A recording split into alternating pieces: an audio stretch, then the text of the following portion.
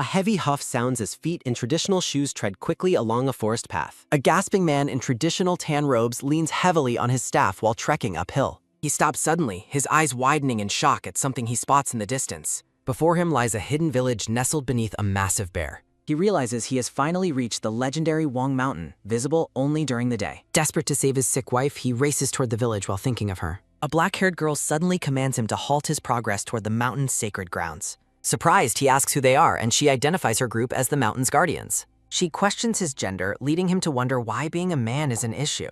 He reacts with pure shock when told that men are strictly forbidden from entering the mountain. She explains the rule was established long ago after a man offended the mountain's deity. Despite her insistence that he leave, he desperately refuses to abandon his mission for his wife. Tears fill his eyes as he begs for any chance to retrieve the life-saving herb. A brown-haired girl whispers a suggestion while the black-haired girl scolds her for the idea. The black-haired girl reconsiders, telling the hopeful man that there might be an unconventional solution. She leads him to a thatched building, and he nervously asks about the location's purpose. Inside the bathhouse, she prepares a tub while explaining that this water possesses unique properties. Holding a pouch, she explains that soaking in water infused with mountain herbs causes transformation. He is stunned to hear that the herbs will reveal his past life's true form. She explains he can enter as a woman if his past self was female, mentioning a cure exists to reverse it. Driven by love and desperation, the man steels himself and prepares for the transformation. He takes the plunge, jumping into the infused water with a loud, sudden splash. While sinking, he realizes his success depends entirely on a 50-50 chance of his past gender. A white dog with a worried expression emerges from the water instead of a person. The black-haired girl stares in utter disbelief at the unexpected result of the ritual. She realizes he was a dog in his past life, finding his new form adorable. The dog barks loudly as she prepares to check the most important detail for his entry. She inspects the dog's underside to confirm if the transformation meets the mountain's gender requirements. A relieved pew sounds as she confirms it is a female dog, allowing him to proceed. In his new canine form, the man struggles through the rocky terrain to find the herb. He returns at sunset with the herb, frantically barking for her to change him back. The girl looks on with concern, asking if he brought the specific herb required to revert. He panics as the mountain begins to fade, realizing he forgot the most crucial item. The dog stands alone at sunset, silence falling as the magical mountain disappears from view. The legend concludes with the man trapped forever in his animal form after the mountain vanished. A voice calls out to Sanghyun, advising him to stay true to his internal indemnity. An older woman firmly argues that people should remain as they were born without changing. Sanghyun asks why she repeats that old story while she criticizes his dream of being an entertainer. He rejects her disapproval of plastic surgery and tells her to stop using outdated terms. With a determined finger point, he declares that his goal is to become an idol. Leaving the fortune teller shop, he laments that his lack of looks is hindering his auditions. He recalls watching music programs with his brother during his childhood, dreaming of the stage. He remembers an idol who stood out not for her looks but for her inner radiance. She performed with unyielding confidence, matching the energy of every other member on stage. A long, quiet stare follows as young Sanghyun remains captivated by the performance on screen. He asks his brother if he could be a star, citing his talent show performance. His brother mocks him, cruelly suggesting he should wait until his next life to try again. In the present, he walks down the stairs feeling misunderstood and frustrated by everyone's reactions. He questions the importance of physical appearance, remembering the idol who inspired him through her confidence. Sanghyun resolves to keep working hard, believing his big break will eventually arrive with time. A vibrant greeting echoes through the clear sky over a dense metropolitan city center. Sanghyun introduces himself as a 20-year-old, expressing his eager desire to begin working hard. He laments his harsh reality after losing count of the many failed auditions he has attended. A young boy sits on the floor, clutching his bleeding nose after a violent encounter.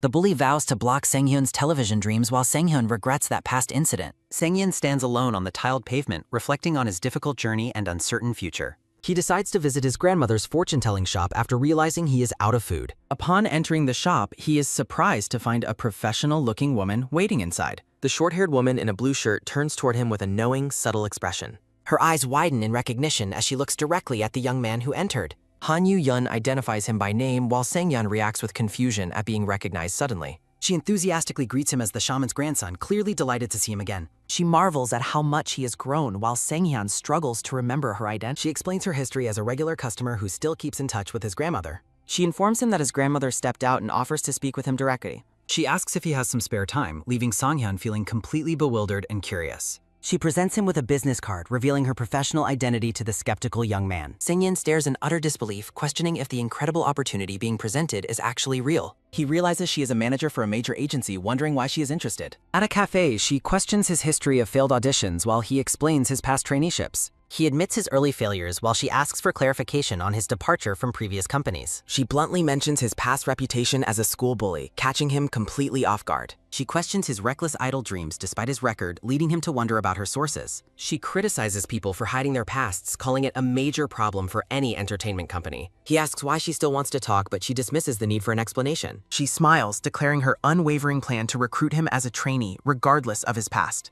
Stunned by the unexpected offer, Sang-hin remains silent as he processes her bold recruitment strategy. He prepares to speak, but the conversation hangs on a lingering, hesitant moment of transition. The two sit in the cafe, the atmosphere thick with the weight of her surprising proposal. Sang-hyun looks exhausted and skeptical against a playful background, feeling drained by the strange encounter. A quick ding sounds as the scene shifts to the exterior of a modern hotel building. Ah, the classic audition in a hotel room trick. Totally professional and not suspicious at all. He grows suspicious of her motives, wondering if he should flee the increasingly dangerous situation. She notices his apprehension and asks if he is nervous, but he tries to play it cool. She begins to explain his task while reaching into her bag for a specific item. She holds out a blue bath bomb, instructing him to soak his entire body in it. He is surprised that no singing is required, but she assures him the process is harmless. He remains hesitant, demanding to know what she is actually trying to check through this test. She nonchalantly tells him he can leave if he is unwilling to comply with the instructions. She questions his commitment to the opportunity, leaving Sang-hyun feeling pressured and desperate for success. With a quick grab, Sang-hyun takes the bath bomb, deciding to commit to the strange ritual. He prepares to enter the bathroom as she reminds him to soak himself from head to toe. Water begins to flow steadily from the faucet, filling the tub for the unconventional audition test. Crouching by the tub, Sang-hyun convinces himself that the task is simple enough to complete easily. He decides that he cannot afford to be picky and ignores the possibility of a scam. A soft swish sounds as he tentatively dips his bare foot into the swirling blue water. On the bed, a white smartphone begins to vibrate urgently, drawing the woman's attention away. She answers the call with professional deference, addressing the president of her agency while waiting. The camera focuses on the mystical, swirling blue water as the unusual transformation ritual begins. Blink, blink. Sang-hyun wakes up from a sudden daze, wondering if he just dozed off. Looking down at his bare feet on the tiles, he wonders how long he was out. He stares at his slender hands in disbelief, questioning if a bath bomb caused this change. A strange sensation washes over him as he realizes his body no longer feels like his. In the mirror's reflection, a beautiful woman with long, wet black hair stares back at him. Han Yu-yeon smiles while checking her phone, hoping the past life medicine has actually worked. She thinks about the possibility of having one more female trainee to add to her lineup. A trembling, breathless sound escapes as he struggles to comprehend his own reflection in the mirror. The long-haired woman's face is flushed with shock as she processes the reality of her transformation. The story continues with the boy's life suddenly flipping upside down into a woman's reality. A foot in a black stocking shifts as Han Yu-yeon waits patiently for him to emerge. Han Yu-yeon grows impatient, wondering why Sang-hyun hasn't left the bathroom after so much time. Clatter! Han Yu-yeon is jolted by a sudden noise as the bathroom door bursts open and the transformed Sang-hyun aggressively grabs her shirt, shouting, "Hey, you! What have you done to my body?" Frantic and desperate, the long-haired woman demands to know who she is and explains that following the instructions caused this nightmare, screaming that she was told it wasn't dangerous while pointing out that anyone can see this body is female. Han Yu-yeon tries to calm the situation by asking for a moment to process the shocking success of the ritual, while the transformed man shudders at the word woman and the manager secretly marvels that the magic actually worked. Han Yu-yeon promises to explain everything and begins by revealing that the bath bomb she provided possesses a very specific and unusual history. She reveals that the blue bath bomb has the incredible power to transform someone into their past life's form. Sang-hyun asks if she is joking, but Han Yu-yeon shrugs it off by stating she only repeated what she heard and admits this is the first time she has seen a successful transformation, asking if he ever heard he was beautiful in a past life. Outraged, the long-haired woman screams at her, asking how she could have ever heard something so ridiculous in her entire life. In a flashback, Sang-hyun's grandmother bluntly asks why he keeps singing if he isn't the type to be on television, leading him to argue that looks don't matter because people can get face makeovers. His grandmother suggests that he should have been a singer in his past life instead because he was the perfect type to make everyone fall in love with him. Smack! After Sang-hyun rudely tells his grandmother to quit being a shaman, his older brother hits him while an older man shouts, "How dare you talk to your grandmother like that?" Returning to the present, the long-haired woman wonders if there was truth to those words and asks the manager what her relationship is with his grandmother and if she heard anything strange from her. Desperate to return to normal, she demands to be changed back immediately and asks if she is stuck like this forever, but Han Yu-yeon reassures her that returning to her old self is definitely possible. A sudden silence falls as Han Yu-yeon leans in extremely close, causing the long-haired woman to flinch. Staring intensely at the beautiful face before her, the long-haired woman nervously asks what is wrong. Han Yu-yen is awestruck, thinking that Sang-hyun's visuals are beyond her expectations and that she is truly beautiful. Realizing the gravity of the situation, the long-haired woman worries about the fate of her original test. Han Yu-yeon joyfully declares that she can join the company, leaving the transformed Sang-hyun in total shock. She shows a box with a red pouch, explaining it returns one to their original body. Han Yu-yen tells her to consider the offer and promises to provide more details after meeting the CEO. She smiles warmly, telling the transformed Sang-hyun that she likes her and wants to see her again. Creak sounding as she departs, the long-haired woman stands alone, wondering how the manager could say she likes her after just meeting. Standing in the dark hotel room, she decides to refill the bathtub first when a sudden phone rings. She answers the hotel phone and is shocked to hear that it is already past checkout time. A deep sense of frustration sets in as she realizes she has run out of time. Dressed in oversized clothes, the long-haired woman wanders the city streets feeling completely lost and exhausted. Hurrying through the crowd, she wonders where she can find a bathtub and realizes she has nowhere to sleep. A sudden realization hits her as she remembers that her grandmother might have a solution to her problem. The sun begins to set over the city, casting a long shadow over the quiet urban buildings. Frustrated that her grandmother isn't answering the phone or at home, she is interrupted by a neighbor who explains that the fortune teller is currently away on a business trip. Looking at the stunning stranger, the neighbor wonders if she is a celebrity while Sang-hyun recognizes her. Sang-hyun asks when his grandmother will return, while the neighbor admires her long legs and explains that the return date is unknown. The neighbor explains that the grandmother is in a rural area without cell service, making any calls useless. Night falls over the apartment complex, leaving the transformed woman with no choice but to wait. Looking at a forum, she sees a warning against using bath bombs in public baths and calls herself crazy. Lying in bed, she worries about soaking her whole body in a sink since she only has one bomb. Curled under the covers, she feels too overwhelmed and embarrassed to even look at her new body. She realizes that this current body isn't hers, and there's no way to prove her true identity. In the dark, she lies awake, gripped by the terrifying reality of her strange and lonely situation. A long-haired woman lies curled under a striped blanket in a dimly lit bedroom. A soft rustle sounds as she shifts restlessly under her covers, remaining silent and still. Desperate and sweating, she realizes she must use the toilet and cannot escape reality any longer. Han Yu-yen's avatar appears over a bright sun, eagerly anticipating meeting the person again very soon. The scene shifts to the exterior of a massive glass skyscraper during a bright, sunny day. Han Yu-yen arrives at the building, gasping for breath while apologizing for being late to meet. Han Yu-yen welcomes the transformed Sang-hyun, who looks uncomfortable in oversized gray clothes and black slippers. The two walk together through the sleek, modern lobby of the massive agency building toward elevators. Looking around in awe, Sang-hyun reflects on never expecting to enter such a large entertainment agency. Han Yu-yeon opens a modern office door, leading the transformed man inside to meet the president. Han Yu-yeon offers a black training suit, suggesting the guest change to feel more professional and comfortable. Behind a curtain, the manager explains that these exclusive training suits are not given to just anyone. A soft rustle sounds as Sang-hyun adjusts the new black jacket, feeling its high-quality professional fabric. Gazing at the reflection, Sang-hyun feels a burgeoning sense of belonging while wearing the company's official gear. Sang-hyun notes the lack of celebrities, but Han Yu-yen explains they are usually busy and unavailable. Han Yu-yeon smiles and cryptically suggests that Sang-hyun will be able to see at least one soon. Standing before a door labeled Plowed, Han Yu-yeon announces their arrival to the CEO, who welcomes them. Inside the office, a man in a white shirt sits at his desk, greeting them warmly.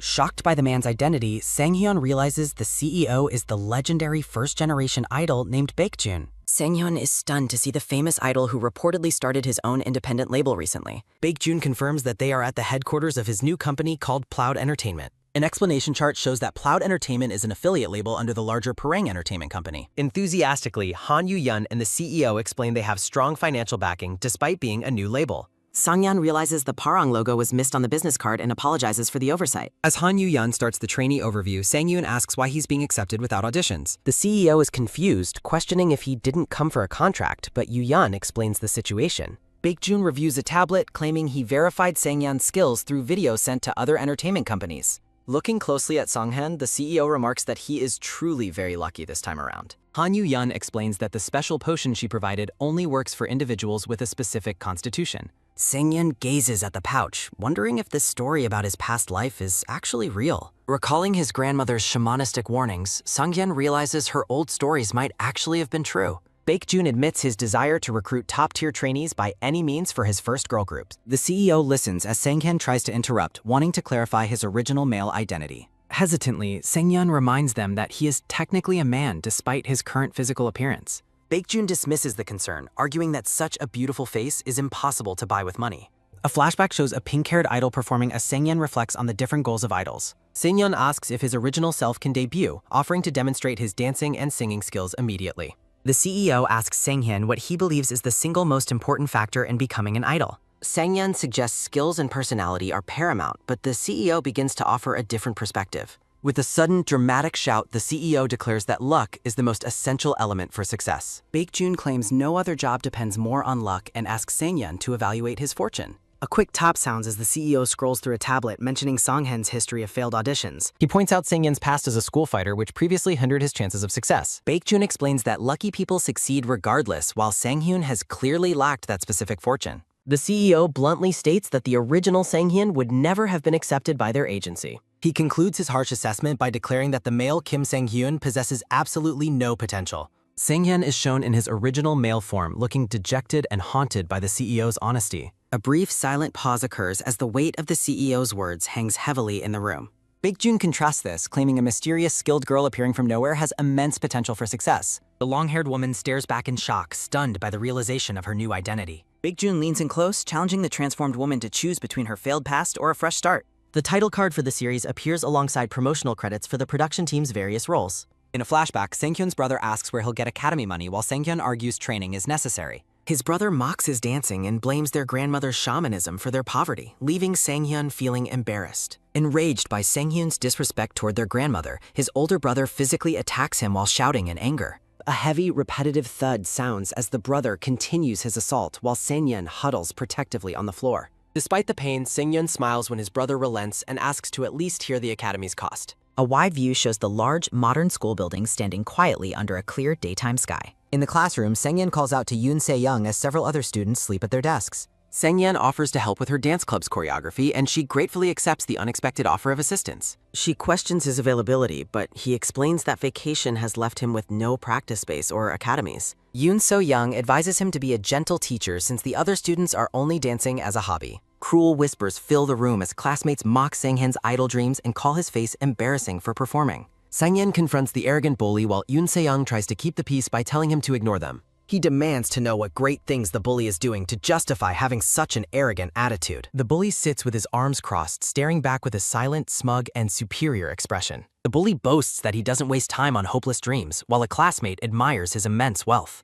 A tense, silent stare passes between the two students as the light casts shadows across the room. Sang-hyun stands before a sign for a new talent recruitment audition, questioning his past in the dance club. He clarifies he only coached younger students, leading a judge to remark on his potential as a trainer instead. A judge asks if he has ever thought about pursuing a career as a dancer or coach instead. Sang-hyun firmly asserts that becoming an idol is the only path he believes is right for his future. The panel asks if any students he coached were promising, catching the dejected Sang-hyun off guard with the question. A sharp tisk sounds as Sang-hyun feels his confidence being killed before he even begins his performance. After the audition, the judges agree that although Sang-hyun is the most skilled, they must reject him immediately. The judge argues that debuting someone with Sang-hyun's appearance would cause a backlash and ruin their reputation. Sang-hyun stands alone in the shadows, dejected by the realization that talent alone isn't enough to succeed. Back at school, a bully mocks Sang-hyun for skipping class to attend yet another failed talent audition. Sang-hyun tries to end the interaction by telling the bully to mind his own business and leave him alone. The bully smirks with cruel satisfaction, clearly enjoying the dejected and frustrated state of his classmate.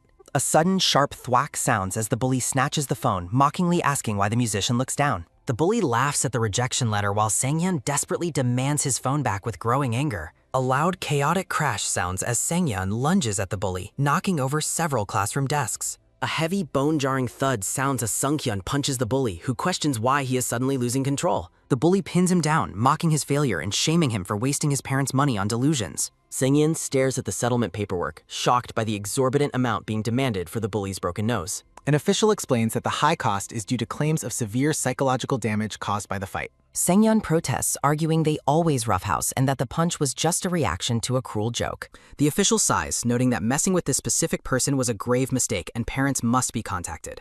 In the hospital, Sang-hyun's grandmother explains she will delay her surgery until they have enough money for it. A somber silence fills the hospital room as Sang-hyun stands dejectedly beside his grandmother's bed. She looks at him sternly, telling him not to do anything rash and insisting the situation isn't his fault. Sang-hyun stares off into space, his expression heavy with the burden of his ruined future prospects. A voice asks why he did it, arguing that holding back his anger would have prevented this mess. Sang-hyun is stunned by the suggestion that he should have simply continued to endure the abuse and mistreatment. He shouts in frustration, questioning if he truly deserves this misery just because he finally snapped once. Eun So-young argues that he should have been more careful with his future, regardless of how long he endured. A sudden, heavy silence falls as Sang-hyun looks on with an expression of pure, dejected desperation. Sang-hyun's face is a mask of exhaustion and despair as the weight of reality settles in. His grandmother looks on with a sorrowful expression, the silence between them heavy with unspoken grief. Male Sang-hyun reflects bitterly on his failure and the wasted efforts of his supportive family. Hunched over in despair, the boy quietly takes the blame and apologizes for his perceived mistakes. A view of the school accompanies his realization that rumors were manipulated to turn everyone against him. Gossip travels through the hallways as students discuss a violent incident involving a second-year student. A girl excitedly informs her classmate that the culprit is the senior who coached their dance. The name of the accused, Kim Sang-hyun, echoes through the room as his identity is confirmed. The brown-haired girl looks on with a stunned expression, processing the shocking news about her coach. Following his expulsion from an agency, Sang-hyun walks away from the building, feeling utterly defeated. Navigating a crowded street, the boy stares at his phone while seriously considering abandoning his dreams. Harsh online comments tell him to face reality, leaving the boy looking drained and deeply hurt. He wanders through the darkness, wondering why his lifelong dream has become a joke to others. Back in the office, the transformed woman resolves to do her absolute best in her current form. Manager Han Yu-yeon leads the woman out of the office, offering a tour before she departs. As they walk, the trainee questions how her personal data leaked while the manager notes the convenience. Arriving at the female trainee area, Han Yu-yeon remarks that the transformation has actually simplified things. The manager curiously asks if there were other reasons for her inability to change back. Flustered, the long-haired woman reacts with shock when the manager teases her about exploring her new body. She explained she was too exhausted for such things, prompting the manager to call her no fun. The trainee admits she is still deeply uncomfortable with her new female voice and physical appearance. Han Yu-yeon advises her to adapt quickly as they stand before a large promotional poster. The manager leans in with a smirk, reminding her that she has entered territory forbidden to men. While the secret remains guarded, she is warned to blend in perfectly among the 20 female trainees. The manager receives a request to meet the CEO and asks the trainee to wait downstairs. Left alone in the hallway, the trainee stands silently before a bulletin board, looking small and uncertain. A sharp breath escapes her as she tells herself that acting should be simple enough to handle. Peeking through a window, she watches other trainees practicing, wondering if they are in the middle of training. The manager returns to catch her staring, teasing her until she insists she was just mentally preparing. A sudden, intense focus settles on the woman's face as her gaze sharpens on something nearby. In the CEO's office, Baek-jun calls Manager Han over to investigate an urgent and surprising discovery. They review the files together, with the CEO suggesting they need to look much closer at the details. Han Yu-yeon's eyes widen in disbelief as she stares at the information presented on the tablet. Outside, the trainee is horrified to see Park So-ae, a girl from her former high school, approaching. The brown-haired girl opens the door and stops while the trainee panics after accidentally saying her name. With a confused tilt of her head, So-ae asks the stranger how she knows her name. Breaking into a cold sweat, the trainee remains silent as the other girl asks for her identity. Terrified of being recognized, the trainee suddenly spins around and bolts away with a quick dash sounding. A frantic rush sounds as she flees down the corridor, her long hair flying behind her. Reaching the elevator just as the doors open, she finds the manager waiting for her inside. A flurry of quick click sounds as she desperately mashes the buttons to escape. Han Yu-yeon looks on with suspicion, demanding to know the nature of her connection to the other girl.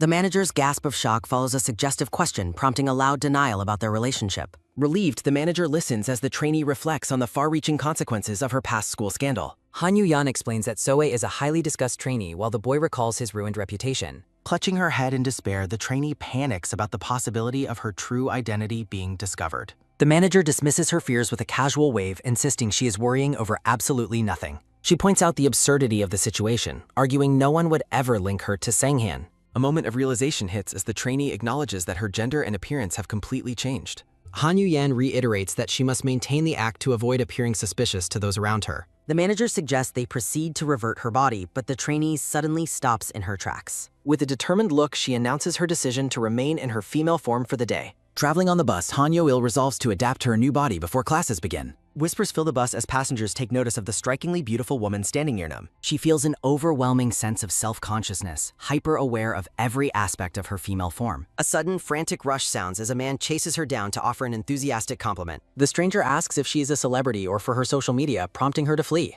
Seeking comfort, she buys properly fitting clothes from a stunned young seller through a secondhand app. After the exchange, Yo-il sits alone, staring at her new shoes and hoping they fit her. She reflects on the dramatic shift in treatment, noting even rude cashiers are suddenly helpful and kind. Staring into the mirror, she is captivated by her gorgeous reflection before preparing for a shower. She tells herself that exploring her own body is natural since it belongs to her anyway. After 10 minutes of self-admiration, the scene shifts to the city skyline as a day breaks. Waking up, she realizes that truly mastering the mechanics of this new body is nearly impossible. Determination fills her as she looks at the office buildings, ready for her first official day. At Ploud Entertainment, manager Han Yu-yen warns a colleague that the waiting new recruit acts strangely sometimes. Team leader Yoon Ju-yeon is mesmerized when she finds the trainee admiring herself in a mirror. Yoil is startled out of her trance by Ju-yeon's cheerful greeting as they prepare for class. Ju-yeon introduces herself and explains they are skipping orientation to dive straight into training lessons. A nervous sweat beads on Yoil's face as the door to the dance studio clicks open. Inside, several female trainees are spread across the room, stretching and preparing for their intense lessons. Two trainees discuss the arrival of replacements following the most recent round of monthly performance evaluations. They identify Yoil as the exceptionally pretty girl they had previously seen waiting by the door. A trainee asks Park So-ae if she recognizes the newcomer since the girl called her name. Looking uncertain, So-ae stares at the new recruit and firmly denies having any knowledge of her. A sharp click sounds as Ju-yeon enters the room, calling for everyone to gather around. The team leader presents Han Yo-il to the group, officially introducing her as their newest member.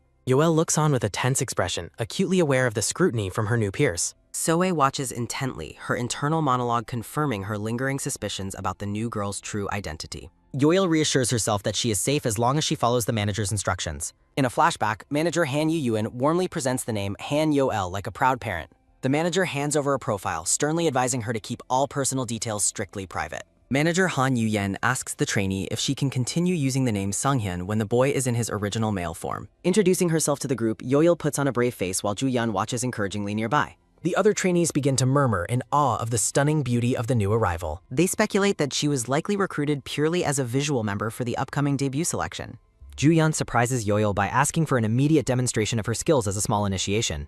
After Ju-yeon calls it a simple initiation, Yoil nervously agrees to perform a dance routine. She worries about the potential for embarrassment as she prepares to perform before her new rivals. Confidence returns as she reminds herself that her dancing ability has always been her greatest strength. She recalls her history as a top-tier coach and academy standout, never failing a technical evaluation. Stepping forward, she resolves to prove that her spirit as Kim Sang-hyun remains unchanged and powerful. A sudden, sickening crack sounds as she strikes her first stance, shocking those watching her performance. While a ponytail trainee admires her stance, Han Yo-il reacts with a look of pure, unadulterated shock. She panics and wonders in horror if the loud, painful sound just came from her own body. Yoil falls into a deep state of denial as her leg suddenly buckles with a sharp snap. A heavy thud sounds as Yoil crashes to the ground, her professional introduction ending instantly. The studio falls into a stunned, awkward silence as the other trainees process the clumsy disaster. A sudden, stifled pft sounds as one of the trainees struggles to hide her mocking laughter. Mortified, Yoil gasps as she attempts to push herself back up from the hardwood floor.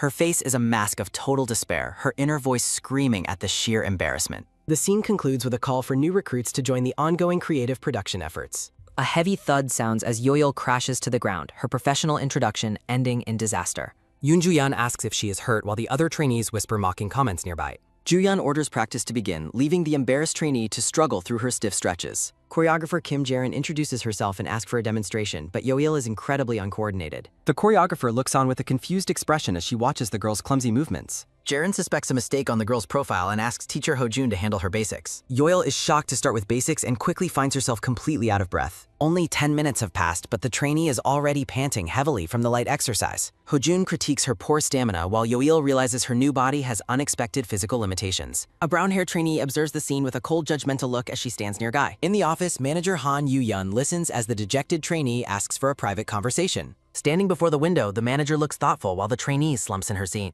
Han Yu-yen suggests her coordination issues stem from the transformation or a lack of past skill. The trainee stares ahead in horror, worrying that her new physical hardware is fundamentally broken. The manager offers encouragement and suggests she focus on her upcoming vocal training session instead. Manager Han Yu-yeon waves goodbye with a smile, but internally she worries the situation is dire. In his office, CEO Baek-jun asks the manager for her honest assessment of the new recruit. He reflects on the pressure from Paring Entertainment as he contemplates the strange and difficult situation. The CEO argues that options are good, but he will cut her immediately if issues persist. While others might see just a pretty face, he trusts the skills Sang-hyun previously displayed. Han Yu-yeon worries about a dismissal as the scene shifts to the trainee eating alone. Sitting in the cafeteria, Yoil mourns the loss of her lifelong experience in an instant. She feels like an idiot while watching the other trainees bond and laugh at their tables. At vocal training, Ok Da-bean asks if she is okay after hearing a disappointing performance. Yoil feels doomed, noting that while her vocals are better than her dancing, she's still average. She watches in awe as the other trainees perform their vocal exercises with flawless professional precision.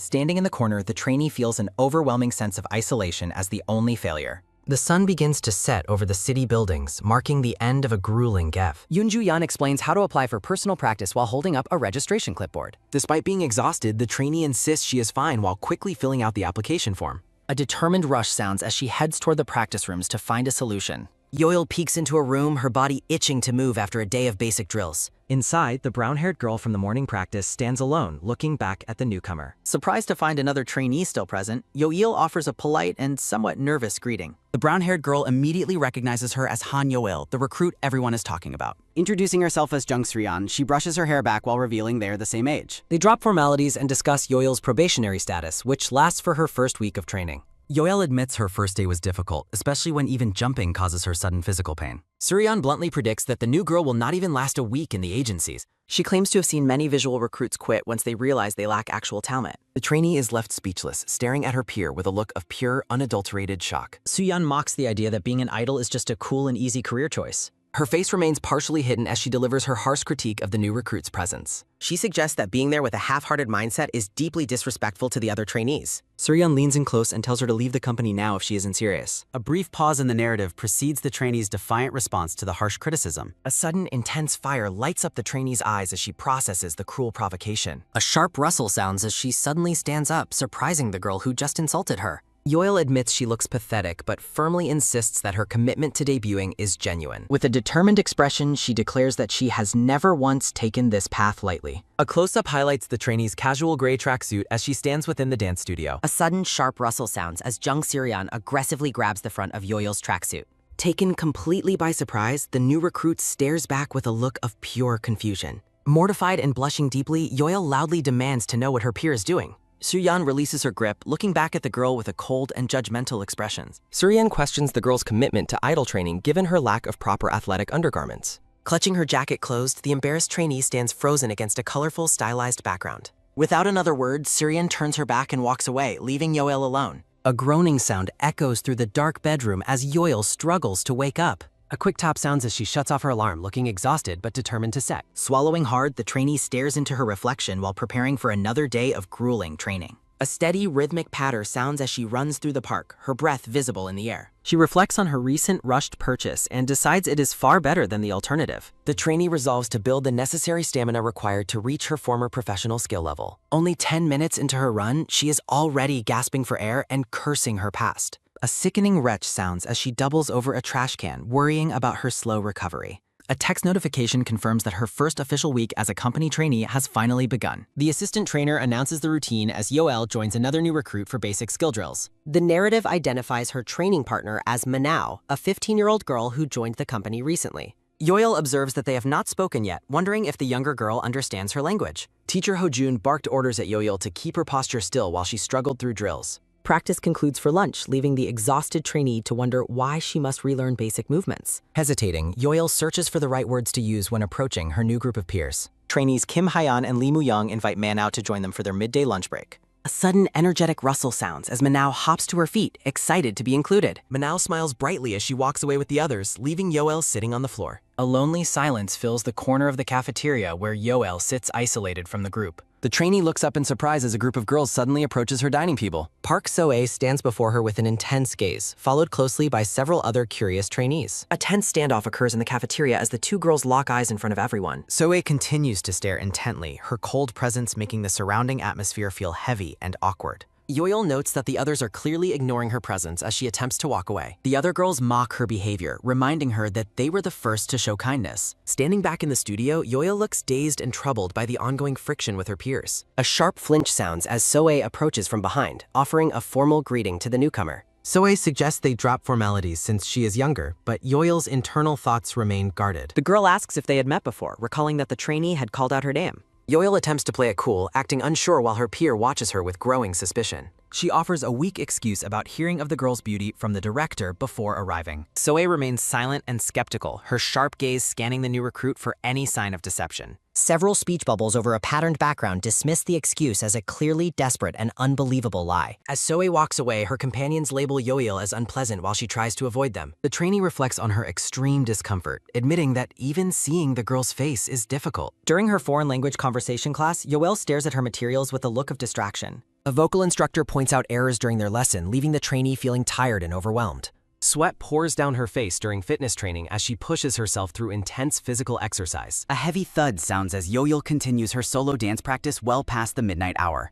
Late at night, she studies dance footage on her laptop while diligently taking notes in her room. She notes the lack of feedback from teacher Ho-jun and realizes she must master the basics alone. Slumping at her desk, she resolves to rebuild her stamina from scratch despite the mounting physical exhaustion. A look of deep exhaustion and internal struggle crosses the trainee's face as she sits alone. The instructor calls on Han Yo-il to present her homework, catching her completely off guard and terrified.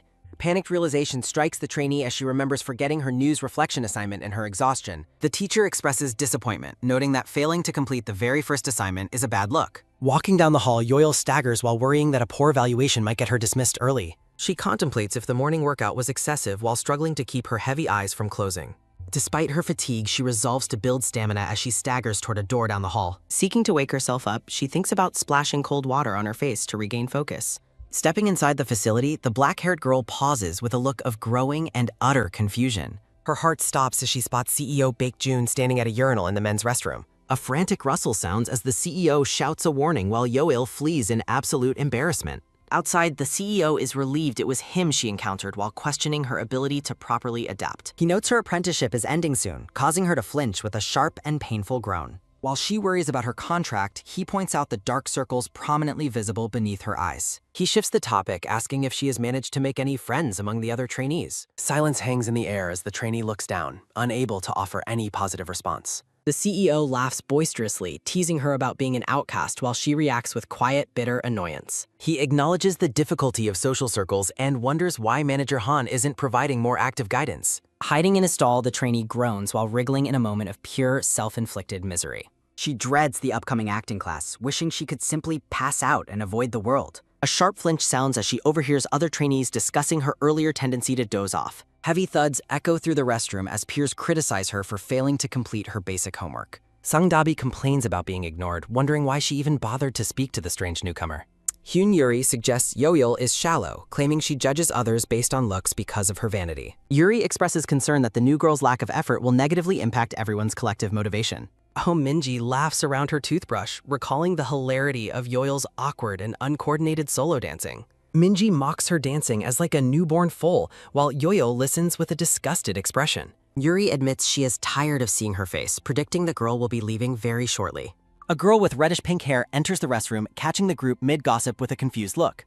The newcomer stares intently at the group as they realize their private conversation was not so private. They recognize the red-haired trainee as Hyojong, while Yuri notes someone was indeed eavesdropping on them. With a dismissive swish, Yuri argues that Yo-il should leave on her own to save face. Yo-il remains frozen in the stall, processing the harsh words and her growing sense of isolation. The group of trainees departs the area, leaving the hallway empty and the atmosphere heavy with tension. Rhythmic taps echo as Yo-il pushes herself through a grueling solo practice session late at night. Fueled by defiance, she resolves never to quit after hearing the cruel and dismissive predictions of peers. A heavy thud sounds as she collapses, gasping for air while her body reaches its absolute limit. Laborious breaths sound as the trainee remains on the floor, completely spent from her intense physical exertion. She staggers back up, reflecting on the medications and the CEO's past recognition of her professional skills. Sweat drips down her face as she reminds herself the body was a gift from Manager Han. Staring into the mirror, she realizes that leaving the agency means losing this new physical form forever. She recalls her past as Kim Sang-hyun, trapped in a cycle of failed auditions and total despair. A sudden, sharp creak sounds as the studio door opens, interrupting her deep and somber reflection. Startled by the unexpected visitor, the trainee whips her head around with wide and frantic eyes. Hyojung stands in the doorway, mentioning the early closing but noticing the light still being on. Yo-il apologizes and promises to leave immediately, her voice strained by her recent intense physical ordeal. The red-haired girl watches as the trainee walks past, her expression filled with a quiet curiosity. Hyojung pauses with a look of confusion, clearly unsettled by the other girl's ragged and drained appearance. A series of wobbly steps sound as Yo-il struggles to maintain her balance while walking away. Reaching out, Hyojung stops her to comment on how visibly poor her physical condition has become. A trickle of blood flows from the black-haired trainee's nose as she stares ahead with heavy, exhausted eyes. A sharp thud sounds as Yoil collapses to the floor while the red-haired Hyojung watches in sudden alarm. The trainee wakes up in the back of a car as Manager Han calls her name with clear concern. Her eyes remain hazy and unfocused while the word dazed appears, reflecting her lingering state of total exhaustion. Manager Han looks over from the driver's seat and asks the trainee if she is feeling all right now. The manager mentions Hyojung stayed by her side until her nose stopped bleeding, as shown in a quick flashback. Watching the road, Manager Han points out that the trainee is pushing herself far too hard so early on. Manager Han suggests they change her back to her original form, but Yoil insists on just going home. A tired sigh sounds as the manager calls her hopeless, worrying that she will ruin her new physical form. Manager Han decides to inform the agency that the trainee will be taking a break from practice tomorrow. Reacting with desperation, Yoil argues that there is no point in resting when her apprenticeship period is nearly over. Clasping her head, she worries that her lack of skill will lead to her being kicked out very soon. Manager Han remains silent for a moment, contemplating the trainee's intense fear of being dismissed from the agency. The trainee sits in misery while Manager Han addresses her concerns about her contract and her future path. Manager Han explains that the delay in signing is meant to give young trainees time to consider their choices. She notes that the grueling nature of basic training often makes recruits question their true desire for the job. While acknowledging her firm will, Manager Han points out that her original skills are currently gone in this body. She reassures Yoil that the contract will proceed smoothly as long as she does not flee from the hardships. The trainee remains quiet, processing the manager's words while looking down with a somber and thoughtful expression. Manager Han realizes the girl was only worried about being dismissed, noting the CEO is not as picky as expected. As the car travels through the night, Manager Han advises her to take a breather and recharge her original self. Reclining in her seat, Yoel asks if they are headed back to the hotel, but the manager says otherwise. The exhausted trainee closes her eyes, finally beginning to relax as they continue their drive through the city. Startled, Yoel learns that money does not grow on trees and they are actually headed to the manager's home. Manager Han mentions the bathtub, while the trainee reconsiders her need to change back and mentions something to check. Looking at the apartment building, the trainee worries about being a bother to the manager's family late at night. Manager Han leads the way to apartment 905, reassuring her that it is fine because she lives completely alone. A sharp creak sounds as the door opens while the black-haired girl thinks no in a moment of panic. A gentle invitation to come inside sounds from within the well-lit and modern-looking apartment as they step through. Manager Han kicks off her shoes and enters while Yoel hesitates, questioning if the situation is truly all right. The series title card appears as "Today's Yoel is a woman" over the scene of the women entering. Manager Han asks why she is so stiff, urging her to use the bathroom while the trainee remains visibly tense. Yoel recalls being taken to a hotel by this woman before and wonders if she is doing this on purpose. Standing in the bright kitchen, the trainee looks around with a mix of confusion and deep-seated social anxiety. A sharp realization strikes the trainee as she spots something unexpected resting on a laundry rack in the corner. A quick swish sounds as Yoel turns her head, watching the manager walk away to attend to other tasks. Manager Han offers coffee while the bath fills, making the trainee note that the woman seems completely unbothered. Feeling awkward, Yoel asks if she can hand wash her blood-stained clothes in the privacy of the bathroom instead. Long black hair hangs out from behind the door as the trainee hides away in the safety of the bathroom. A soft rustle sounds as Manager Han begins to remove her stockings, thinking about her physical comfort for later. The manager realizes with a start that she forgot to bring in her personal laundry from the drying rack. She wonders if the trainee even dresses properly, noting the girl always seems to wear the exact same outfit. A long sigh sounds as the trainee emerges from the bathroom, having transformed back into the man, Sang-hyun. Sang-hyun notes his senses have returned and finds his original male body to be far more comfortable and familiar. A loud gasp sounds as Manager Han spills her coffee in surprise at the sudden reappearance of the man. Manager Han admits she was startled, even though she knows this is what he looks like in his original state. A soft rustle sounds as she quickly gathers her laundry while Sang-hyun wonders why she is only caring now. Turning back, Manager Han asks why he insists on continuing to wear that particular and ugly gray tracksuit. Sang-hyun explains that he keeps the official company training clothes safe at home instead of using them for practice. He reveals that he bought the oversized tracksuit specifically to hide his changing form if he suddenly became a guy. Manager Han compares their heights, concluding that tight clothing simply makes the woman's form seem smaller. A tray holds 2 full cups as a voice offers coffee to the exhausted guest. Manager Han asks about his earlier concerns while Sang-hyun inquires about the state of her body. Sang-hyun explains that fatigue remains, prompting the manager to wonder if changing forms would offer relief. Looking thoughtful, Manager Han realizes that the biological state of the body remains unchanged between transformations. Sipping his drink, Sang-hyun admits that he feels a strange sense of guilt for some reason. Manager Han confesses she underestimated the difficulty of adapting to a changed body and the medicine's effects. Observing him closely, the manager realizes Sang-hyun is even more desperate for success than she first expected. Manager Han offers a warm smile, promising to take full responsibility and help him properly from now. A heavy gulp sounds as Sang-hyun quickly finishes the rest of his coffee in one go. A sharp clack sounds as he sets the cup down, stubbornly insisting he does not need help. Sang-hyun argues that his original body could handle the strain, blaming himself for failing to control his tempo. Watching him silently, Manager Han thinks to herself that there is absolutely no need to act tough. As they drive at night, Sang-hyun explains his busy schedule while Manager Han asks if it is normal. A flashback reveals Sang-hyun packing boxes, explaining he left home because he could not pursue his dreams there. A loud noise sounds in a flashback as Sang-hyun recalls construction work starting near his new home. He reflects on the exhausting cycle of morning part-time work and afternoon academy sessions that felt like a burden. Back in the car, Sang-hyun explains that he found a way to manage until the nearby construction finished.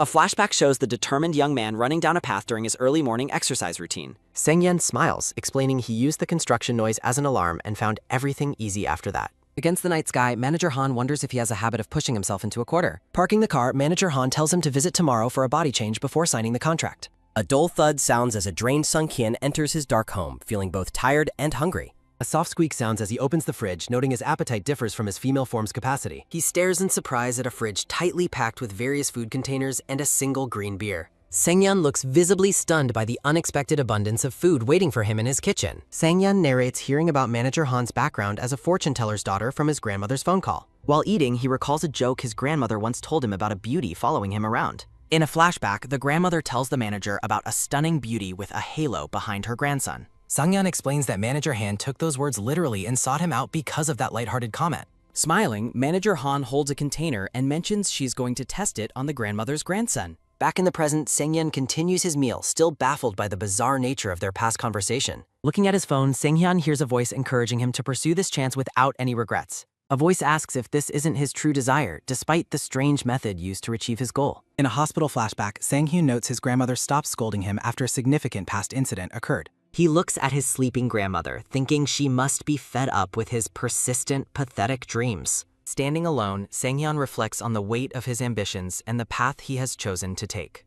Driving home, Manager Han smiles as she recognizes the apartment building Sang-hyun had mentioned during their ride. A soft giggle sounds as the manager continues her drive through the city, feeling amused by his story. Sang-hyun grins at his phone, enthusiastically promising to do his absolute best in the coming days. The morning sun shines brightly across a clear blue sky filled with soft white clouds. Back at the agency, a blonde trainee asks Yoil if she successfully signed her contract today. The blonde man informs Yoil that she is officially graduating from the basic trainee class starting today. Yoil reacts with confusion while the man mentions he spoke with instructor Jerim about her progress yesterday. In a flashback, instructor Jerim notes Yoel's unique style and wonders if she is copying other dancers. Watching Yoil practice, Jerim observes that she is now focusing on accuracy instead of unnecessary grooves. Jerim finds it strange that natural habits appear in her dancing despite a clear lack of basic training. The instructor asks if the blonde man has ulterior motives for giving the newcomers so much personal feedback. A sharp ouch sounds as Yoel gets a cramp, while the man explains she corrects her own mistakes. Jerim suggests that because Yoil learns so quickly, she should begin more advanced training as soon as possible. The black-haired trainee stands before a blonde man and a short-haired girl in the practice studio. A close-up shows the black-haired girl looking flustered with a faint, embarrassed blush on her cheeks. Bowing deeply, the girl expresses her gratitude and enthusiastically promises to do her absolute best from now. The short-haired girl watches the trainee with a small smile, silently thinking about her jealousy during this third week. An instructor wearing a black cap calls the group together to demonstrate the new choreography for the day.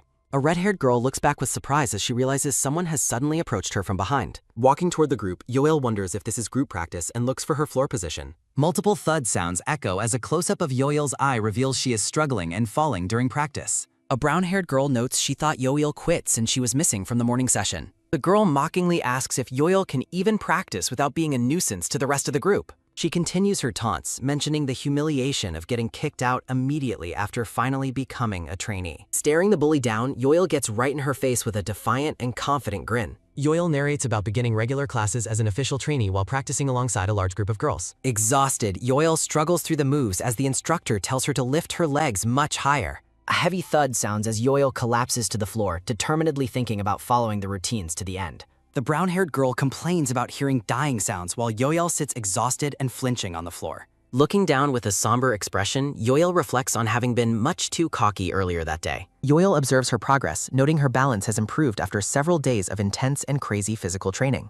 A small sound draws Yoil's attention as she looks toward the side with wide and curious eyes. The red-haired girl sits on the studio floor, watching the black-haired trainee with a quiet, inquisitive gaze. A soft hesitation sounds as the red-haired girl begins to speak with a bashful and quiet look. The red-haired girl thanks Yoil for helping her yesterday, leaving the black-haired trainee looking visibly surprised. She asks if Yoel is okay, explaining she fainted and heard Yoel stayed by her side the whole time. Smiling brightly, she expresses her genuine excitement about being able to see Yoel every day from now on. The red-haired girl asks Yoil to look after her, leaving the trainees stunned into total silence. Yoil reflects on this moody feeling, realizing this is the first time she has felt kindness here. The group of trainees wonders what will happen during their upcoming ethics class later that afternoon. A rustle sounds as the group disperses while a withered Yoil watches the red-haired girl prepare to leave. The red-haired girl invites Yoil to head out together and asks if they can sit together. A woman with glasses announces that a senior agency artist will visit the class to give a lecture. Trainees murmur among themselves, wondering if the lecturer is a famous celebrity or perhaps a new boy group. Oh Baek-jun introduces himself as the invited guest lecturer with a very cheerful and energetic greeting. The room goes quiet as Baek-jun waves while the instructor gestures for him to begin his talk. Multiple claps sound as the lecturer wonders why the atmosphere in the classroom feels so incredibly stiff. The red-haired girl claps, introducing herself as 24-year-old Bae Hyo-jung to the rest of the group. Yoil looks shocked at the age revelation, silently wondering if she is actually older than Hyojun. Hyojung explains her previous group disbanded, forcing her to start over as a trainee after 1 year. Hyojung asks Yoil not to look up her old group, but Yoil recognizes her obvious and experienced talent. Looking down, Hyojung admits she barely considers it a debut since nobody actually recognizes her face anymore. Hyojung points across the room, noting that the truly elite trainees are sitting in the other section. Lee Won-jin and Sato Uzumi sit together, identified as the elite duo already chosen for the debut team. Hyojung notes they rank top in evaluations and receive serious management and extra lessons from the agency. The lecturer's voice acknowledges that the young trainees might find this difficult training process to be quite unfair. Oh Baek-jun yells that idols survive through skill and mental strength, asking if they all understand him. A trainee cheekily asks the lecturer about his first love, causing the rest of the group to laugh. Staggering away, the lecturer sighs about scary children, while the instructor thanks him for the great talk. A sharp clatter sounds as a hand places a full food tray on a table during dinner time. Hyojung smiles warmly, mentioning she used to eat alone, while Yoil happily admits that she did too. As they eat, Yoil wonders why such a kind person like Hyojung has been alone until now. Staring at her new friend, Yoil realizes there is something more to this situation than she first thought. Suyeon and Izumi observe the other trainees, noting the presence of established debut members. While dining, Yoil worries about her skills returning and finding her place here. A flashback shows the signing of a trainee contract with Orang Entertainment. A man presents Han Yo-yeol's contract as she promises to do her absolute best. Looking stern, the man emphasizes the need for hard work while Yoil solemnly agrees. The man mentions last week's poor evaluations, aiming for Yoil to exceed the average. Yoil eats quietly, reflecting on the pressure to become an above-average trainee. Hyojung hesitates, preparing to share something private with Yoil during their meal. Hyojung asks Yoil to call her Unnie, surprising the trainee with her sudden friendliness. Hyojung asks Yoil who she thinks are the top trainees among the group. Hyojung identifies Hyeon as the top vocal, noting her background in children's competitions. She mentions Soe as another praised vocalist whose voice has impressed the instructors. Yoil is surprised to hear the focus is on vocals instead of dance. Hyojung identifies Yuri as the top rapper and Minji as the second best dancer. Hyojung ponders who holds the best overall balance among all the active trainees. Hyojung names Suryeon, who stands nearby with a cold and judgmental expression. Yoil recalls Suryeon's mocking questions, wondering if she can survive this intense competition. Yoil admits her skills are lacking, but Hyojung immediately rejects that humble claim. Hyojung shouts that Yoil is pretty, causing a stir in the quiet cafeteria. Nearby staff members look over in confusion as the girls react to the outburst. Blushing, Hyojung clarifies that Suryeon only avoids ignoring Yoil because of her striking looks. Hyojung explains the growing sense of crisis as the debut team is narrowed down. Hyojung leans in shyly, preparing to share a very honest thought with her friend. Whispering softly, Hyojung tells Yoel she is the prettiest person she has ever seen. Yoel finds the compliment incredibly embarrassing as she looks away from her friend. Sitting against the wall, Hyojung asks if Yoyo plans to continue practicing late today. Yoyo wonders about her scheduled private vocal lesson as she reflects on her progress. Yawning, Yoel realizes she must focus on her singing today despite her physical fatigue. Hojung asks if she is tired, but Yoel insists she will wake up soon. Hyojung offers her lap for a nap, shifting into a comfortable position on the floor. Yoel stares in shock as Hyojung encourages her to lie down and rest. Yoel tries to decline the offer while Hyojung playfully insists on helping her. A cheerful sound accompanies Hyojung as she pulls Yoel down into a lap nap. Looking down with a gentle smile, Hyojung watches over her new friend.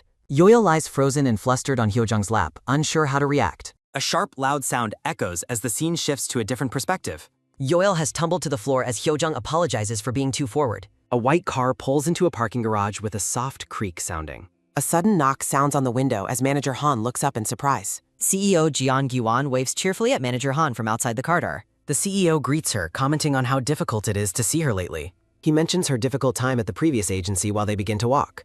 A heavy thud sounds as they walk together, discussing the early days of the label. The CEO admits he doubted Oh Baek-jun's leadership due to his lack of courage. He asks Manager Han to support Baek-jun well, and she politely accepts the request. Whispering, he warns her to use the past life medicine with extreme caution. The CEO wishes her luck before they finish their conversation for the morning. Manager Han sits alone in her office, deep in thought about the CEO's warning.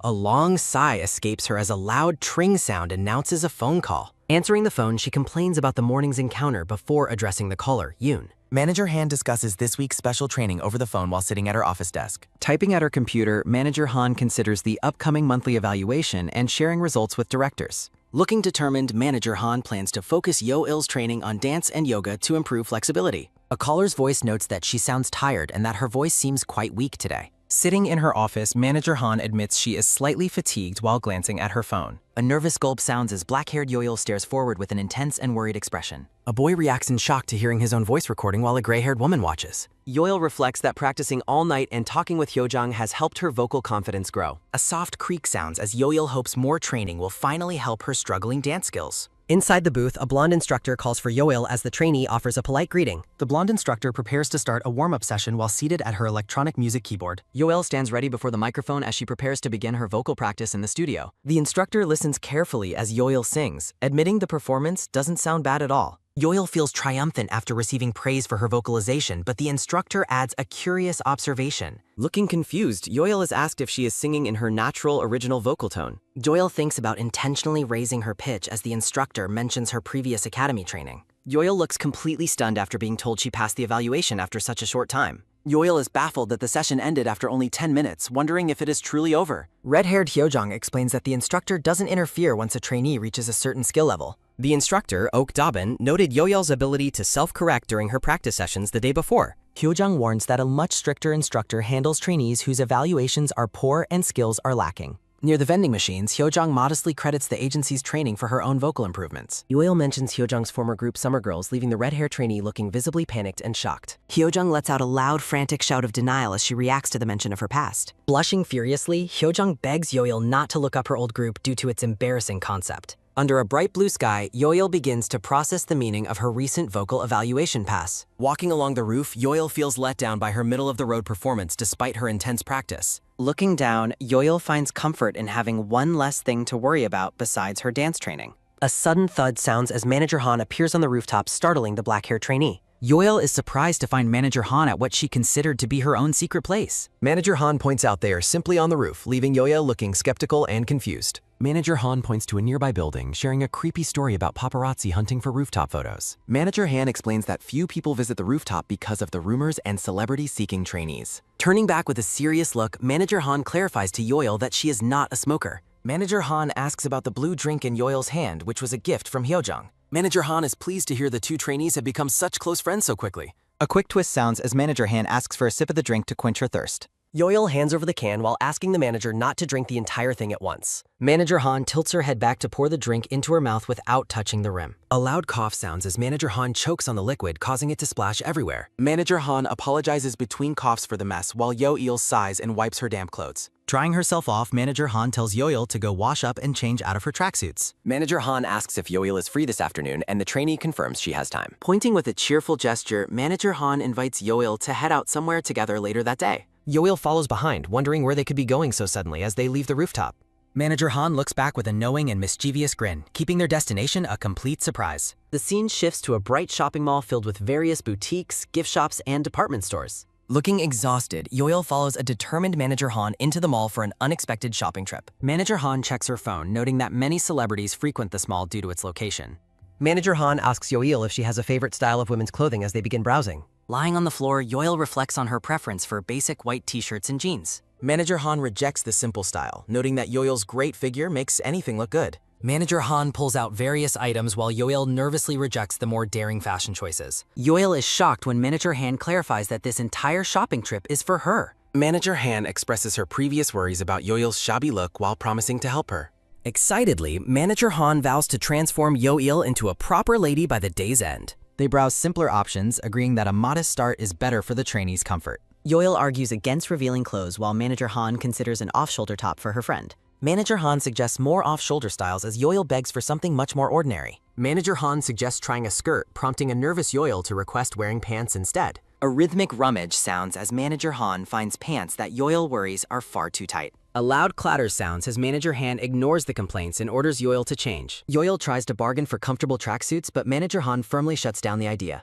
Blushing, Yoel admits that wearing such feminine and flashy clothes is deeply embarrassing for her. Manager Han stares blankly, unimpressed by Yoel's dramatic resistance to wearing a simple, stylish outfit. Manager Han holds up a black dress, reminding Yo-Yil she is now a female idol trainee. Manager Han warns that stage outfits will be even more revealing, leaving Yo-Yo looking utterly defeated. Yoel reflects on past experiences of being pressured into uncomfortable clothing during her early trainee days. She recalls resisting feminine clothing in the past, viewing it as a practical and personal issue. Yoil views these clothes as a direct challenge to the small amount of pride she retains. Manager Han bluntly asks if Yoil is having an identity crisis over wearing a single outfit. Manager Han waits outside the dressing room, wondering why Yoel is taking so long to change. A soft creak sounds as Manager Han peeks in, offering to help with the difficult clothing. Yoil pulls at her strap, complaining that her bra strap is visible beneath the new dress. Manager Han realizes they need a strapless bra and excitedly suggests extending their shopping trip further. Manager Han tries to push the door open to give more advice while Yo-Il desperately resists. In the mall, Manager Han notes Yoil's slow pace while the trainee walks with extreme caution.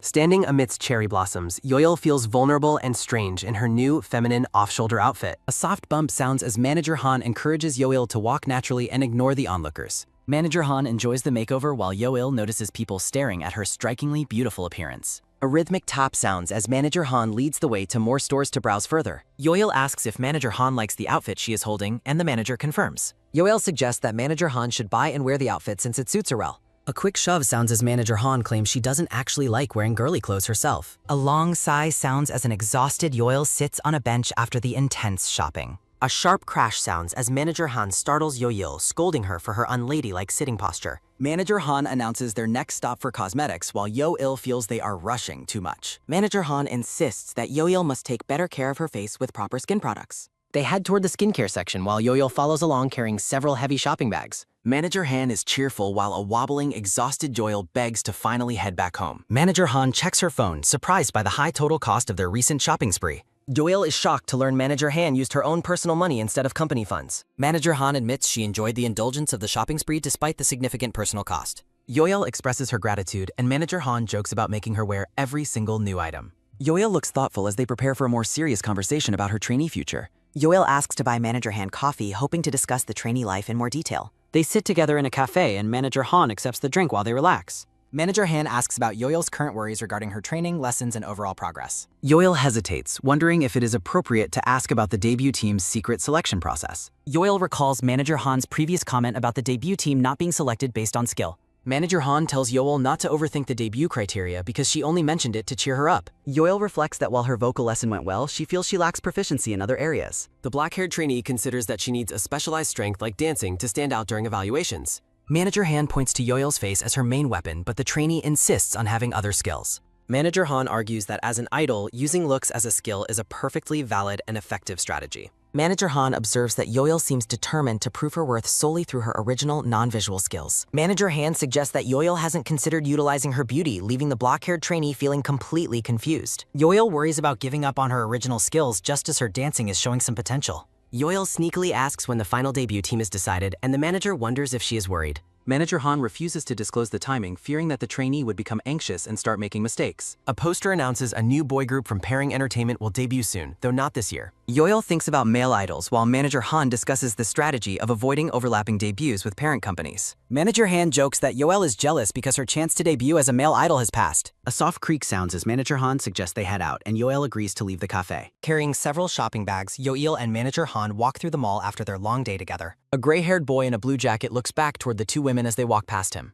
The boy stops and calls out to Yoil, holding up a black wallet she dropped on the floor. A close-up shows the wallet contains a registration card for Kim Sang-han, leaving Yoil looking utterly horrified. Yoil rushes forward with a frantic gesture, desperately trying to reclaim her wallet before the boy sees the ID. The gray-haired boy looks confused and holds the wallet back as the black-haired trainee approaches him too quickly. Yoil is terrified as Manager Han suddenly recognizes the boy and mentions they found the wallet earlier. Manager Han explains their plan to return the wallet, and the gray-haired boy looks surprised by the coincidence. The boy looks closely at the wallet he is holding, appearing to be deep in thought. Yoil reaches out her hand and insists that she will take care of the wallet from now on. A quick swoosh sounds as the boy pulls the wallet away, preventing the black-haired trainee from grabbing it. Yoil glares with annoyance and demands that the boy hand over the wallet to her immediately. The gray-haired boy smiles and claims that the owner of the wallet is actually someone he knows personally. Looking increasingly irritated, Yoil repeats her demand for the wallet while the boy remains calm and amused. The boy holds up the wallet again, insisting that he knows the owner and will handle it himself. Manager Han notices something strange and tells them to stay still while the boy asks if they're worried. Manager Han realizes the boy is Cha Gongwon, a rookie trainee currently preparing to debut from Paring Entertainment. The gray-haired boy, Cha Gongwon, smiles while Yoil stands frozen in shock by his unexpected identity reveal. Back in an office, Yoil complains about not getting her wallet back while Manager Han remains skeptical. Looking surprised, Manager Han asks how the black-haired trainee could possibly know a famous rookie like Cha Gongwon. Manager Han playfully shakes Yoil, demanding to know how she has connections to so many people in the industry. Yoil brushes her off, explaining that Cha Gongwon was simply a student at her former school and academy. Yoil grumbles about Gongwon's meddling behavior and wonders why he's so insistent on returning the wallet personally. Yoil flinches as she admits that seeing him in person confirms he is undeniably handsome and fresh-looking. Manager Han notes that the agency head has good taste in idols, but Yo-Yo remains dismissive of the boy. Manager Han points out that Yoil claimed they weren't close, prompting the trainee to explain her negative opinion. Yoil rants that Cha Gongwon is terrible at both singing and dancing, possessing nothing but his handsome face. Manager Han thinks this is great news and suggests that Yoil ask Gongwon for advice on her debut. A quick katook sounds as Manager Han suggests asking for debut tips while a notification appears on Yoil's phone. Yoil checks her phone and realizes she just received a message from the person they were discussing. Looking confused, Yoil reads a message from Cha Gongwon asking her to meet him at a specific address. They exchange texts as Yoil suggests leaving the wallet at a station, but Gongwon claims he is busy. Yoil stares at her phone in shock as she suddenly processes the meaning of the address Gongwon sent. Manager Han looks curious and asks for the location where the rookie told the black-haired trainee to go. A quick swoosh sounds as a panicked Yoil shows the phone screen to her manager while looking distressed. Yoil begs Manager Han to go in her place, but the manager argues it would look too suspicious. A quick swoosh sounds as Manager Han hands over a house key, instructing Yoil to go change at her place while she finishes working. Yoil prepares to leave with her shopping bags, noting that the manager's recent kindness is the only thing keeping her going. A sudden, sharp halt sounds as Manager Han bluntly asks the black-haired trainee if she is still mentally attached to her former male body. Manager Han explains that she dressed Yoel in various outfits to help her adapt to her new life, sensing her struggle to move forward. The manager points out that clothing shapes identity, warning that Yoil's internal conflict will only worsen if she continues to resist her current appearance. Looking serious, the manager remarks that changing one's physical form is pointless if the mind remains trapped in the past. A soft creak sounds as Manager Han settles into her chair, scolding Yoil for reverting to old habits and wasting the effort put into her makeover. Standing by the door, Yoil acknowledges the lesson while the manager expresses regret that they couldn't try on more clothes. Yoil looks skeptical, suspecting that the manager's motives for the long shopping trip weren't purely professional.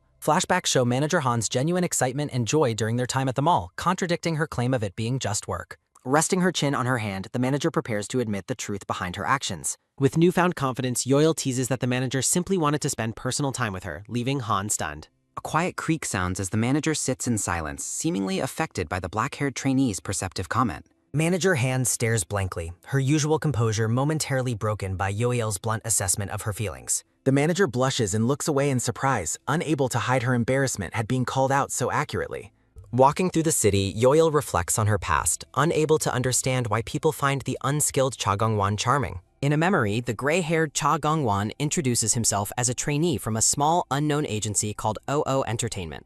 Other trainees look discouraged, feeling that Gongwon's incredible looks make their own hard work feel meaningless. Gongwon casually admits that his small company lacks even basic practice rooms, surprising the more established trainees. The handsome boy smiles while explaining that he was street-casted and sent to the academy to learn the basics of being an idol. Two trainees whisper that Gongwon's height and face will make him successful even if his performance skills are mediocre. During practice, a clumsy Gongwon bumps into another student, apologizing for his poor spatial awareness and lack of rhythm. A vocal instructor scolds Gongwon for his strange singing technique, telling him to clear his throat and focus on the lyrics. Over time, the other students stop paying attention to Gongwon, realizing he possesses no actual talent despite his visuals. A heavy creak sounds as a black-haired boy exits a practice room, noticing Gongwon sitting alone on a hallway bench. Gongwon praises the black-haired boy's singing, admitting he previously thought the trainee was only talented at dancing. Gongwon wonders if the soundproofing is bad, then questions why the other boy was making strange toad-like noises while singing. Offended, the black-haired boy explains he was practicing a specialized vocal technique used by world-famous icons like Michael Jackson. Gongwon remains unimpressed, finding the technique weird and accidentally annoying the hard-working black-haired trainee. To prove his point, the black-haired boy demonstrates the moonwalk while a confused Gongwon mistakes it for a different viral dance. Gongwon politely declines an offer to learn the dance, showing a complete lack of interest in improving his skills. A female trainee excitedly runs toward Gongwon while the black-haired boy watches with a look of pure disdain. The girl invites Gongwon to the internet cafe since class is canceled, and he agrees to go along without hesitation. When asked if they are dating, the two claim they are just casual acquaintances until their upcoming auditions are over. The black-haired trainee walks away, frustrated by Gongwon's lack of ambition and his focus on socializing over practicing.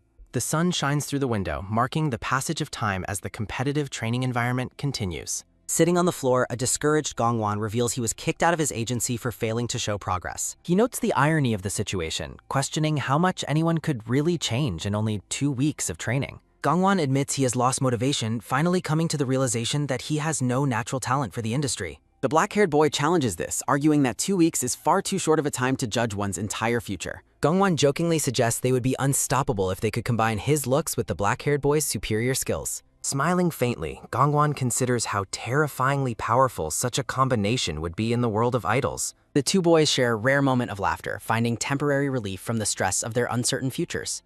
Despite the laughter, the black-haired trainee remains irritated by Gongwon's casual attitude toward the career he takes so seriously. Feeling motivated by his own pride, the black-haired trainee decides to work even harder to prove that skills matter more than looks. The scene shifts to the exterior of a massive corporate building, highlighting the scale of the industry they are trying to enter. Standing alone outside, the black-haired trainee feels annoyed that the person who summoned him is running late. He bitterly reflects on the unfairness of the industry where those with talent struggle while visual-focused trainees debut first. Manager Han's earlier question about his attachment to his past male body echoes in his mind, fueling his internal conflict. Looking downcast, the trainee realizes that his lingering attachments aren't about his former gender, but his unfulfilled dreams of being a dancer. A sudden quick swoosh sounds as dark hair whips dramatically through the bright white background. The manager notes that changing one's physical appearance is pointless if the internal mind remains unchanged. The brown-haired girl looks contemplative as she considers the difficulty of letting go of her past. Standing in the sunlight, the girl observes her former male self from a distance across the courtyard.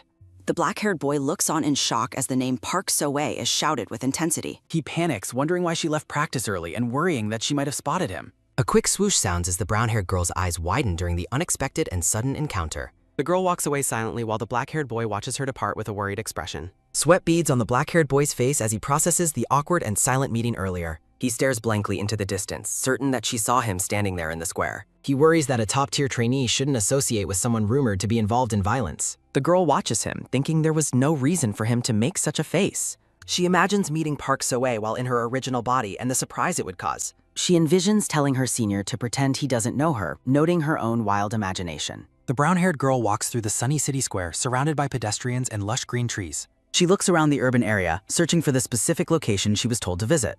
A sudden heavy bump sounds as she accidentally collides with someone while walking through the city. She quickly apologizes, rubbing her head while looking up at the person she ran into. Looking confused, she pauses as she recognizes the person standing directly in front of her. Cha Gongwon greets Kim Sang-hyun, apologizing for being late while waving a hand in the air. Gongwon mentions his upcoming debut and asks why Sang-hyun is busy despite missing his own practice.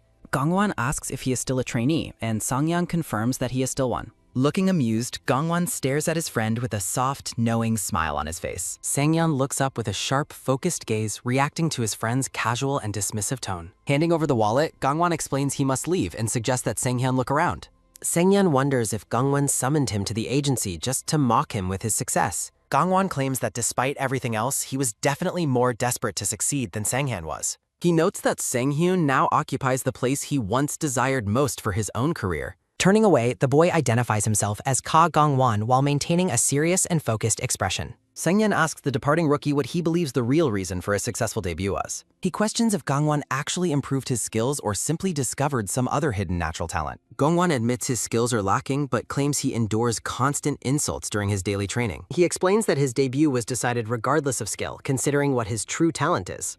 With a straight face, Cha Gongwon declares that he debuted simply because he is very cute. Sang-hyun looks back with a flat, unimpressed expression, clearly unamused by his friend's blunt, honest answer. A thought echoes that he wouldn't understand because he has only ever lived for his dancing. A narration box notes that training for a debut seems to be an incredibly tough journey. Two heavy staggers sound as the exhausted boy walks away, deciding it is finally time to go home. Walking slowly, the boy reflects on how many different ways today has been exhausting for him. Sharp honks sound as the boy realizes he cannot return home while in his current body. He looks at his hands in shock, suddenly processing the precarious nature of his current physical form. Manager Han calls out, warning that his male body will cause misunderstandings and asking if he's finished. She hands over a house key and new clothes, while he asks for a ride home.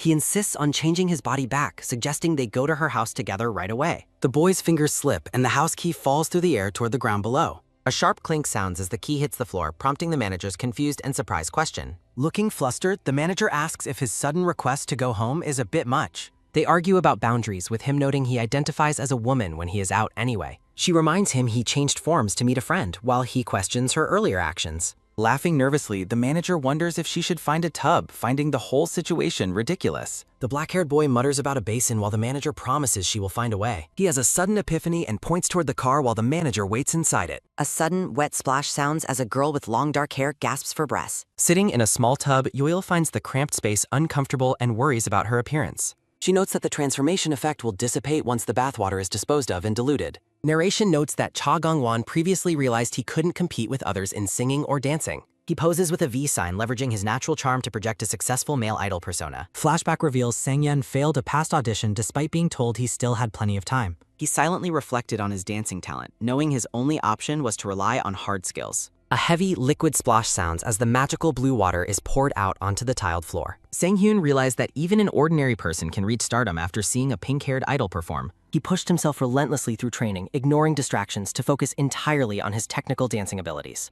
Despite his efforts, Sang-yeon once did something foolish that involved a violent physical altercation with others. A young Park So-ae greeted him warmly as her senior, offering a bright and friendly schoolyard smile. Yoil stands before a foggy mirror in her new body, preparing to try on fresh clothes. A nervous gulp sounds as she examines the revealing outfit she is expected to wear now. She carefully pulls on a tight black top, adjusting the fabric over her newly changed feminine form. Trembling with nerves, Yoil struggles to zip up a white denim skirt while standing in the bathroom. An off-screen voice mentions that the short-haired woman was likely the manager of the label downstairs. In the office, the staff discusses the different agency labels, correcting a mistake about a company name. Cha Gong-won regrets missing a beautiful new trainee, wishing he could have handed her his business card. He reflects on her powerful aura, realizing that the mysterious girl definitely recognized his famous status. His companion warns him not to cause trouble before his debut, which he dismisses with lazy arrogance.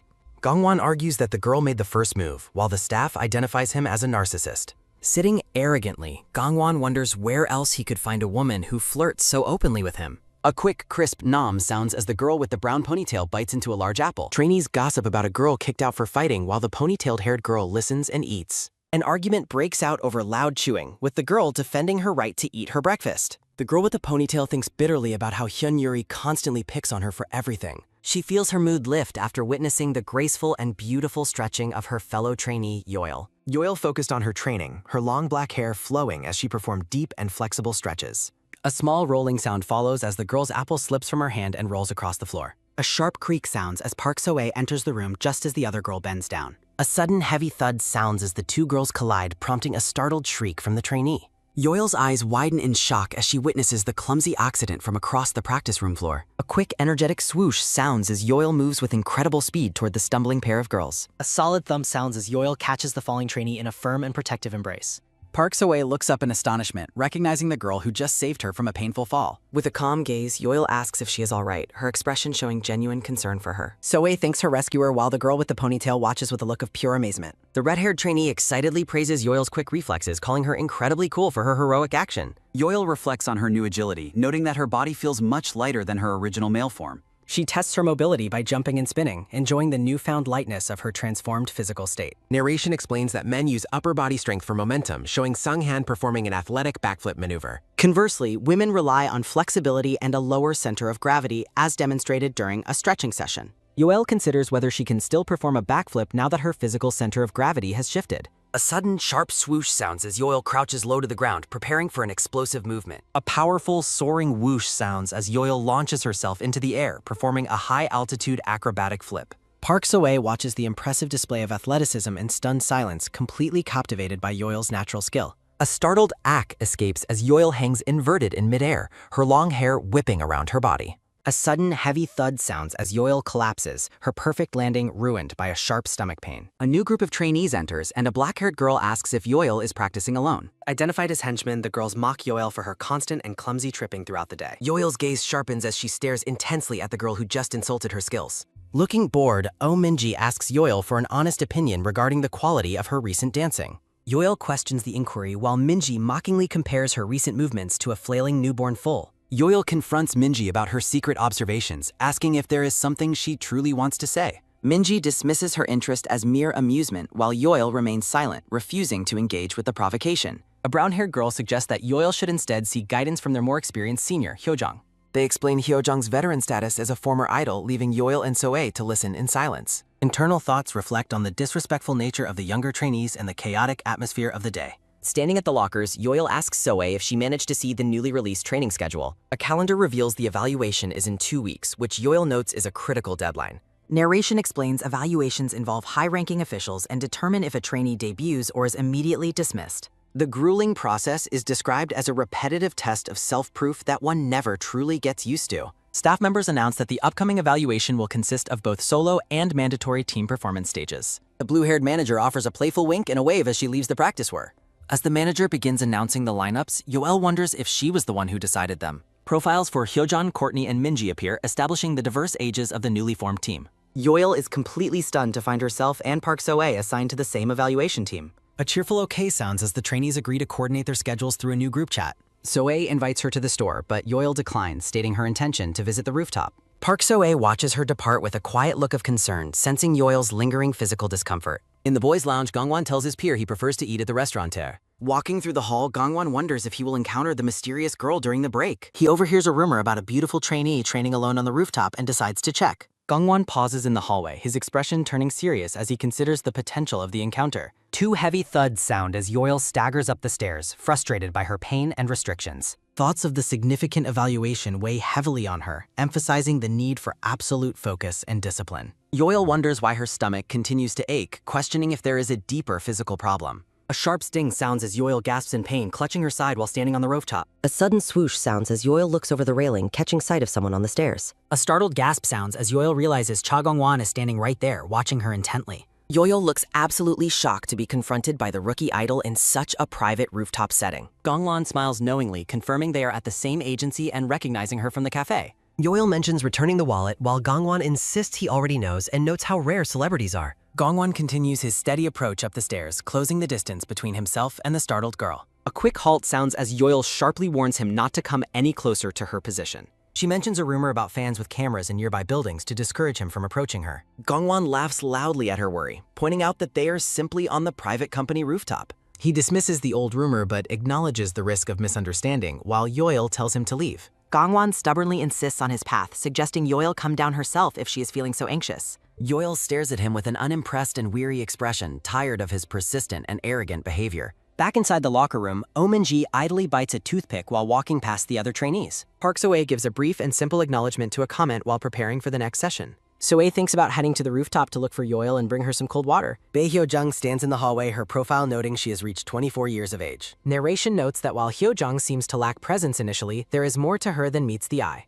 Sparkling images show professional idols performing on stage, representing the ultimate dream of every trainee. Hyojang is revealed as a former idol holding a microphone with a confident and highly practiced presence. Standing before an elevator, Park Soe thinks to herself that Yoil is truly amazing, and that if she were born with that face, she would have chosen an easier path.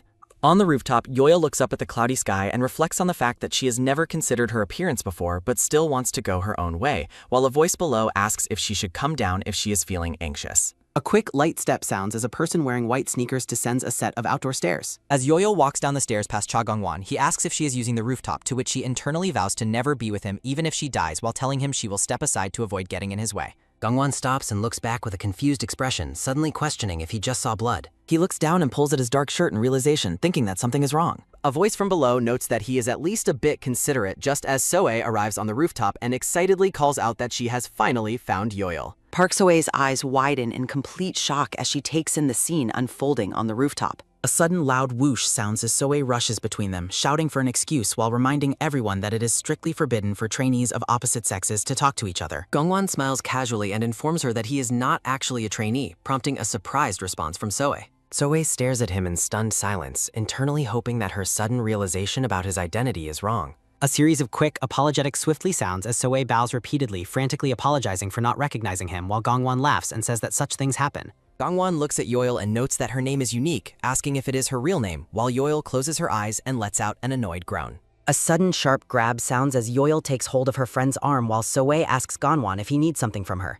A quick, energetic swoosh sounds as Yoil pulls Soe away from the rooftop, causing the red-haired girl to let out a startled shriek. Joil looks directly at her friend and suggests they run together, leaving the confused Soe to only respond with a question. A rhythmic, quick step sounds as the two girls flee down the stairs together while Gongwon watches them depart with a bewildered look. A sudden, sharp flinch sounds as Gongwon remains on the stairs, thinking to himself that something feels very off about the situation. He watches them go, wondering if the signal she gave him back then was actually something else entirely. A sudden, heavy bang sounds as Yoil glares back over her shoulder, leading Gongwon to realize that she truly seems to hate him. Thoughts reflect on the uncomfortable feeling of having ignored someone who might become their senior if things go well, wondering what should be done. Further reflection suggests that the person was clearly hitting on her and question whether it is acceptable for someone about to debut to act that way. Yoil looks down with a grim expression, thinking about the claim that she has abandoned herself. A flashback shows her in her former male form standing with a smiling girl, with narration noting that from what can be seen, she hasn't changed at all since then.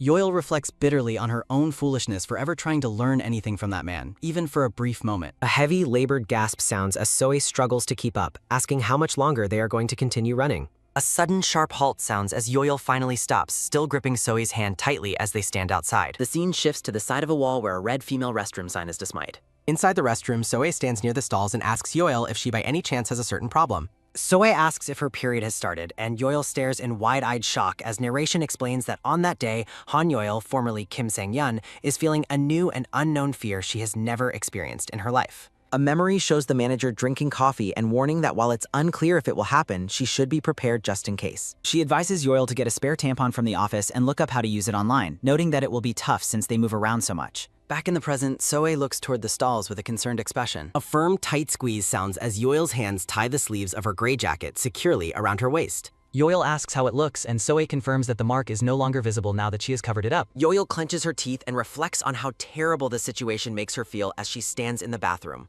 Soe mentions that they're expected to gather at 1 o'clock and suggests that they should hurry up. A hand is shown reaching down and adjusting the gray fabric tied around the girl's waist. Yoil lets out a soft sound as she examines her reflection, looking uncertain about her current appearance. She offers a quiet apology, and Soe looks back at her with a calm and understanding gaze. Park Soe smiles softly at her friend, offering a moment of quiet support in the bathroom. An off-screen voice asks if everyone is present and suggests that it is time to decide on a concept and song for their upcoming performance. In the practice room, the team sits on the floor while a trainee asks if there is a rule stating they must choose a girl group song. Yoil raises her hand and suggests performing a boy idol group cover, arguing that it will definitely help them stand out from the others. A trainee in a gray sweatshirt thinks the idea sounds difficult, while Omin-ji lies on the floor and mockingly asks what kind of nonsense she is talking about. A sudden, heavy bang sounds as Minji points out that it is Yoil's first evaluation and labels her as the biggest flaw in the team, while Yoil wonders if she's being seen as a little boy. A cheerful, excited wah sounds as Minji enthusiastically presents her own idea for the performance while the others watch.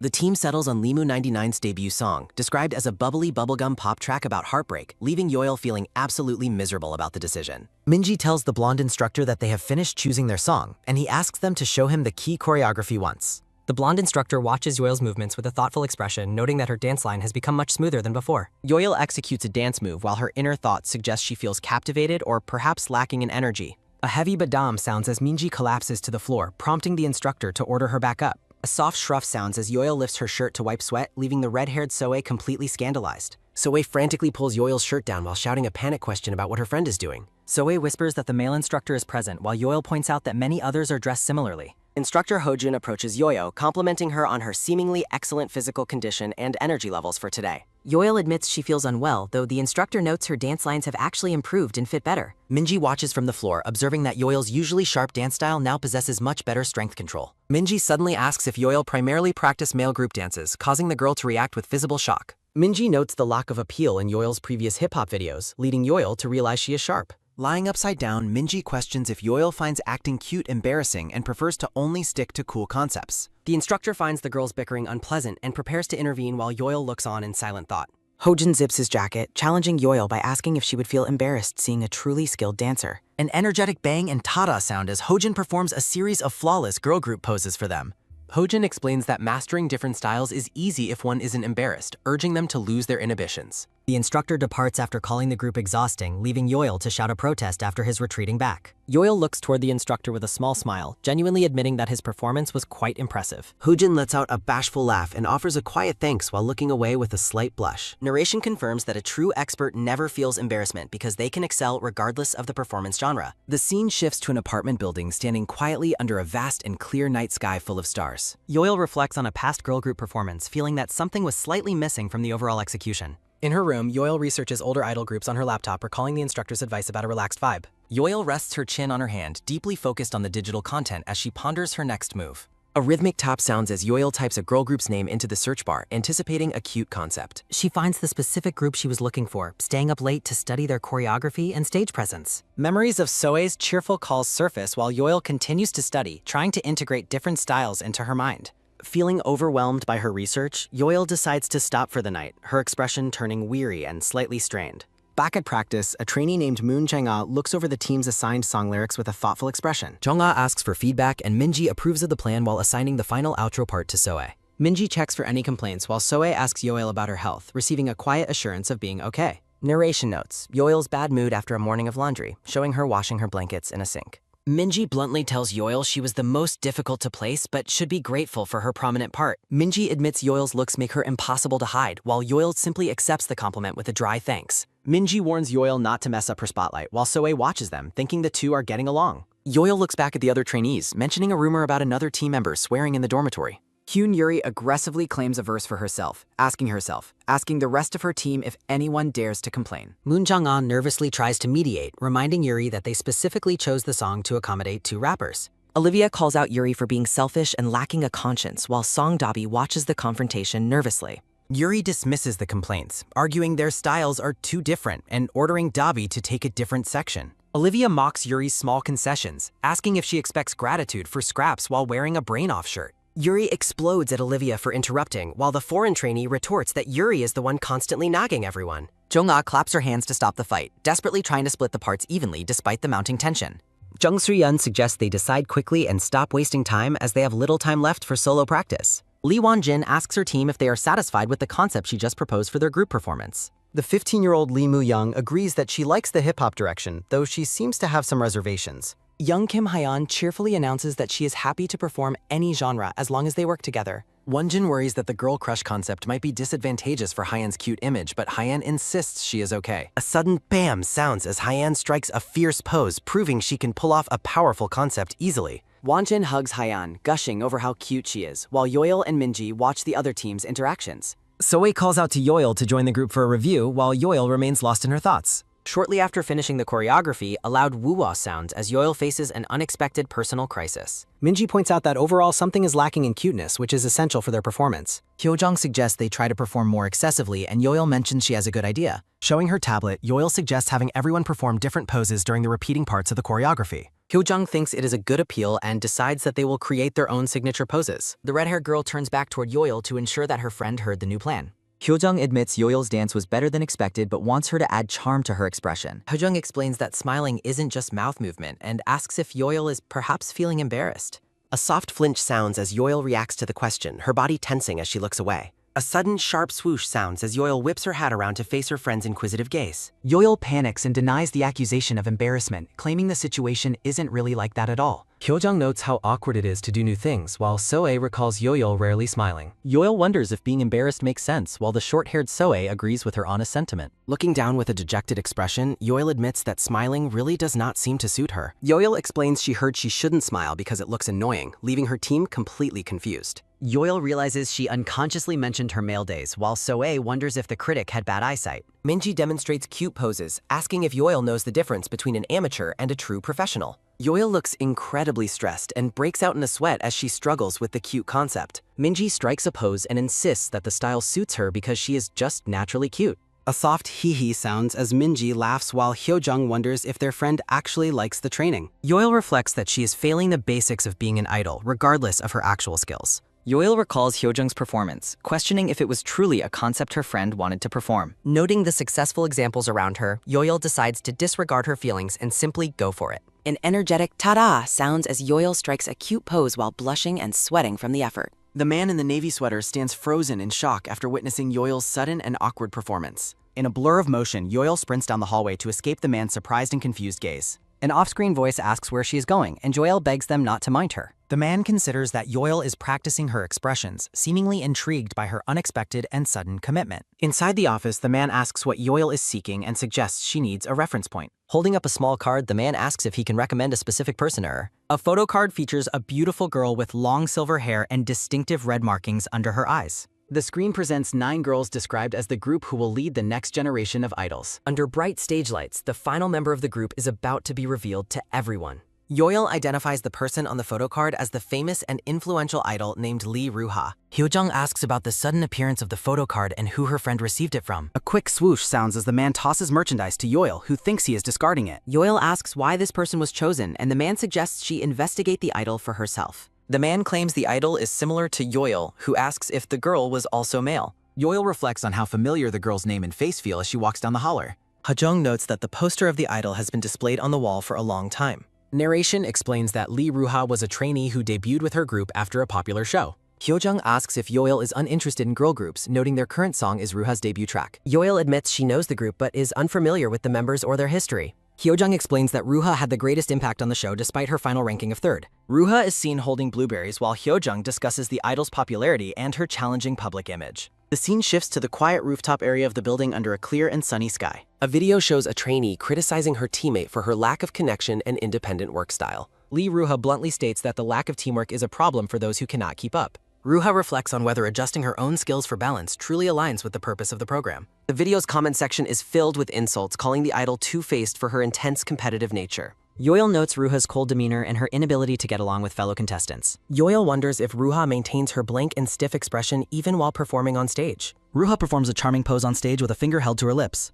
A sudden, sharp flinch sounds as Yoil reacts with a startled look on her face. Narration describes Ruha's overwhelming stage presence and appeal despite her various online controversies and rumors. Yoil admits she is deeply impressed by how much Ruha transforms when she starts performing. Yoil researches Ruha's history, noting her group's recent disbandment and her possible new solo career. A surprised whoa sounds as Yoil reacts to a video about Ruha's issues with stalkers. Ruha publicly pleads with stalker fans to stop their behavior and respect her personal privacy. Yoil ponders the dark reality of stalker fans while sitting alone in a quiet park. A broadcast graphic introduces several young trainees and their desperate motivations for participating in Next 9. Lee Ruha is introduced as a trainee from Parang Entertainment participating in the survival show. An audition judge points out that Ruha is not spoken to any other contestants. Ruha remains completely unresponsive even when a fellow trainee tries to get her attention. The judges are impressed by Ruha's professional confidence despite her unusual lack of outward friendliness. A judge asks Ruha why she rarely chooses to smile when she is off stage. Ruha explains that forced smiles do not suit her personality or her natural way of being. The judge notes that professional performance matters little if the public does not vote for her. The judge concludes that Ruha's appeal is something only the viewers can decide for themselves. A digital screen confirms that Ruha has taken the first place spot in the public rankings. Ruha expresses her shock and gratitude for winning the top spot in the competition. Yoil watches the screen, noting how drastically Ruha's personality changes once the music starts playing. Yoil reflects on her own lack of an idol persona compared to Ruha's professional skill. Yoil defines an idol's role as wearing a persona so well that it becomes their truth. A sudden ah sounds as Yoil cringes at memories of her awkward attempts at acting cute. A quick swoosh sounds as Yoil looks down at the photo card she was recently given. Yoil feels doomed because Ruha is the only example she wants to follow right now. Yoil doubts her methods until someone suddenly calls out her name from behind her back. A blonde girl in a light blue hoodie startles Yoil by appearing right behind her. The girl introduces herself as Sato Izumi and mentions she is part of the debut team. Izumi asks if Yoil is a fan of Ruha, while Yoil remains confused by the interaction. A cheerful, happy sounds as Izumi beams with joy upon meeting a possible fellow fan. Izumi excitedly questions Yoil about her history as a fan, thinking her friend is just shy. Izumi defends Ruha's reputation, blaming television editing for the negative and unfair labels Ruha received. Izumi laments the ongoing harassment Ruha faces from stalkers and how much it hurts her heart. Izumi admits that her entire motivation for joining the agency was her admiration for Lee Ruha. Yoil notes that Ruha's popularity makes her incredibly busy and difficult for anyone to meet. Izumi suggests that Yoil hasn't been around long enough to know the full story yet. Izumi reveals the surprising fact that Ruha almost became a member of the current debut team. Izumi shares several pieces of her personal merchandise with Yoil to celebrate their shared fandom. Izumi asks if Yoil plans to perform a male idol cover for her next monthly evaluation. Yoil is completely stunned that Izumi knows about her secret desire to perform a male concept. Izumi explains that a rumor is spreading about Yoil practicing choreography for male idol groups. Yoil is outraged by the rumors, while Izumi suggests a male concept would suit her well. A trainee in a pink hoodie asks her friend about her solo song choice for evaluation. Suryan notes that many people are choosing songs made famous by Ruha's previous survival performances. The trainees discuss the difficulty of choosing songs and consider the appeal of male idol covers. Izumi explains that she is prioritizing the team mission first because she is the team leader. Yoil finds Izumi's leadership cool until they are interrupted by the arrival of another nervous trainee. A rhythmic tremble sounds as Jinyoung and Manao report their intense practice efforts to their team. The blonde-haired Izumi offers to check Yoil's progress, encouraging her to fix any possible mistakes. The purple-clad girl reminds her friend about a trainee who was kicked out after fighting. Izumi wonders if some people are naturally exhausting to be around as she walks away. A creak sounds as two girls arrive and the brown-haired one complains about her stomach. The girl in purple has no medicine, so her companion offers to go and get some. A teammate in white asks why she doesn't carry medicine for her notoriously bad period cramps. Looking drained, the brown-haired girl admits her monthly cycle stopped entirely 2 months ago. The two other trainees stand frozen in silence, looking completely stunned by the health revelation. The trainee in white suggests a hospital visit, but her friend blames strict weight management. Back in her room, black-haired Yoil lies face down on the bed, struggling with intense pain. Sweating and clutching a pillow, Yoil begs for sleep while her stomach and back ache terribly. Yoil collapses with a thud, lamenting the long duration of her monthly struggle. A rustle sounds as Yoil searches her back, frustrated that she bought the wrong size supplies. A clunk sounds as Yoil sits in the darkness, holding a box with a look of despair. Seeing the medicine and supplies on the floor, Yoil questions why she must endure such suffering. Looking desperate, Yoil wonders if it would be okay to revert to being a man temporarily. A splash sounds as pink liquid flows, while the black-haired boy tosses restlessly in his sleep. A thud sounds as empty boxes fall, and narration warns of the morning's upcoming consequences. The boy looks at the empty box in regret, realizing he impulsively used all his supplies. Panicking about his morning class, the boy frantically texts his manager to explain the difficult situation. A sigh sounds from the manager, who reveals that a certain process is nearly finished. The manager tells the boy to wait in the CEO's office since her own is busy. The boy freezes, terrified of meeting his friends while he is stuck in his male form. A shuff sounds as the boy puts on a black mask and hat to hide his identity. The scene shifts to the exterior of the towering glass office building under a clear sky. Following the manager's instructions, the masked boy discovers a secret side path into the building. The boy spots the elevator doors down the long modern hallway and hopes to catch them. A top sounds as the boy sprints across the lobby toward the closing elevator. A thump sounds as the elevator doors shut just before he arrives, leaving him disappointed. The boy stands at the doors, frustrated by the bad timing and wondering who was inside. After entering the office, the boy begins to remove his mask, thinking he is finally alone. A rustle sounds as the boy settles onto a gray sofa, waiting impatiently for the manager. A swoosh sounds as someone walks past the sofa and the boy notices white high heels. A clack sounds as the boy suddenly realizes there is someone else sitting in the room. A clock sounds as the boy tenses up, sweat dripping as he fears being recognized. The silver-haired Lee Ruha sits calmly on the sofa, her arms crossed with a blank expression. The boy's eyes widen in absolute shock as he recognizes the famous idol sitting beside him.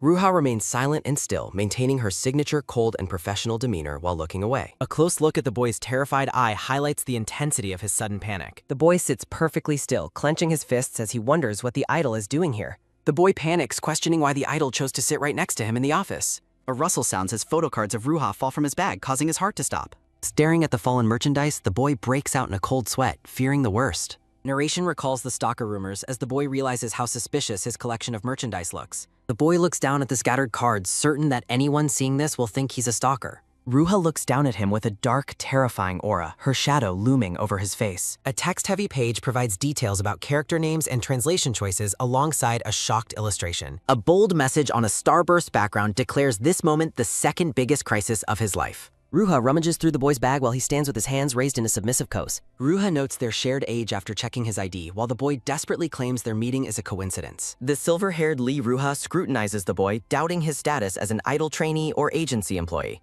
Ruha teases Kim Sang-yen about being a fan after a quick swoosh sounds as she reveals his photo cards. Ruha confesses she knew he wasn't the stalker while he wonders about the mess he created himself. Ruha notes the strangeness of him appearing suddenly while the sweating boy realizes he panicked for no reason. The boy asks why the company hasn't reported the subtle harassment of the stalkers to the police. A soft pop sounds as Ruha sits, calling the company's handling of her situation shady and ineffective. Ruha explains that the stalkers wear her down by harassment that technically does not break any laws. Ruha reveals that the bodyguards the agency assigned to her were purely for show and nothing more. Ruha laments being blamed for image damage after mentioning the stalkers during a public livestream. The boy notes that pairing entertainment is far less thorough than he had previously imagined them to be. The boy is surprised that Lee Ruha is speaking so openly with him during their very first meeting. The boy realizes that Ruha's cold and professional personality is exactly like the videos he watched. Ruha asks if he is here to meet an employee, apologizing for badmouthing the agency unintentionally. A flashback shows a smiling man noting a similarity between Ruha and Yeol's past idol performance. The boy nervously prepares to ask Ruha for a major favor despite the extremely poor timing. Before the boy can even finish his request, Ruha shuts him down with a cold, absolute no. Ruha mocks the boy's obvious trick of denying being a fan and then immediately asking for favors. Feeling desperate and frustrated, the boy decides he no longer cares about acting polite or professional. Standing tall, the boy boldly promises that he will catch the stalker Ruha mentioned earlier. The boy argues that individuals must step in personally if the agency refuses to resolve the issue. Ruha stares intently at the boy, finally asking what exactly he wants to ask her for. The boy asks Ruha to coach one of the trainees as his primary request for her help. Ruha looks at the boy with a blank, unreadable expression after hearing his shocking coaching request. A close view shows a hand on the door handle as someone prepares to enter the room. The short-haired manager enters the office and asks Sang-hyun if he has been waiting for her long. Ruha stands with her arms crossed as the startled boy realizes the manager has finally arrived. An older man with silver hair follows the manager in, questioning why the idol is still there. Ruha lies and says the boy is a fan, prompting a laugh about her uncharacteristic fan service. A soft whisper sounds as Ruha passes the boy, promising to contact him about his request later. The boy stands perfectly still, a look of absolute shock on his face after the idol's whisper. A quick stride sounds as Ruha departs while the older man notes how lucky the boy is. The manager introduces Kim Sang-hyun to the older man, who she has mentioned to him before. The boy is horrified to learn that this older man is the CEO of Parang Entertainment. A steady stare sounds as the older CEO scrutinizes the boy's face with a very serious expression. The CEO bluntly asks the boy why he is so short, catching him completely off guard. A rhythmic tap-tap sounds as the CEO pinches the boy's shoulders, wondering about his eating habits. A heavy thud sounds as the door shuts, and the manager apologizes for the CEO's rude behavior. A sharp flinch sounds as the manager realizes the boy used the precious medicine to change forms. Looking terrifyingly happy, the manager asks what was so important that he used the transformation supplies. The sweating boy desperately tries to come up with an excuse he absolutely cannot say out loud. The scene shifts to the exterior of a traditional Korean building serving as a pharmacy and clinic. The boy follows the manager inside, asking if the traditional store belongs to her own parents. A young boy in a martial arts uniform greets the manager as mom, shocking the black-haired guest. A sharp talk sounds as the manager hits the boy for lying about her being his mother. The boy reports that his grandmother is at the market and left a package in the fridge. A rhythmic clack sounds as the manager walks away, telling Sang-hyun to sit and wait for her. The boy and the young child sit together on a wooden bench in the quiet clinic lobby. The child asks if the boy is his cousin Yoo-yin's boyfriend, which the boy immediately denies. The child mocks the boy's appearance, wondering why his cousin would ever lower her high standards. The child asks if the guest is bored, while the boy thinks the kid is the bored one. Jeon Young-woong offers a book called The Legend of Woong Mountain to pass the time. Kim Sang-hyun asks if the book is famous, as Young-woong explains its status in their field. The narration introduces the legendary Woong Mountain, a place known only through ancient folklore. A heavy rainfall pours as the story tells of a man enraging a mountain god. Legend says they used the past life herb to return bodies to their previous incarnations. A man lived as a woman to deceive the god, only reverting for his children. While the manager searches her inventory, narration notes the herbs have mostly lost their spiritual power. Sang-hyun reads that the herb works for those with strong karma or past life attachments. Young-woong asks for his opinion, but Sang-hyun dismisses the book as a mere shamanistic novel. A quick clack sounds as the manager enters, asking if the boy has been waiting long. Proudly holding a small bottle, the manager asks her guest what he thinks of her invention. Sang-hyun asks about the blue liquid, which the manager identifies as a new type of perfume. A sharp hiss sounds as the manager sprays the blue mist directly at the startled boy. The mist works its magic, transforming the black-haired boy back into the long-haired Han Yoil. A loud gasp sounds as the young boy stares in absolute shock at the sudden change. The manager claps happily, explaining that this convenient spray lasts much longer than the bath bombs. Yoil complains about the delay while the manager warns her against revealing her secrets to strangers. The manager explains she was hesitant to share the method because it was so recently developed. The manager reveals the spray lasts 24 hours before the effect wears off and the body reverts. Yoil thinks maintaining the form will be easy, but a sudden grasp stops her in place. The manager leans in close, warning Yoil that there is one more significant side effect. Yoil looks stunned as the manager tells her she must discover the other side effect herself. Yoil worries about the mystery side effect while Young-woong watches her with a very strange expression. Young-woong excitedly greets his new sister, causing Yoil to wonder if he forgot her true identity. Back in the lobby, the manager recalls something she wanted to discuss regarding the CEO's office. The manager asks if the girl is a fan of the idol they just met earlier. A flashback shows Sang-hyun asking Lee Ruha to coach a talented trainee he knows at Plak. Sang-hyun claims the trainee has good skills and beauty to justify his sudden coaching request. Sang-hyun mentions that people say the trainee is similar to Lee Ruha herself to pique curiosity. To Sangyeon's complete surprise, the cold silver-haired idol easily agrees to take on the request. A soft whoosh sounds as Ruha stands, admitting her curiosity about the girl similar to her. Sangyeon promises to investigate the stalker while the idol introduces herself as Lee Youngwon. Ruha clarifies that her stage name is Lee Ruha, but Youngwon is her true name. Sangyeon introduces himself, acknowledging that the idol already knows his name from checking his ID. The two formalize their deal by shaking hands in the middle of the quiet office. Ruha teases the boy about his sweaty palms, asking if he truly isn't her fan. A chart asks who will discover Yoil's secret identity first, Soe, Arrival, or Ruha. The manager asks if Yoil truly intends to learn from Ruha after the CEO's recommendation. The manager panics about the identity risk, but Yoil claims she is just an acquaintance. Yoil looks determined while the manager remains shocked that the top idol actually agreed to help. Ruha notes that Yoil's manager seems to have a very close relationship with her own acquaintance. Ruha notices the manager speaks quite casually about the agency's CEO, implying a deeper connection. Yoil asks her manager for her honest opinion about the idol she'll be training with. The manager praises Ruha's skills, but admits she isn't the type the company usually prefers. Looking slightly nervous, the manager advises Yoil to learn well from the idol despite her biases. A metallic clunk sounds as Yoil leans against the lockers, pondering her next difficult move. Looking up with a sly smile, Yoil wonders how she will actually catch the mysterious stalker. Ruha recalls the harassment, starting with fake accounts making comments about her private life during streams. The harassment escalated to letters on cars, doorbell pranks, and unwanted food deliveries to her home. Sangyeon listens intently, finally realizing that the stalker problem is much more dangerous than he imagined. The boy asks Ruha if any suspicious individuals have been lurking within her close range lately. Ruha dismisses the question, stating she ignores her surroundings and telling him to investigate instead. Standing by a door, Yoil worries about her lack of knowledge regarding stalkers or fans. Leaning against the wall, the black-haired girl looks downcast as she ponders her difficult situation. The blonde girl asks Yoil if she knows any secret personal information about the top idol. A steady stare sounds as the blonde girl scrutinizes Yoil, who nervously asks what is wrong. The blonde girl notes how easy it is to be captivated by the silver-haired idol's charm.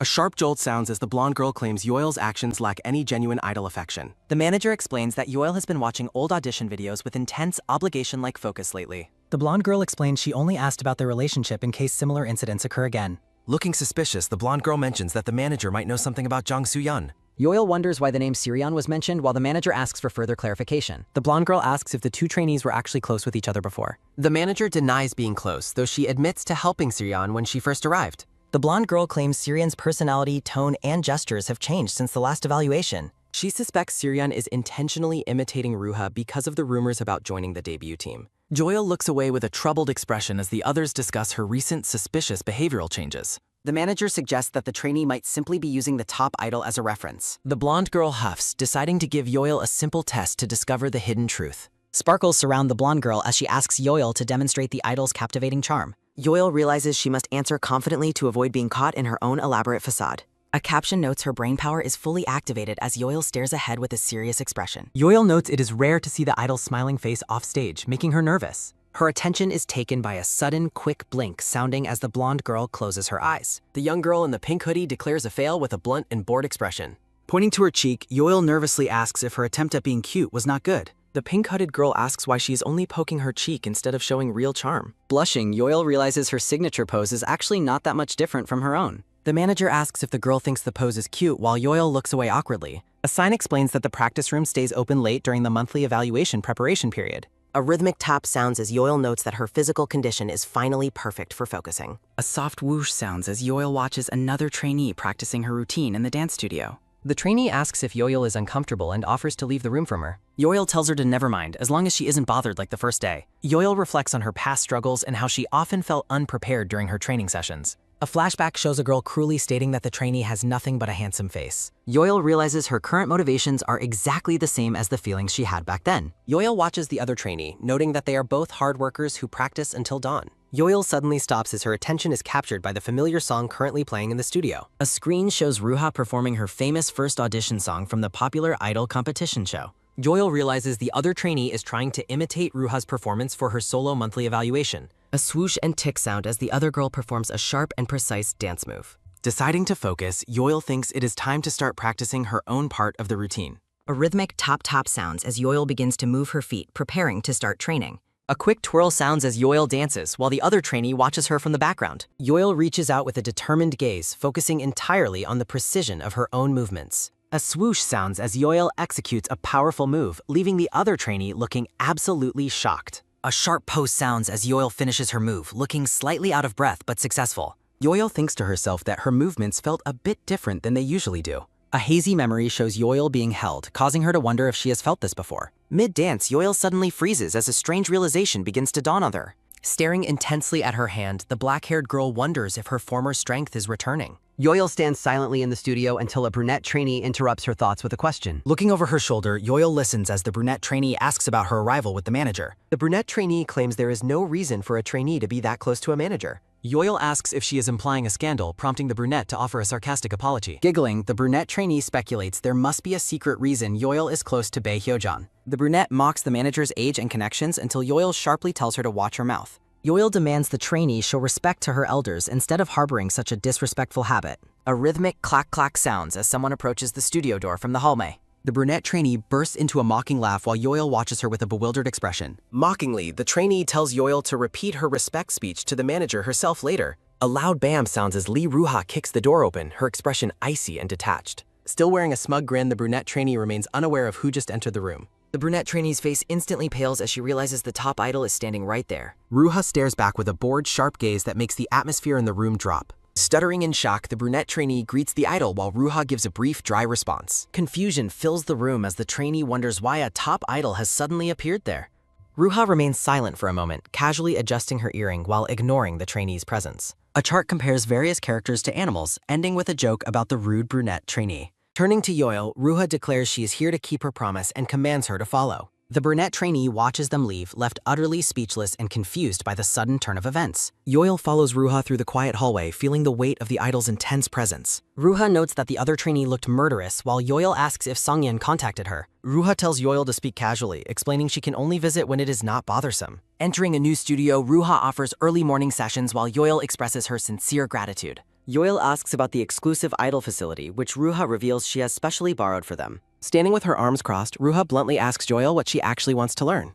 Pointing to a screen showing the group Heart Crack, Ruha asks if it is their team song. Ruha commands Yoil to perform her dance routine right there on the spot without any preparation. Yoil begins to dance, her movements fluid and her long black hair whipping through the air. Panting and sitting on the floor, Yoil waits for feedback while Ruha notes the short deadline. Yoil looks up with anticipation as Ruha admits that her dancing skills are actually quite good. Ruha notes Yoil's experience and asks if she has previously undergone professional training for her skills.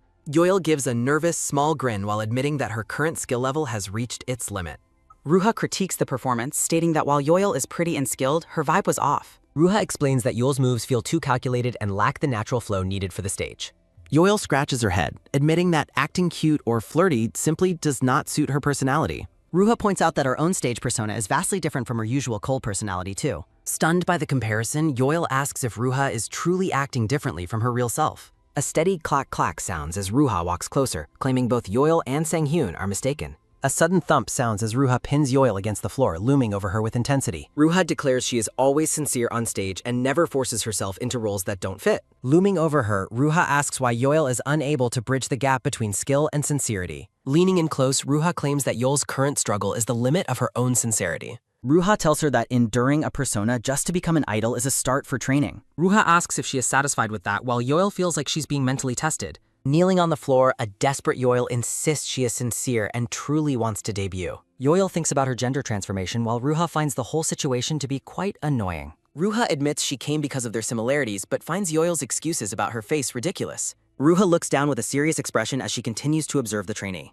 A sudden grab sounds as Ruha holds Yoil's chin while a soft whoosh follows. Ruha asks Yoil if she looks in mirrors, and Yoil says she does while practicing. Ruha wonders if Yoil does her own makeup, making the trainee curious about her goal. Ruha continues holding the trainee's face while observing her features closely with a critical gaze. Ruha notes Yoil doesn't seem enamored with herself, while Yoil mentions her focus on physique. Ruha claims Yoil isn't used to her face, causing the trainee to react with shock. Ruha suggests Yoil has low self-esteem because making cute expressions in mirrors feels awkward. Ruha ends the lesson abruptly, leaving a confused Yoil questioning why they aren't practicing acting. A sudden tap sounds as Ruha points out that Yoil isn't ready for acting yet. Ruha offers Yoil a gift as a starting point for her transformation into a proper idol. Handing over a mirror, Ruha tells Yoil to fix her self-awareness before worrying about anything. Ruha offers to demonstrate Princess Syndrome, an annoying nickname she hears to help Yoil learn. Ruha demonstrates her famous charm by winking and touching her cheek with an effortless grace. Yoil flinches in amazement, and Ruha asks if her captivating performance actually looked forced. Yoil wonders why acting pretty earns a negative label, while Ruha agrees that people are strange. Ruha assigns a task for Yoil to take 100 selfies as her first training homework. Yoil reacts with a startled gasp, looking completely overwhelmed by the difficulty of her assignment. Ruha asks for Yoil's number to check the photos and monitor her progress over time. Yoil worries that taking that many selfies will be tough while staring at her phone.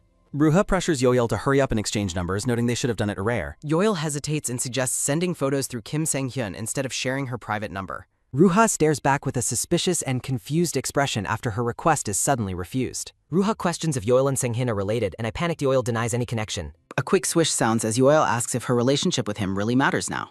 The scene shifts to the evening sky as Yoil feels relieved for avoiding the reveal. A softly spoken greeting bounds as the blonde girl Sato approaches Yoil with a smile.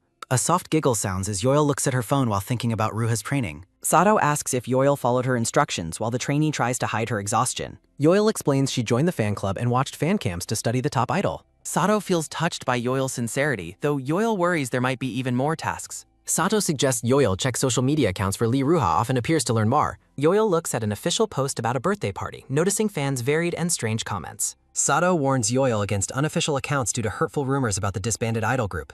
Sato explains that social media is a place where people express extreme love or hate. Yoil contemplates the idea of extreme emotions, wondering if she can use this for her advantage. Yoil politely asks to check a text, and Sato happily agrees to wait for her friend. Sato asks about Yoil's troubled expression, but the trainee dismisses it as nothing important while hiding. A text from Sangyeon delivers Ruha's harsh critique of Yoil's lackluster and repetitive selfie attempts. A loud yawn sounds as Yoil wonders why she's always summoned to the restroom. The jealous brunette trainee glares with an intense and hateful expression after witnessing the interaction. Hearing about extreme emotions makes Yoil think this might be the perfect way to find clues. Yoil considers a stalker's desire for recognition, looking back at a memory of someone near cars. A double nod sounds as Sato and Yoil sit on the floor checking their phone apps. Sato explains she created another account to follow users with extreme obsessions or hatred toward Ruha. Yoil notes the public opinion is unfavorable, but the comments are not as bad as expected. Yoil thinks that while haters make bad remarks, they likely won't go as far as physical harassment. Yoil finds no clues pointing to a stalker and doubts she will find the evidence needed. Sato excitedly calls out to Yoil, showing her something she just retweeted on her phone screen. Sato mentions new photos from a recommended uploader, and Yoil prepares to investigate them immediately. Sato notes that Yoil has clearly never participated in fandom culture before, and Yoil quietly agrees. Sato wonders why Yoil chose this career path and if an idol inspired her to begin. A soft glow emanates from a screen as two young viewers watch a nostalgic performance together. Yoil recalls a disbanded group that motivated her, despite her lack of knowledge about idol fandoms. Yoil admits that the group was the first one to truly catch her eye and inspire her. Sato greets the black-haired Soe, who is taken aback by the sudden attention from the other trainees. Looking at her friend, Yoil wonders if she ever shared this specific story with Soe before now. A soft whisper sounds as someone asks Izumi to keep an embarrassing secret hidden from the others. Soe looks puzzled as she asks for clarification regarding the secret conversation the girls are having. Sato asks Hyojong and the others about their motivations for wanting to become idols in the first place. Blushing, Hyojong explains that her cousin praised her singing voice when she was just a small child.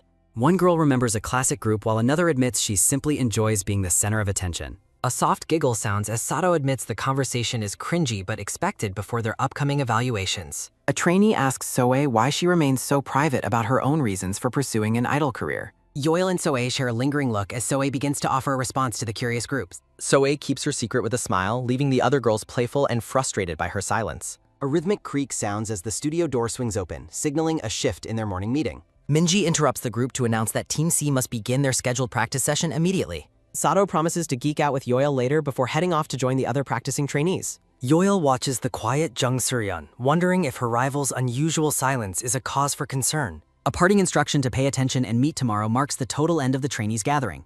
The girls stand scattered across the practice room floor as they prepare for the day's hard work. Yoil calls out to Minji, stopping the black-haired girl as she prepares to leave the studio area. Yoil asks if Minji's skills improved, while Minji notes that Yoel was managing fine on her own. Yoil bids Minji a pleasant lunch while the black-haired girl remains standing in the background. Minji stands alone in the studio, deeply contemplating her next move regarding the current situation and Yoil. Yoil plans her busy lunch break around vocal practice, checking social media, and her pending selfie homework. Walking down the hallway, Yoil worries about the deception involved in sending photos on her own behalf. A quick gasp sounds as Yoil stares at her phone, shocked by a notification she just received. Yoil wonders about the meaning of a mysterious message as the bright sky stretches over the city. The temporary manager questions Lee Ruha about the sudden appearance of her male companion at the site. Ruha introduces Seng-yen as a friend who is simply visiting to observe the day's professional activities. The brown-haired manager and San-yeon share an awkward, silent moment as they observe each other. The temporary manager lectures Seng-yeon about the lack of advance notice regarding his arrival at the site. Ruha dismisses the manager's concern while Seng-yeon thinks about their deal to catch her persistent stalker.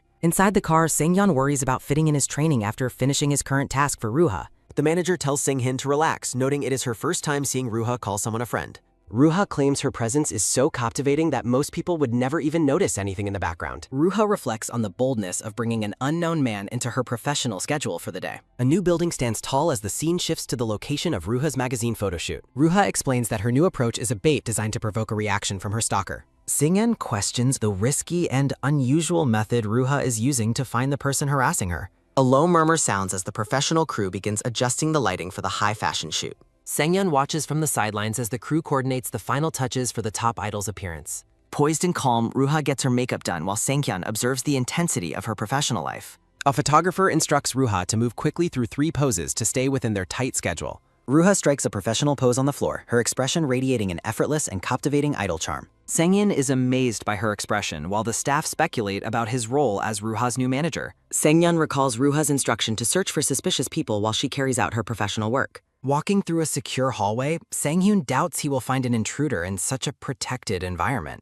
The brown-haired man in the suit looks ahead with a calm and observant expression. Looking completely stunned, the black-haired Seng-yeon lets out a sudden and surprised gasp of confusion. The CEO, Oh Baek-jun, touches his chin, wondering about the identity of the person nearby. Baek-jun is shocked to see Seng-yeon, while the younger man questions the CEO's presence. Baek-jun explains the studio is a partner where trainee Yoil will take her profile pictures. Baek-jun asks why Sang-yeon is there in male form, causing the younger man to jolt.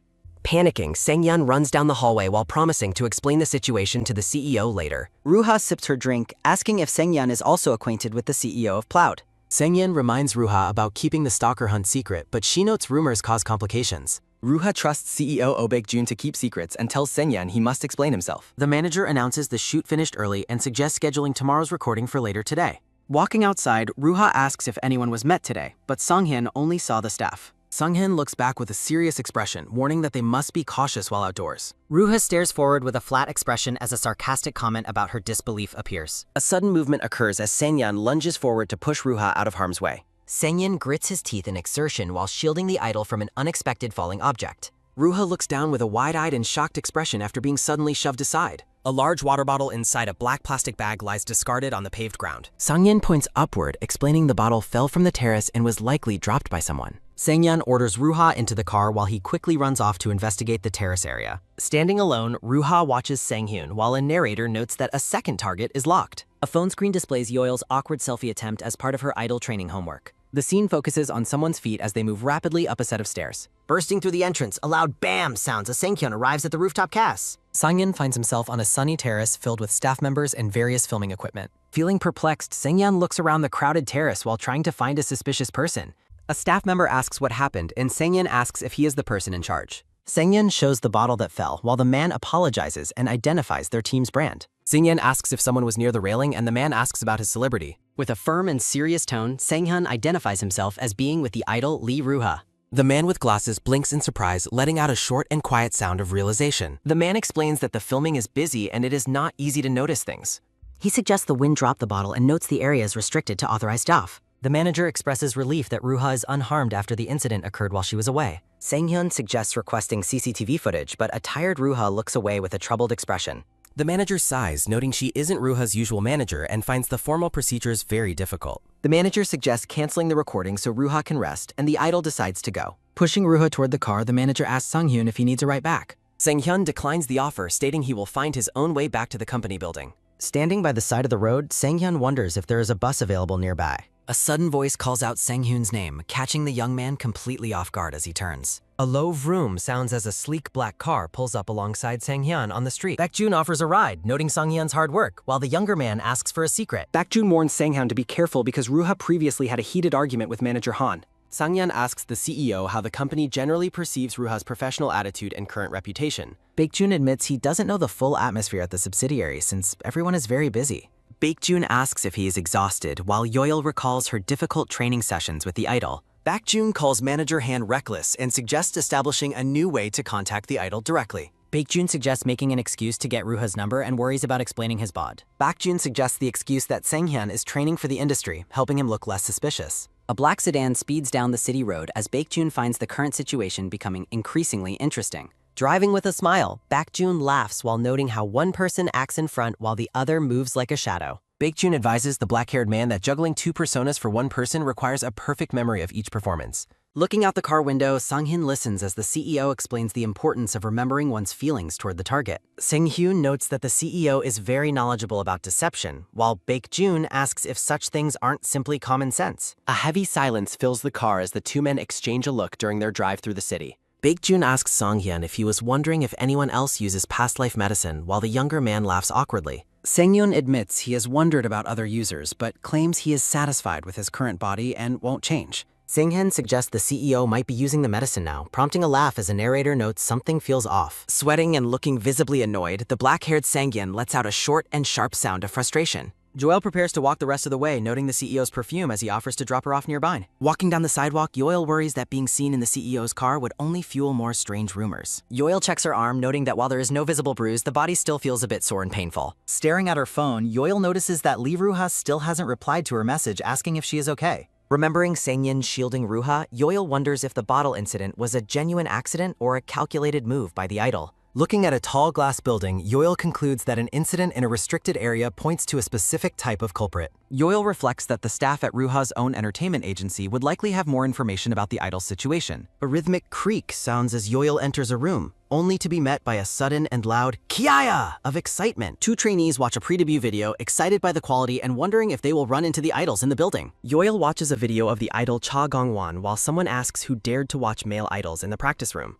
Yoel's eyes widen in shock as she reads a message stating that Lee Ruha's house is located near their own dorm. Cha Gongwan sits on a couch, tapping his phone while thinking about how his efforts to get closer to Ruha failed. A sudden gasp sounds as a staff member catches Gongwan texting and demands he get ready for his upcoming schedule. Yoel notices that the boy stopped mid-sentence again as she reads his message asking if she is a fan of Ruha. Holding her phone tight, Yoel wonders if Gongwan tried to hit on the top idol, noting that old habits die hard. Gongwan recalls Ruha ignoring his greeting at the company, while a narrator mocks his low success rate and high narcissism. A pile of clothes lies on the floor as a blurred memory of trainees and idols flashes through the scene. Looking serious, Gongwan stares forward as a dark speech bubble repeats the demand for him to get ready to leave. Standing by a vending machine, Yoel thinks about how her conversation with Gongwan yielded no useful information about the situation. Yoel checks her phone, seeing a new post from Lee Ruha announcing that a new photo shoot will be coming out soon. Yoel sips a sports drink while noting the high volume of hate comments Ruha receives from fake social media accounts. A screen displays harsh comments demanding Ruha apologize for past failures and telling her to leave the industry and go solo. With a serious and focused expression, Yoel continues to drink while contemplating the digital harassment Ruha is currently facing. Ruha notes Yoel's connections with the CEO, admitting she expected it given how the trainee seems to be personally backed. Yoel watches Ruha closely, unable to ask if she is okay while the idol speculates about her personal backing from the CEO. Ruha asks if there is truly no romantic interest between them, questioning if Yoel is the only one who thinks that way. Ruha claims it is impossible for men and women to be friends and suggests that Sanghyun definitely has feelings for Yoel. Yoel laughs off the comment as painful and asks the top idol if she has ever had any guy friends herself. A sudden flinch occurs as the scene zooms in on Ruha's eye, capturing her stunned reaction to Yoel's pointed question. Yoel smiles broadly while stating she has never even been in a relationship, leaving a large question mark over the scene. A memory shows an idol giving a generic answer about dating, noting that celebrities usually claim they don't know their ideal type.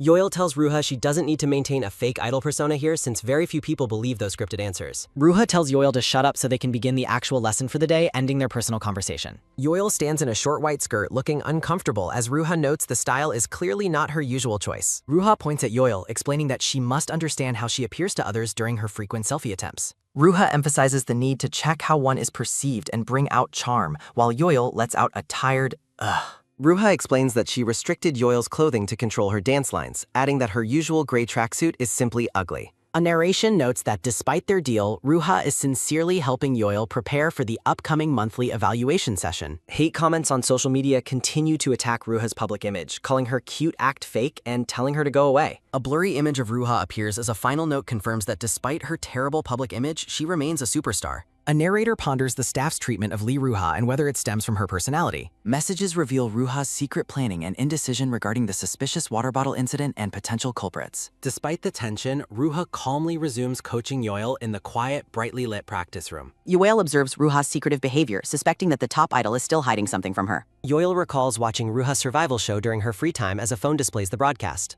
Narration explains the additional votes awarded to winning team members and notes Ruha's role as center. Fierce competition flares on stage as trainees deliver high-energy performances during the intense survival show battles. A trainee with long light brown hair stares forward with a sharp and focused competitive gaze. Ruha stands under bright stage lights, dressed in a red plaid school-style outfit for her evaluation. Ruha instructs Yoel that countless delicate details are required to truly enhance a stage performance. Zooming into Ruha's crimson eyes, she explains that the most basic element of performance is gaze. Ruha emphasizes control over every single joint, specifically pointing out the importance of one's fingertips. Posing dramatically, Ruha states that even a single strand of hair must be used to perform. Yoel sits on the practice floor with a mirror, finally understanding Ruha's advice to monitor herself. Yoel practices natural expressions while contemplating how her feelings translate into her outward appearance for others. Looking at a photo, Yoel acknowledges the effectiveness of Ruha's coaching despite the idol's silent demeanor. A narrator questions why a talent like Ruha made a critical mistake on the show's final stage. Tense graphics announce the continuation of the rankings and the third-place debut member of the group.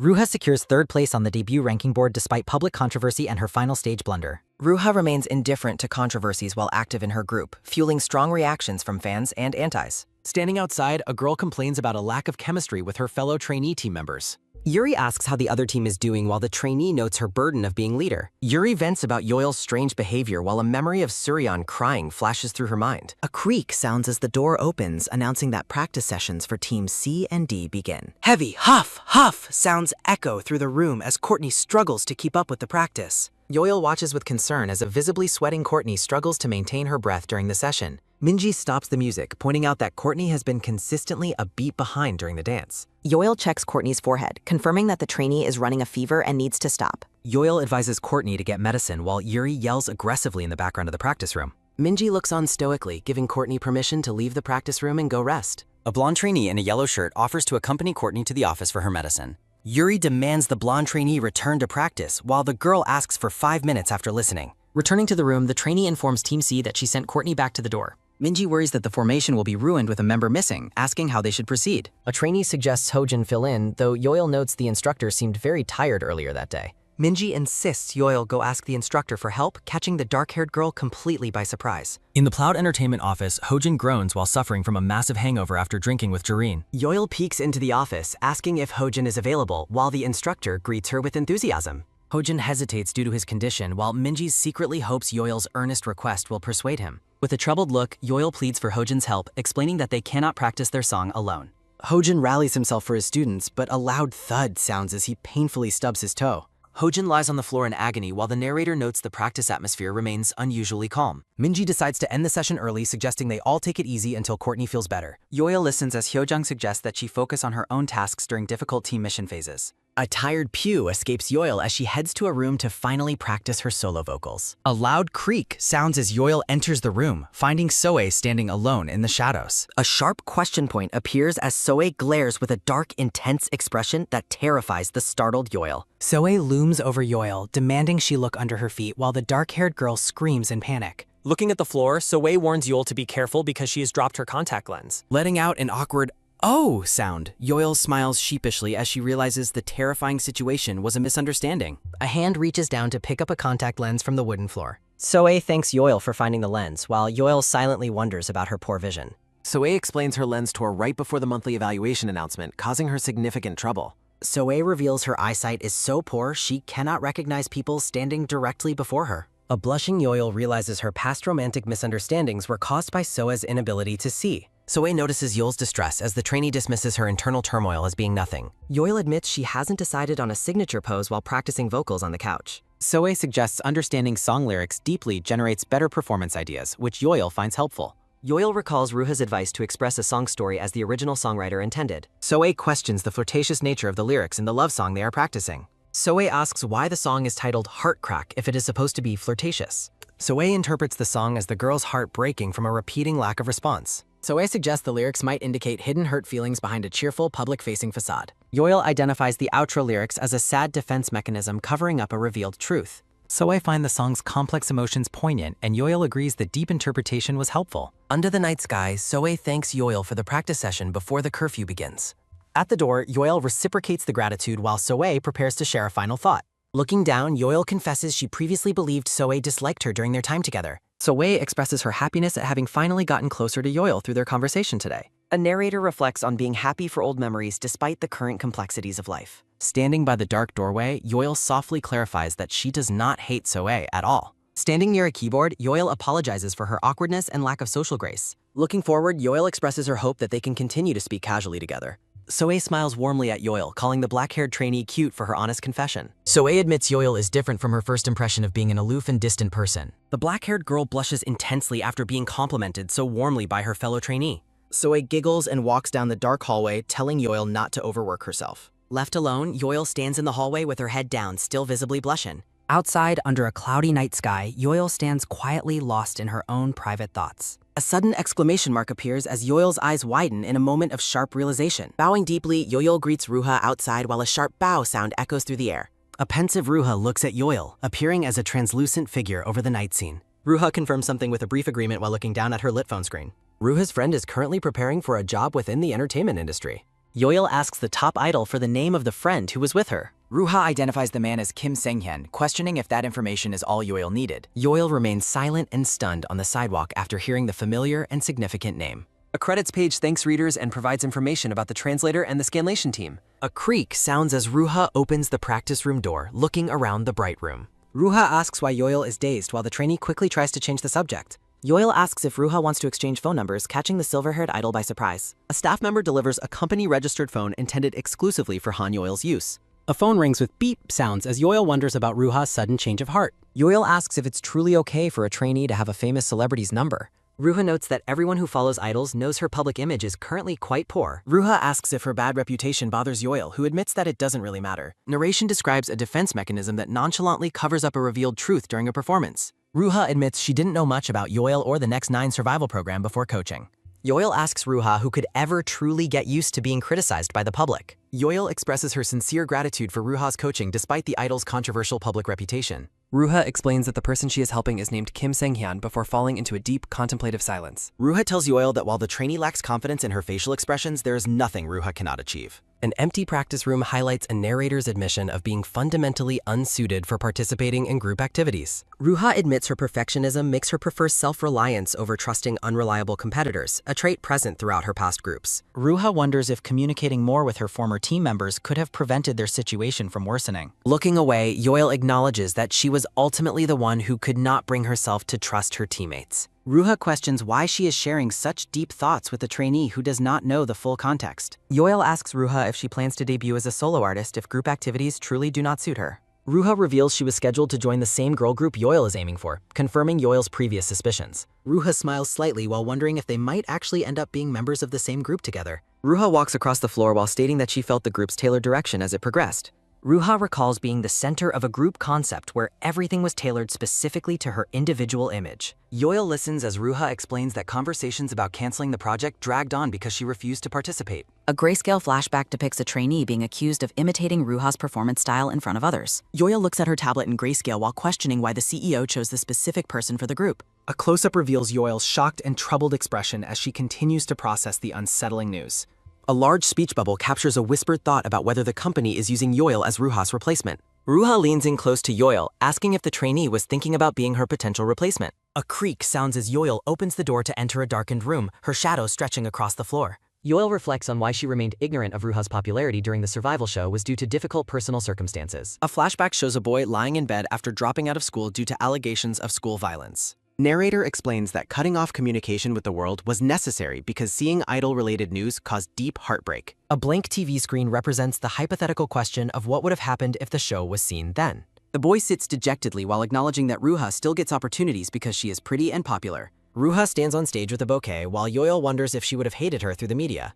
A shudder sounds as Yoil experiences a wave of visible anxiety while sitting in the dimly lit room. Yoil sits on her bed at night, holding her phone while wondering about her recent gloomy thoughts. Yoil browses an anti-fans post, wishing to find clues about the stalker as swipe, swipe sounds echo through the room. Yoil finds a social media ID that looks familiar and wonders where she has seen the account before. Yoil realizes the account matches a malicious user from Ruha's Instagram, wondering if they are the same person. Under a bright blue sky, a thought bubble questions what a private account actually is. A narrator explains that a private account is a secret space for venting feelings hidden from the public. A blonde girl in a teal hoodie giggles while happily admitting that she does not have a private account.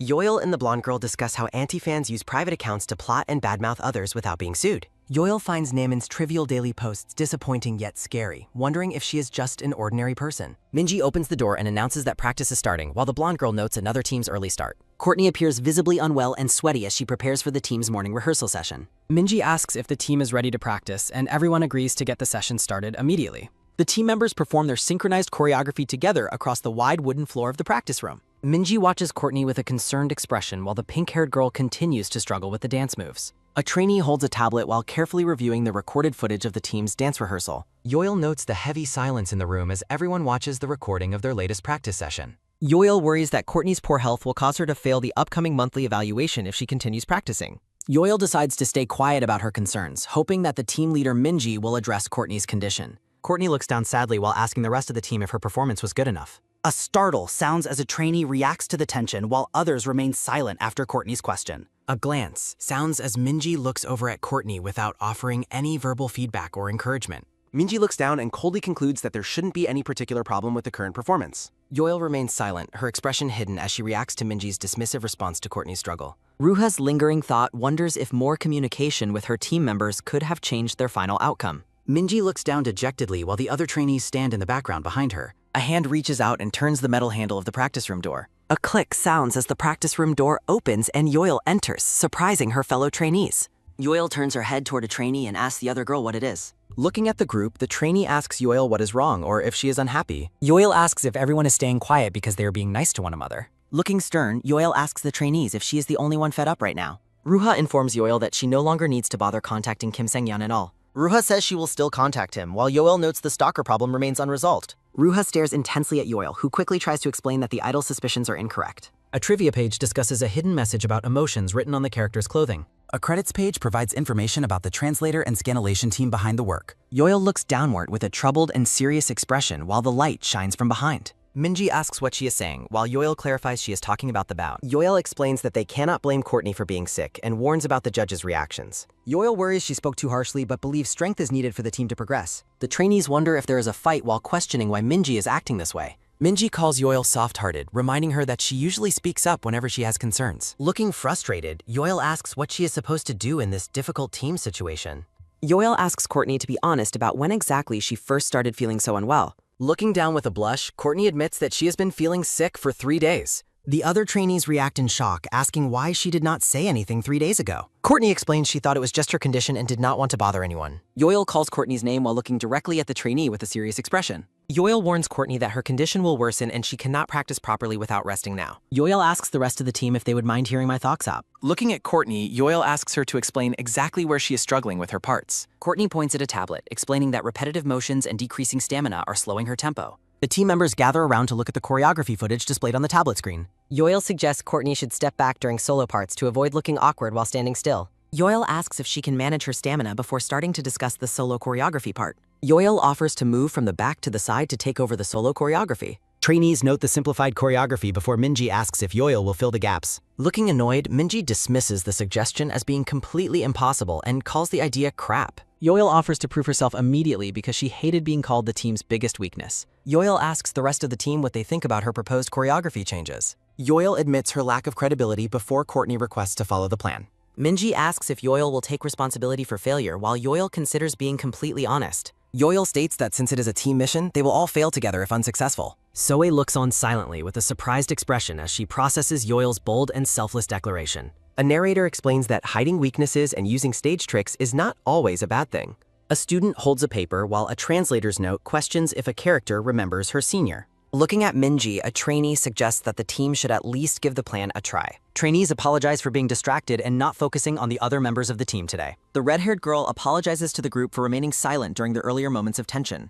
The team members stand together in an awkward silence following the intense discussion and mutual apologies. Minji asks Yoil to split the mentioned choreography parts with her instead of doing it alone. Minji asks Yoil if she will be okay, noting that it seems she is hogging parts. Minji states she chose the song and is the one who gives instructions and criticizes members. Minji wonders if she was too forceful and if Courtney got sick trying to adjust. A chibi head of Minji appears as dialogue notes her hard work and focus on practicing. Holding a clipboard, the dark-haired evaluator questions the group about the minor choreography part changes. The evaluator questions if Courtney's reduced spotlight is acceptable, and the pink-haired girl agrees. Courtney looks away dejectedly while taking the blame for her poor health affecting the team. Yoil feels relieved yet deeply uncertain about continuing with the team's current group strategy. Minji notes the improved team atmosphere, prompting Yoil to credit everyone for the positive shift. Yoil apologizes to Minji for being unreasonable and clarifies her previous comments were not sarcastic. Looking thoughtful, Yoil credits Ruha internally for the breakthrough in the group's recent communication. Minji looks back at the other group as Yuri and Dabi begin an intense discussion. Trainees with brown and red hair discuss their concerns regarding the inconsistent rap parts. Yuri suggests they discuss the parts again to address the inconsistent moods caused by different styles. A scratch sounds as a pen crosses out lyrics, confirming the parts were divided as Yuri suggested. Yuri gloats about her plan while a trainee offers an apology to the sidelined Dabi. Dabi looks down at her lyrics, dejectedly accepting that she cannot compete with Yuri's skill. A heavy silence falls as Dabi watches Yoil, Courtney, and Minji exit the practice room. Yoil reflects coldly on her original intention to use Courtney as a mere sacrificial pawn. Ruha dismisses the need for criticism towards sick members, focusing only on those who can keep up. Ruha teases Yoil for acting tough while secretly being a caring person toward her teammates. Yoil considers Ruha's behavior typical, but thinks the idol's recent comments were unnecessary. Ruha stands alone in the rehearsal room, a faint and rare blush visible on her face. A hiss sounds as Yoil pops the tab on a green can of soda. Yoil decides to treat herself to a soda since the progress evaluation went relatively well. A gulp sounds as Yoil drinks the carbonated beverage to refresh herself after the long session. Yoil suddenly stops drinking and wonders with a troubled expression if this soda has gone bad. Yoil reflects on whether her changing body has altered her sense of taste for the first time. A swish sounds as Yoil tosses the nearly full can of soda into the trash bin. A gray-haired boy in a white jacket watches Yoil and comments on the waste. The gray-haired boy Gongwon smiles while suggesting that Yoil should have given the drink to him. A dash sounds as Yoil flees in surprise, leaving the bewildered boy standing by the machines. A tap sounds as Yoil runs away, ignoring Gongwon's urgent plea for her to wait. A grab sounds as Gongwon catches Yoil's arm, stopping her progress down the hallway. Yoil cries out in pain as Gongwon accidentally grabs her injury, prompting his panicked apology. Gongwon tries to apologize for his previous rude behavior on the rooftop, but feels he failed. Yoil stares at Gongwon with a cold and skeptical expression while holding her injured arm. Gongwon looks down awkwardly while trying to dismiss the tension of their current situation. A glow surrounds Gongwon as he offers a charming smile to ease the mood between them. Yoil looks visibly shaken by Gongwon's sweet voice, her anxiety rising as she stares at him. Yoil recalls Ruha's manipulative suggestion about using the boy to get what they need. A memory shows the previous investigator's failure to get information from the defensive Sanghyun. Yoil struggles with the conflict between her pride and the necessity of using a honey trap. Yoil apologizes to Gongwon for her rooftop overreaction, citing personal matters as the cause. Gongwon smiles and accepts the apology, showing understanding toward her difficult personal situation. Gongwon leans in and asks if they can have a personal conversation right now. Yoil agrees to talk, surprised by how easily her plan is progressing despite her guilt. Gongwon suggests they move away from the hallway to a more private location to talk. Yoil follows him while wondering why he is leading her toward the emergency exit stairs. Yoil notes Gongwon was previously worried about being seen with her on the rooftop. A creak sounds as Gongwon leads Yoil into the dark stairwell, claiming it is a safe spot. A credits page details the translation team's work and provides various ways to support them. Gongwon offers to share his tonkatsu and video games if she agrees to his proposal. Narration describes the world as filled with kind and friendly people during a peaceful childhood. Yoil confronts Gongwon for dating another girl, but he shamelessly admits to liking them both. As Yoil cries loudly, the bewildered boy asks why she is so upset by his behavior. Gongwon gently wipes away her tears while softly telling her not to cry anymore. Yoil demands exclusive attention, but the boy tells her to resolve her feelings herself. Watching girls fight over him, the boy realizes that he is the most beautiful thing around. Gongwon suddenly realizes his past arrogance, sweating at the memory of his childhood behavior. Yoil appears poised and stylish in her modern life, questioning the nature of her own beauty. Gongwon asks why she fled so quickly earlier, while Yoil struggles to find an answer. Looking exhausted and shadowed, Yoil reluctantly admits she is just feeling very embarrassed. Gongwon reacts with surprise, while Yoil suspects he has no romantic interest in her. Yoil reflects on how his unexpected expression has become deeply ingrained in her mind. Gongwon plans to succeed this time, while Yoil watches him with a skeptical and flat gaze. Calling him an idiot internally, Yoil wonders if he knows she sees through his intentions. Yoil prioritizes gathering intel on Ruha, hoping her resistance holds up against Gongwon's charm. Both characters plot against each other, hiding their deceptive goals behind a thin veneer of civility. Gongwon suggests sitting on the stairs, but Yoil refuses to get her clothes dirty. Gongwon questions her concern for her shabby outfit, and she flatly confirms her desire to stay clean. A sudden swoosh sounds as Gongwon removes his jacket to provide a clean seat for her. Gongwon offers his jacket as a cushion, asking if sitting down is finally acceptable now. Sitting together on the stairs, Gongwon asks what specifically she wants to know about him. Yoil says talking is enough, noting how rare it is for different agency trainees to meet. Gongwon agrees, noting their different labels and her trainee status limit their usual chances to greet. Yoil turns the conversation toward Lee Ruha, asking if he has a connection to the idol. Gongwon assumes Ruha is too busy for them, but Yoil pushes to know if they are close. Gongwon shamelessly denies ever speaking to her, while Yoil mentally screams for him to stop lying. Yoil asks why he doesn't greet her, but he claims Ruha is not his type. Gongwon notes a strange atmosphere at the company, recalling Ruha's cold and unapproachable reputation. Yoil admits her recent time with Ruha has left her feeling somewhat uncomfortable and deeply unsettled.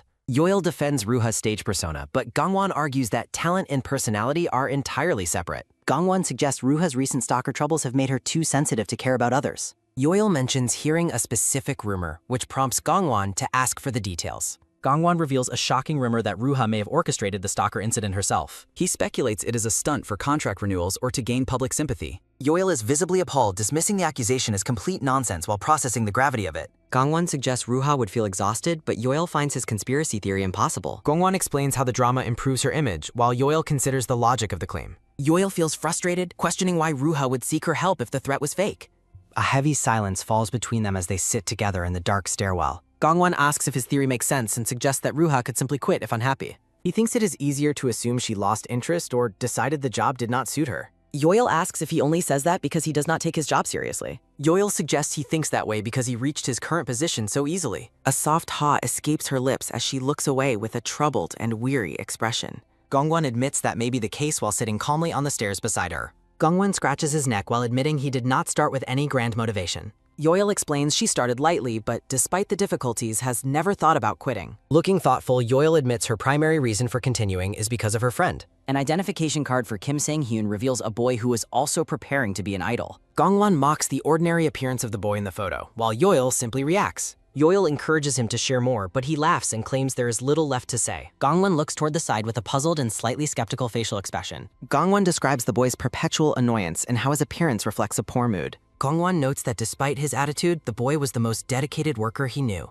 Yoil questions his sincerity, wondering if he is merely trying to impress her. Yoil suggests a change in topic while privately resolving to never see him again. Gongwon mocks her obsession with others, while Yoil realizes she gained no useful information. Yoil begins to walk away, prompting Gongwon to ask if their meeting is already over. Gongwon points out her transparent acting, leaving Yoil stunned as he wonders about her true goals. Gongwon critiques her awkward friendliness and lack of facial control while Yoil panics internally. Gongwon reveals he participated earnestly despite knowing her plan, much to Yoil's extreme embarrassment. Gongwon demands a reward for his silence, while Yoil suppresses her pride to endure the moment. Gongwon asks for her age, and Yoil replies she is 20 while lamenting her obvious discomfort. Gongwon notes they are the same age and begins to ponder their next interaction. Gongwon looks down while thoughtfully covering his mouth with a single hand.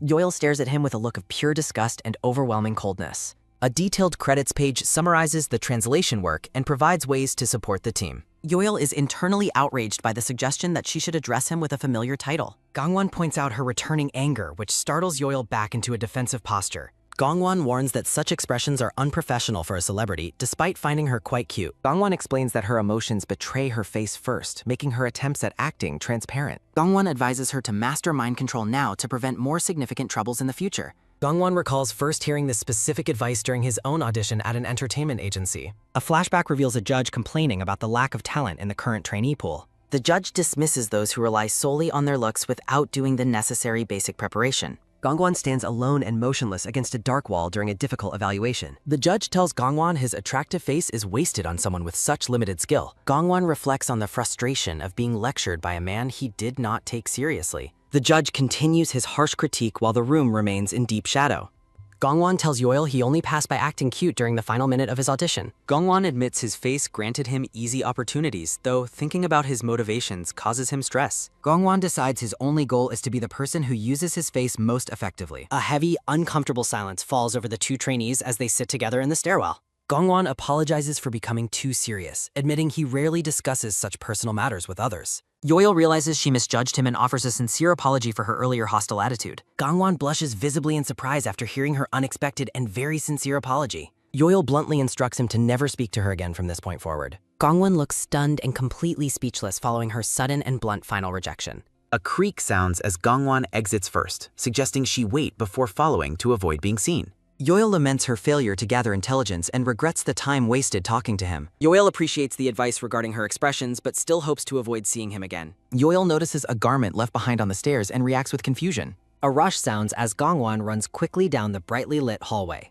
Gongwon berates his own nervousness, realizing he failed to say most of what he had planned. Gongwon hopes leaving his clothes behind creates a second chance as Yoil peeks into the room. Yoil confronts Gongwon about the forgotten clothes while he pretends she brought them back intentionally. Gongwon teases her about changing her style, which prompts Yoil to blush and protest loudly. Gongwon laughs triumphantly over his successful plan as Yoil sits beside him, looking visibly flustered. Yoil chases Gongwon through the hallway, swinging a white garment at him in a fit of rage. Gongwon looks back with a knowing smirk as he walks down a hall. Two girls walk sneakily through the hall, wondering if the staff will catch them. A thud sounds as Minji is dragged along to see Gongwon's face before he gets busy. Minji ignores her boy-crazy friend as they pass a boy hiding under his own jacket.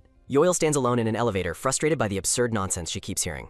Lee Ruha gazes downward with a cold, distant expression that radiates a quiet, unapproachable intensity. Ruha reflects on how her current position was earned through nothing less than fierce competition. A squeak sounds as Yoil opens her locker, her mind still preoccupied with recent events. Yoil checks her phone and sees a mountain of notifications from a troll's self-deprecating account. Yoil scrolls through more hopeless posts from the troll account, wondering if they mean anything. A loud ring echoes as a finger slides across the screen to answer an incoming call. Lieber Haas manager calls Kim Sang-hyun, identifying herself as the one they met before. A quick ta-ta-tap sounds at the door while Sang-hyun recalls advice about the perfume. Huffing for breath, Sang-hyun answers the phone and asks the manager what she needs from him. In the management division, Youngwon reviews Ruha's photo cuts and asks for a professional opinion.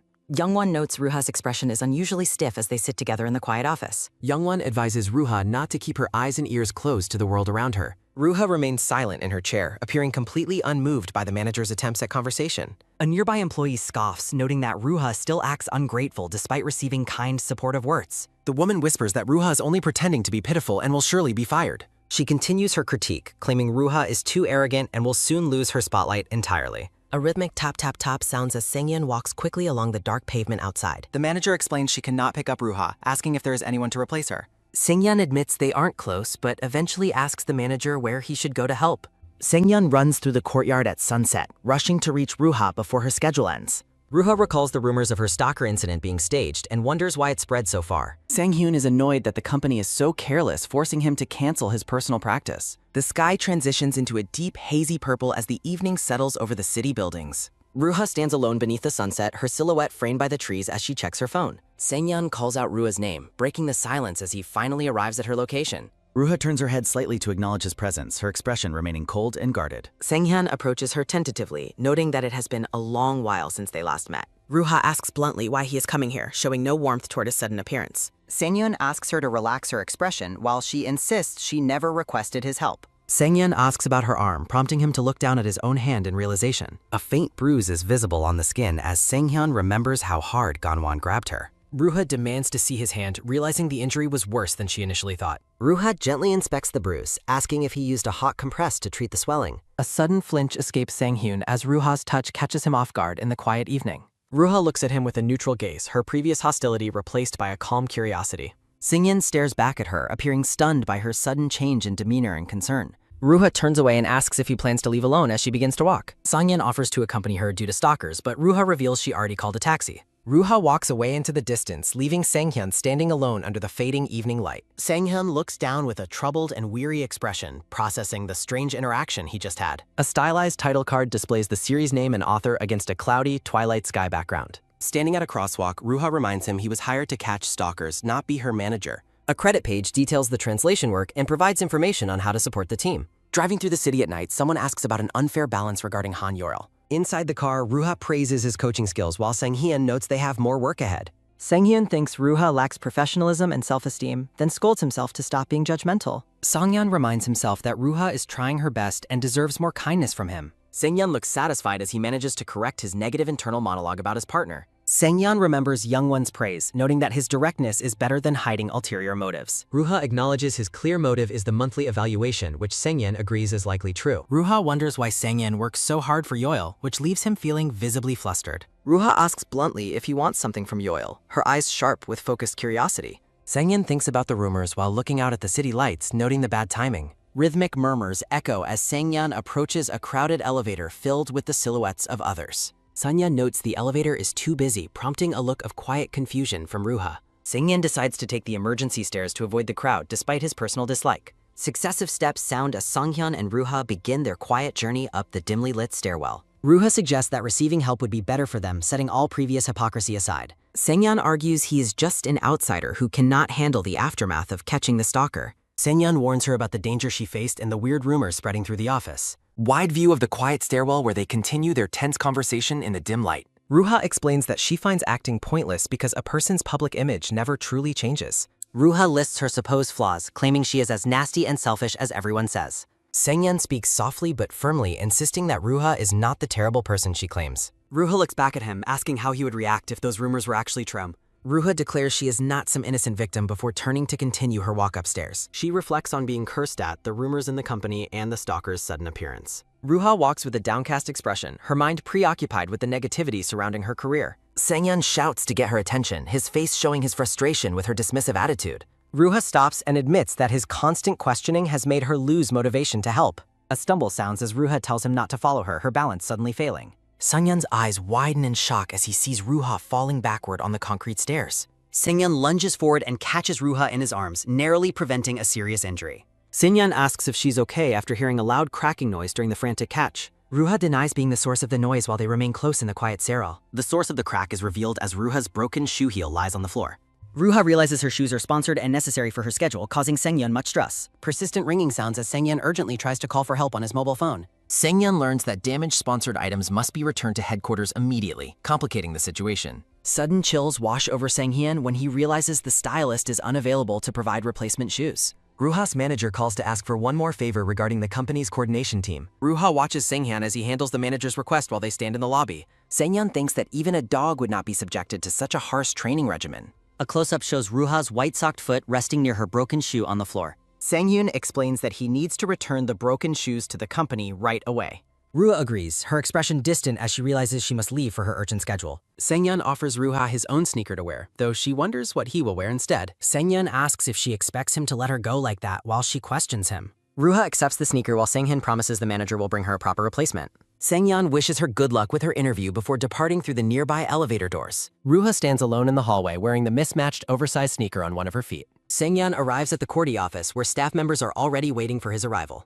A blonde stylist hands over a bag, explaining that the manager will handle the rest personally. The blonde girl notes how few people follow Lee Ruha these days, sounding somewhat confused. Sang-yeon walks across the high bridge of the atrium, reflecting on the coordination team's strange comments. Sang-yeon stands in the hallway, his expression clouded with a mix of suspicion and lingering annoyance. An older executive in a suit questions if there is an internal leak within the company. A thud echoes through the quiet office as the men discuss an investigation into the leak. The younger suit suggests it is fortunate another celebrity wasn't the target of the leaked schedule. The older man warns that the leak could harm the upcoming boy group, Blue Planet. The younger man advises closing Ruha's case quietly since she seems unwilling to continue her career. Ruha sits alone, looking out of place in her pink outfit and Sang-hyun's oversized sneakers. The blonde stylist waves goodbye as Sang-hyun departs with the bag containing the broken shoes. Sang-yeon growls in frustration, thinking that the managers should take more responsibility for their celebrity's safety. The older director pauses and asks his companion if they recognize the man standing nearby. Youngwon approaches Sang-hyun with a stern look, demanding to know the reason for his sudden appearance. A sudden whoosh sounds as Youngwon reaches out and firmly grabs Sang-hyun's wrist to lead him away. Youngwon pulls Sang-hyun down the hallway while the two executives watch them with visible curiosity. The younger man wonders if Sang-hyun is her boyfriend, but the older man remains skeptical. Standing by a large window, Youngwon chides him for misusing the perfume she gave him. Sang-hyun looks away in silence as Youngwon reminds him that Han Yo-il is a valuable trainee. Youngwon explains that while they can cover for Han Yo-il, his personal actions remain his responsibility. Youngwon looks down at his feet, asking what will happen to Kim Song-yeon after this reckless stunt. Youngwon points a finger at his chest, reminding him that he is currently a nobody without authority. Sang-yeon breaks into a cold sweat as she warns him not to act so recklessly ever again. The two stand in an awkward silence while Sang-hyun considers whether he should offer an apology. Youngwon suggests he should stop training for the night and go home to get the rest. Youngwon stops and mentions that Sang-hyun seems to have fundamentally misunderstood the situation regarding Lee Ruha. She reveals that the company initially considered working with the police to solve the stalking problem. Sang-hyun is stunned to hear that Ruha herself was the one who refused police involvement. A moment of profound shock washes over him as he processes this unexpected piece of information. Back at the office, a staff member brings Ruha a new pair of shoes to her. Ruha looks down with a melancholic gaze, her mind seemingly far away from her current schedule. A credit page details the translation work and provides information on how to support the team. A soft creak sounds as Sang-hyun turns the handle and enters his quiet, dark apartment. A dull plop sounds as Sang-yeon collapses onto the kitchen floor, exhausted from the day's events. Sang-yeon remembers his angry outburst at the office and feels a sharp pang of regret. He buries his face in his hand, wishing he hadn't lost his temper in front of everyone. Looking at his bare foot, Sang-yeon wonders why he keeps making the same frustrating mistakes. He recalls Youngwon's words about Ruha choosing to handle the stalker issue on her home. Walking through the neighborhood, Sang-yeon regrets not noticing that something was wrong much earlier than now. A grainy memory of a girl holding a microphone and flowers flashes through his troubled mind. His steps come to a halt as a sudden realization stops him in the middle of the street. Sang-yeon spots a hooded figure walking ahead of him in the dim light of the alleyway. The figure stops and remarks that Sang-yeon's face looks familiar, as if they have met before. A quick whoosh sounds as the hooded figure turns and attempts to walk away from the interaction. Sang-hyun's eyes widen in alarm as he realizes the identity of the person standing before him. Sang-yeon lunges forward, grabbing the back of the figure's gray hoodie to prevent their escape. A whoosh sounds as Sang-yeon unmasks the person, revealing a startled girl with short, messy hair. Sang-hyun identifies her as the girl from the show while she lets out a piercing scream. The girl yells for help, claiming that Sang-yeon has been following her through the dark streets. Sang-yeon is completely baffled by her sudden accusation, his mouth hanging open in silent confusion. A brown-haired man shouts from a distance, demanding to know why he is grabbing the woman. A sharp gasp escapes Sang-hyun as the girl sinks her teeth into his hand to break free. Thudding steps approach as the brown-haired man prepares to confront Sang-yeon for his perceived harassment. Sang-yeon scans the alleyway with a look of utter bewilderment as he spots something unusual. A man wearing a white baseball cap walks away, feeling dejected after being rejected twice. Looking downcast, the man in the cap sighs as he admits he already misses her. As Sang-hyun sprints past, the cap-wearing man muses that all men are fundamentally stupid creatures. A sudden swoosh sounds as the cap man turns to see who ran past him. The brown-haired man chases Sang-hyun down the street, screaming at him to just stand still while Sang-hyun despairs over his predicament. Sang-hyun realizes with a start that he is trying to run away while wearing flimsy slippers. He panics at the thought of being caught because of such a ridiculous misunderstanding. Sang-yeon reaches for the red perfume bottle tucked into his waistband as his eyes widen. Even at dawn, Sang-hyun hesitates because using the perfume means changing his appearance for the 4th time today, and he still fears the mysterious side effects. The chaser shouts that Sang-yeon's flight proves his guilt, threatening him with a permanent criminal record as the black-haired man looks on grimly. A quick hup sounds as Sang-hyun nimbly leaps over a tall fence to escape his pursuer. The brown-haired man continues the chase from above, shocked by how incredibly fast his target is. The pursuer runs past a shadowy figure standing in the middle of a dimly lit walkway. He skids to a halt and turns back to look at the silent person behind him. The figure remarks that emotions always reveal the truth first, asking if he knows about mind control. The man looks down to see the figure is wearing the same black and white slippers. He is warned that every single joint of his fingertips will be affected by the situation. A close-up shows a delicate hand brushing aside a lock of long, dark hair near a neck. A long, dark-haired girl in a black shirt stands confidently in the shadows of the alleyway. The man is struck with a look of pure terror as he gazes at the bro. She calmly touches her chin and asks him if he happened to see a man passing. Claiming he was chasing a pervert, the man lies about almost catching him and expresses relief. He offers to guide her to a brighter place, claiming he cannot ignore someone in need. A mysterious smile plays on the long-haired girl's lips as she listens to his hollow offer. A short-haired girl in a gray hoodie runs frantically, worried that someone might still recognize her. She decides she must return home quickly after coming here just to be safe from discovery. A sudden yoink sounds as a hand grabs her hoodie, causing a sharp hicks to escape. The long, dark-haired girl firmly holds the struggling hoodie girl by the back of the neck. The captive looks back with a terrified expression as she is caught in a tight grip. The scene shifts to the exterior of a modern, multi-story house under the dark night sky. Inside her quiet kitchen, the light blue-haired girl in a pink nightie wonders if he is coming. She ponders if those sneakers were his favorite or if he simply owns no other shoes. Crouching by a shelf, she looks for a pretty box, lamenting that paper bags always disappear. A faint ah sounds as she looks back, noting that the environment has suddenly become noisy. Looking through the large window, she questions what he was doing and notes the ongoing noise. A soft creak sounds as she opens her front door and calls out for Kim Sang-hyun. A close-up of her reddish-brown eye reveals her surprise at what she sees outside her home. Standing on the street, the light blue-haired girl recognizes the captive and calls her Han Yoil. The long, dark-haired girl looks up at the girl standing in the doorway of the house. The blue-haired girl scolds Han Yoil for coming out while the captive wonders if this is truly the celebrity's home. The light blue-haired girl stares down with a serious expression as she confronts the intruder outside. Both girls look up toward the house, while Han Yoil appears completely dazed and overwhelmed. The long, dark-haired girl stares intently at the light blue-haired girl, the name Lee Ruha crossing her mind. Han Yoil laughs bitterly, accusing Lee Ruha of quitting once she made money and enjoyed her fame. Crying out from the ground, she shouts that only someone with a face like hers could throw away the position others risk their lives for. Lee Ruha looks down with a cold, unreadable gaze at the girl sobbing on the pavement. An informational page reveals that the stalker is actually a former teammate from the show Next 9. A credit page provides links and details about the translation team while thanking the readers. The black-haired girl stares coldly, stating that whether she is hated or not doesn't matter.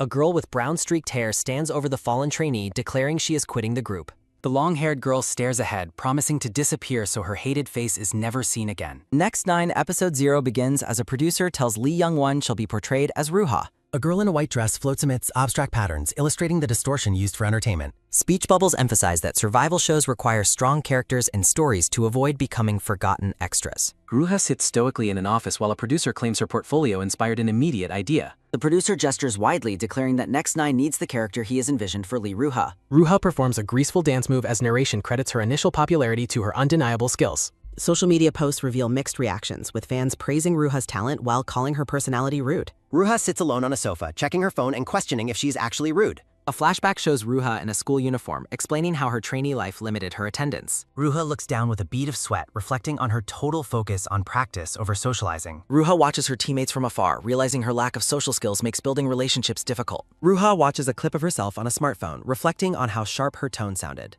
An announcer introduces Ruha on a bright stage, claiming she proved her talent despite a cold image. Ruha sits in the audience stands, resolving to fix her reputation before it affects her ranking. During an interview, Ruha asserts that the stage is a place where true ability cannot be faked. Ruha smiles faintly, noting she sees genuine admiration in the audience's eyes after her performance ends. A television screen displays Ruha's interview quotes about true ability and gaining the audience's admiration. Ruha's teammate notes they edited the interview, mockingly commenting on Ruha's supposedly massive ego. Ruha turns her head slightly, her face partially obscured by her long, dark hair. A practice room whiteboard lists team details as the leader encourages everyone before the final stage. Staff members review the lineup, noting that Giri became the center after winning a previous mission. A producer looks at the group, suggesting that Ruha actually suits the center position much better. Giri remains silent, her expression unreadable as the suggestion to replace her as center is made. Rehearsal for Team A concludes successfully on a brightly lit stage filled with colorful equipment. The producer watches the stage, concluding that the formation looks perfect with Ruha in the center. The producer approaches Ruha, proposing a solo part to maximize her impact before the final chorus. Ruha confidently accepts the challenge, stating she can handle the additional solo part for the finale.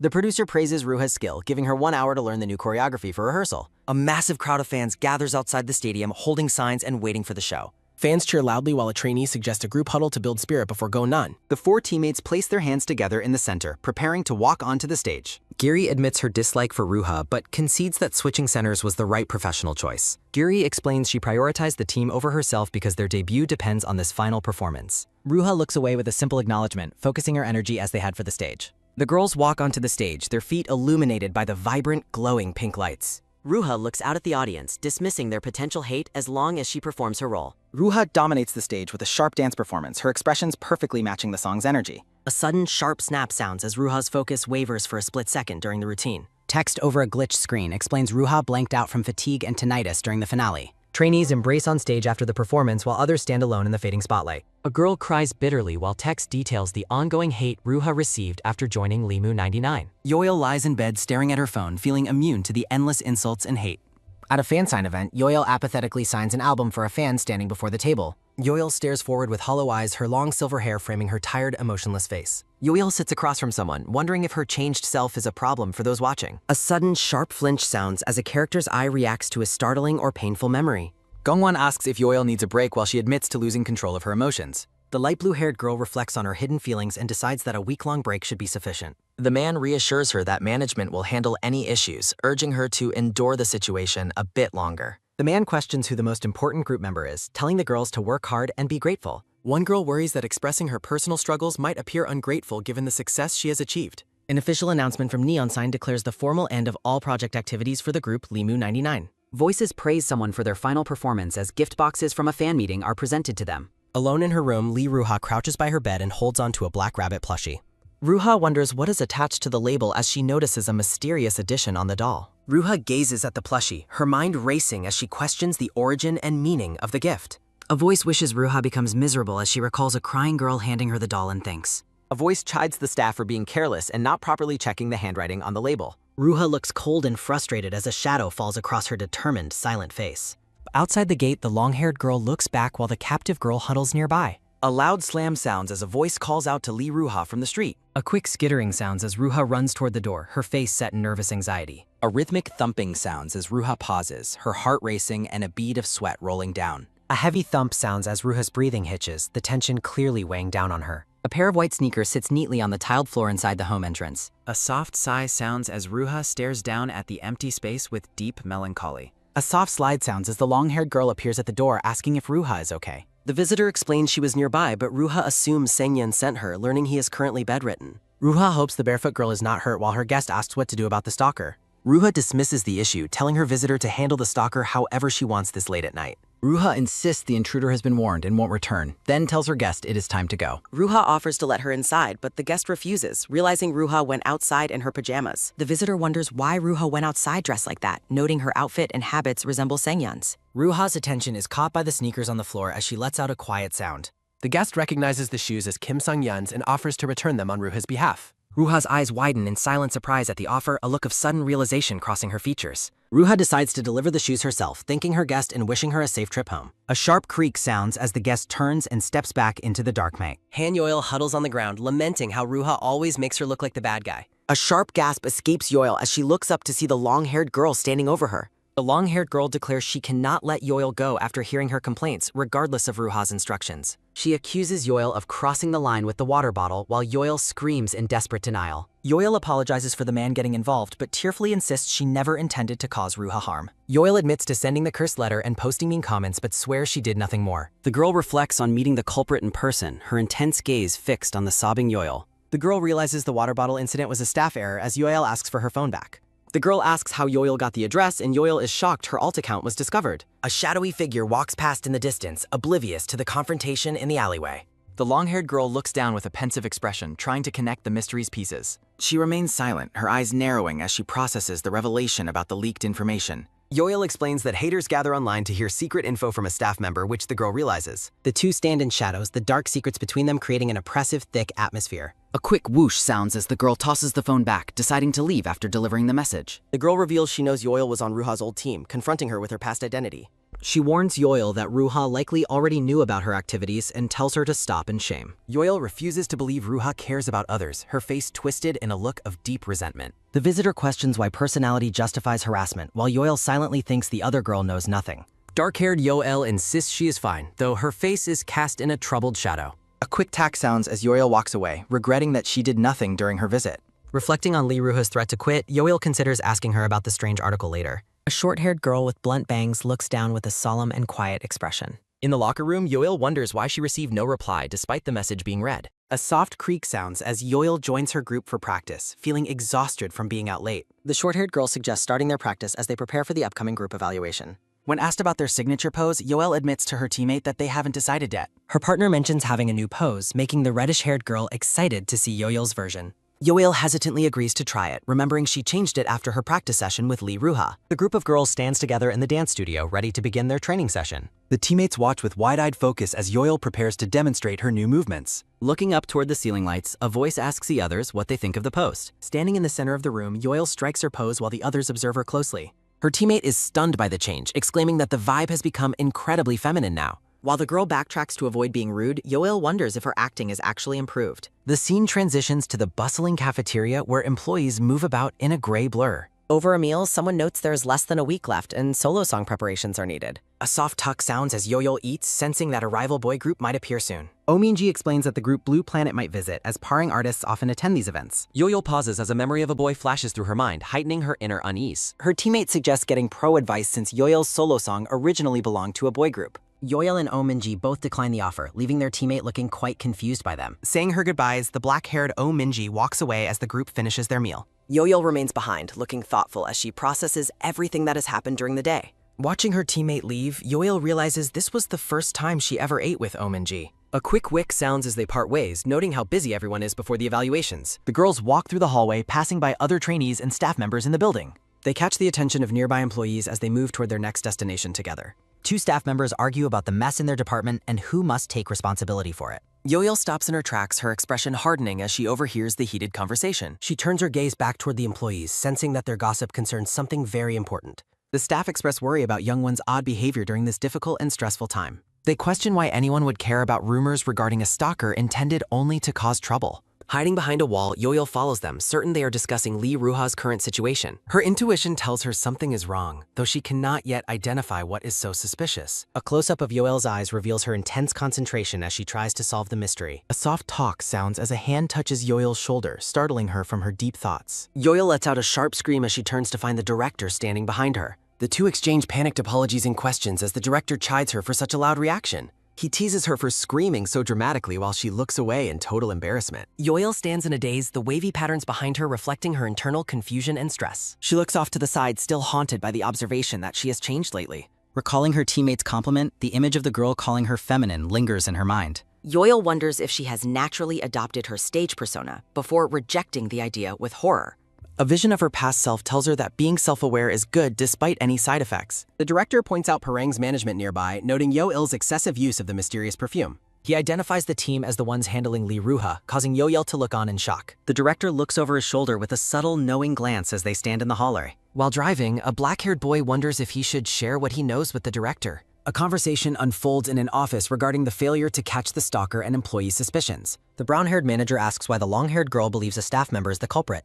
Ruha looks deeply troubled, her face beaded with sweat as she contemplates the situation. She recalls seeing the same shoes on a figure lurking outside her house yesterday. The manager listens intently as he asks what her next move will be in her investigation. Ruha flinches as he warns her not to act recklessly and provoke Chief Han again. He lectures her on responsibility, explaining it means preparing properly to prevent reckless incidents from occurring. He advises her that as a trainee, it is best not to get involved in scandals. The manager suggests there might be specific tasks that only Kim Sang-hyun is capable of doing. Ruha stares in silent contemplation, her expression unreadable after hearing the manager's sudden proposal. She acknowledges the danger of charging in blindly and decides to refine her approach instead. A quick tap sounds as Ruha walks with purpose, her white sneakers hitting the tiled floor. Her determination peaks as she resolves to take action and resolve the mystery immediately. A new day begins under a bright blue sky filled with soft white clouds. Kim Sang-hyun looks exhausted and somber as he sits alone at a table in a cafe. Han-yuel admits she almost blocked him, but thanks him for the invitation anyway. She questions why he chose a maid cafe of all places for their secret meeting. Yoil explains her fear of public places and her safety concerns regarding being recognized by others. A maid greets Sang-hyun warmly while he wonders if a friend owns the establishment. The maid thanks him for bringing a customer since her business has been doing poorly. Blushing slightly, the short-haired girl looks over the menu and prepares to place her order. Sang-hyun encourages her to pick whatever she wants as he is the one who invited her. He reflects on the relief that the perfume's side effects are minor and decides to stop. Sang-hyun apologizes for his previous aggression, admitting he mistook her for a completely different person. A soft vibration sounds from his phone, prompting a look of confusion as he checks it. A soft creak sounds as he steps out to take a call from the temporary manager. Sang-hyun is stunned to hear that the manager is stepping down from her role with Ruha. She explains that the staff found no one suspicious during the recent water bottle incident. He asks why she is quitting, wondering if it's due to the new permanent manager. The manager looks stressed and unhappy while explaining her difficult situation over the phone. A long sigh sounds as she sits at her desk, facing the consequences of the investigation. A formal document details her disciplinary hearing regarding the suspicion of leaking internal information. She laments being accused of a crime she didn't commit with no one to help her. Sang-hyun remains quiet for a moment before asking if he can contact her again later. A soft creak sounds as Sang-hyun re-enters the cafe and finds Yo-il waiting at the table. The maid delivers their food, noting she didn't want to interrupt their very important discussion. She thanks Sang-hyun for bringing Yo-il out as she was worried about her friend's gloominess. Yo-il huddles over her meal in silence as the two are left alone to talk. She wonders if Lee Ruha is quitting because of her or the many other critics. A soft slide sounds as Sang-hyun mentions the stalker who has been harassing Lee Ruha. Yo-il questions if the harassment was staged for sympathy, but Sang-hyun notes it has worsened. She screams in denial as Sang-hyun shouts back that he already knows she isn't the culprit. He suspects the person who sold her the address used her as a convenient scapegoat. Silence falls over the cafe as Yo-il processes the revelation about the real culprit. She asks why he is helping Ruha, and he claims it is strictly a business matter. Yo-il looks up with wide eyes, declaring that she already knows the truth of the situation. She asks if he knows her final ranking from the last broadcast of the competition. Yo-il admits she was in last place and would never have debuted regardless of errors. She calls herself pathetic for hating someone without having a genuine reason to do so. Sang-hyun asks if she simply blamed someone else because she couldn't handle her own failure. The black-haired Kim Sang-hyun criticizes Han Yo-il's past actions while admitting her situation is painful. Sang-hyun explains that Lee Ruha faced immense hate because she always appeared completely unaffected by it. Han Yo-il looks down as she admits that nobody enjoys being hated by the public. She recalls watching Lee Ruha and secretly wondering when the popular girl would finally break. Sang-hyun listens quietly as he considers if he was also waiting for her to fail. A flashback shows Sang-hyun regretting his failure to properly explain his sincerity during a past crisis. He remembers the suffocating frustration of silence being mistaken for an admission of guilt and corruption. Looking at Lee Ruha's image, he admits that seeing her makes him feel strangely angry. Yoil asks if the woman she saw yesterday was Ruha's friend or a fellow trainee. As she compares herself to others, Sang-hyun encourages Yoil by calling her cute and capable. Sitting at the pink table, Yoil asks what Sang-hyun will provide in exchange for her help. A heavy silence falls over the cafe as they both consider the terms of their deal. Sang-hyun calls her shameless for harassing Ruha while Yoil mentions her near assault from the previous day. They bicker over past injuries, with Sang-hyun pointing to a bruise and Yoil her stretched hoodie. A soft hee-hee sounds as Sang-hyun claims he was joking, making Yoil regret offering her assistance. Han Yo-il reacts with sudden surprise as a new idea or realization strikes her during conversation.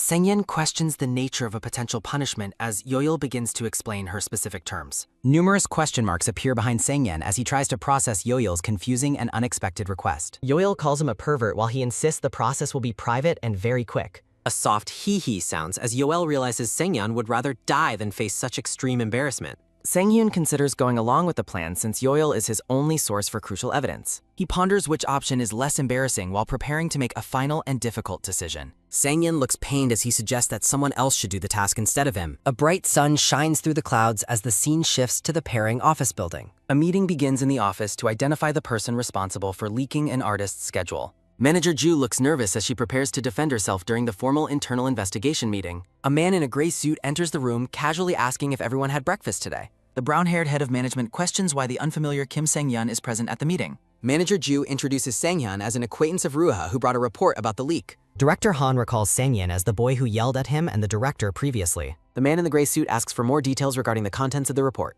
Sang-hyun declares that an informant found evidence that the real stalker is someone else entirely. Someone notes the floral case is cute as Sang-hyun presents a smartphone as his primary evidence. Manager Ju confirms the evidence is valid as the man in the suit reaches for the phone. The head of management questions the wisdom of accepting a device from a completely unknown source. Manager Ju feels pressured because they were summoned without being given enough time to gather evidence. The head of management suggests that Manager Jo might have fabricated the evidence and hired Sang-hyun. The man in the sweater stares at Sang-hyun's sneakers while addressing him by his full name. Identifying himself as Ruha's management head, he asks Director Han for permission to question Kim Sang-hyun. He notes that Youngwon has no acquaintances besides family, casting doubt on Sang-hyun's claims of friendship. The head of management demands to know where Sang-hyun works and for his official identification documents. Sang-hyun denies being from a security company while the man continues his aggressive and suspicious interrogation. The man asks if Sang-hyun is in a special relationship with Youngwon to justify his involvement. Standing his ground, Sang-hyun denies a relationship while the man questions his motives for helping her. The management head asks if Sang-hyun is actually the stalker he is claiming to have found. Manager Ju protests as the man suggests Sang-hyun is taking advantage of a mentally unstable artist. The head of management accuses Sang-hyun of gaslighting the artist to make her depend solely on him. Sang-hyun is stunned by the man's nerve as he struggles to process the outrageous manipulation accusations. The man dismisses the evidence because of Sang-hyun's sloppy clothes, shady face, and unverified identity. Director Han agrees that they should not accept data from someone who is a complete outsider. Manager Ju desperately pleads for a fair look at the evidence as an aggressive man questions her authority. Director Han leans in close to Sang-hyun, dismissively declaring that he is currently a person of no consequence. Sang-hyun stares back with a cold, frustrated expression as Director Han demands to know his actual identity. A soft creak sounds from the table as the tension in the room reaches a breaking point. A firm tap sounds as a man in a black suit places his hand on the black-haired Sang-hyun's shoulder. Director Oh introduces Sang-hyun as a member of Plot and asks for permission to attend the meeting. Sang-hyun looks over his shoulder in surprise at Director Oh's sudden and very public show of support.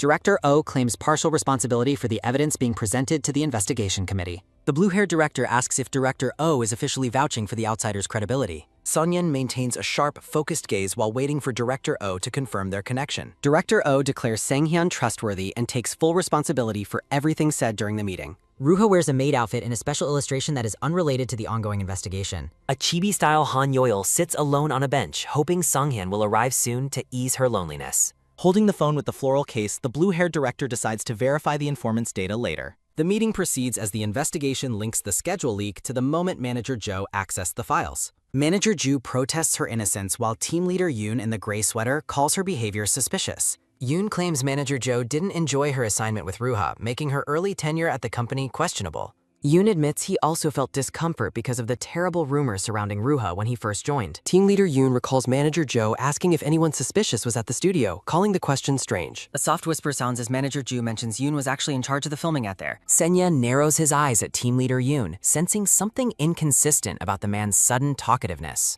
Sang-yeon questions why the man is volunteering unnecessary information after the evidence phone was officially submitted. The director notes they originally planned to find the culprit using only the initial investigation data. With a smile, the director acknowledges that the evidence must be significant if CEO Oh personally guaranteed it. A flashback shows Sang-yeon catching a girl in a gray hoodie as she tried to approach Ruha's house. Song-yeon interrogates the girl in the gray hoodie who cries while explaining how she obtained the private address. Back in the present, the director asks if the girl provided the chat logs as an active reflection. The chat logs reveal an anonymous trade for the address, including bank details and a price negotiation. The director spots an unexpected detail in the evidence that causes him to pause in quiet contemplation. Manager Ju and the gray-haired man look on with concern as the director discovers a new lead. Looking worried, Manager Jo asks the director what he has found within the newly submitted evidence. The director reveals that a specific payment for the address was made directly to someone named Yoon Sun-woo. Team leader Yoon Sun-woo looks pale and begins to sweat as the investigation takes a sudden, sharp turn. A quick tap sounds as the director places the phone down and orders an IP check on Manager Jo's account.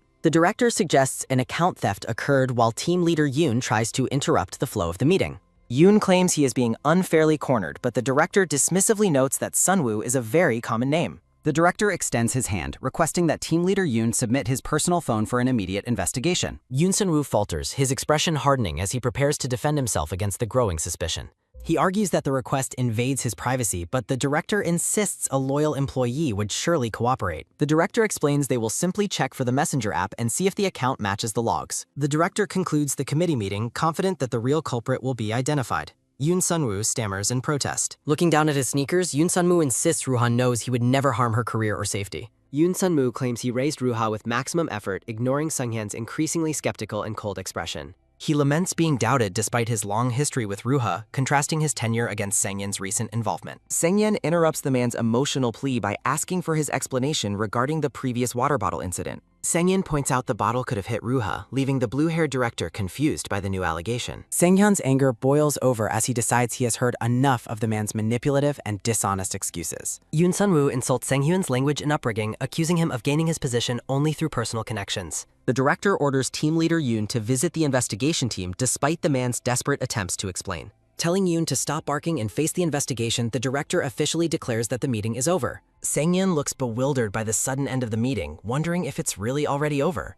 His eyebrows raised in a questioning arc, Director Oh leans closer to investigate something on the table. Director Han maintains a serene expression as he prepares to speak to the remaining people in the room. Director Han questions Director Oh on how he intends to take responsibility for Lee Ruha given the internal leak. Director Han points out that despite Sang-hyen's claims, the schedule leak is actually unrelated to the stalker incident. Director Han laments the lack of evidence against team leader Yoon unless Ruha herself provides a direct statement. Sang-hyen explains Ruha previously rejected help for a reason and insists that the culprit must never approach her. Director Han promises to take protective measures regardless of Ruha's wishes if her safety is threatened during the investigation. A slight, mysterious smile plays across Director Han's lips as he watches the black-haired boy. The blue-haired director asks Sang-hyen directly if he truly cares for Ruha, catching him off guard. Sang-hyen claims he only owes her something, prompting Director Oh to laugh and ask how much he borrowed. Director Han notes a clean break with Ruha is impossible now and mentions Director Oh's likely disappointment. Director Oh views Ruha as a wasted passion and refuses to exploit her, choosing to wait a bit longer. Reaching out his hand, Director Oh lets out a confused sound as Sang-hyun watches him with visible skepticism.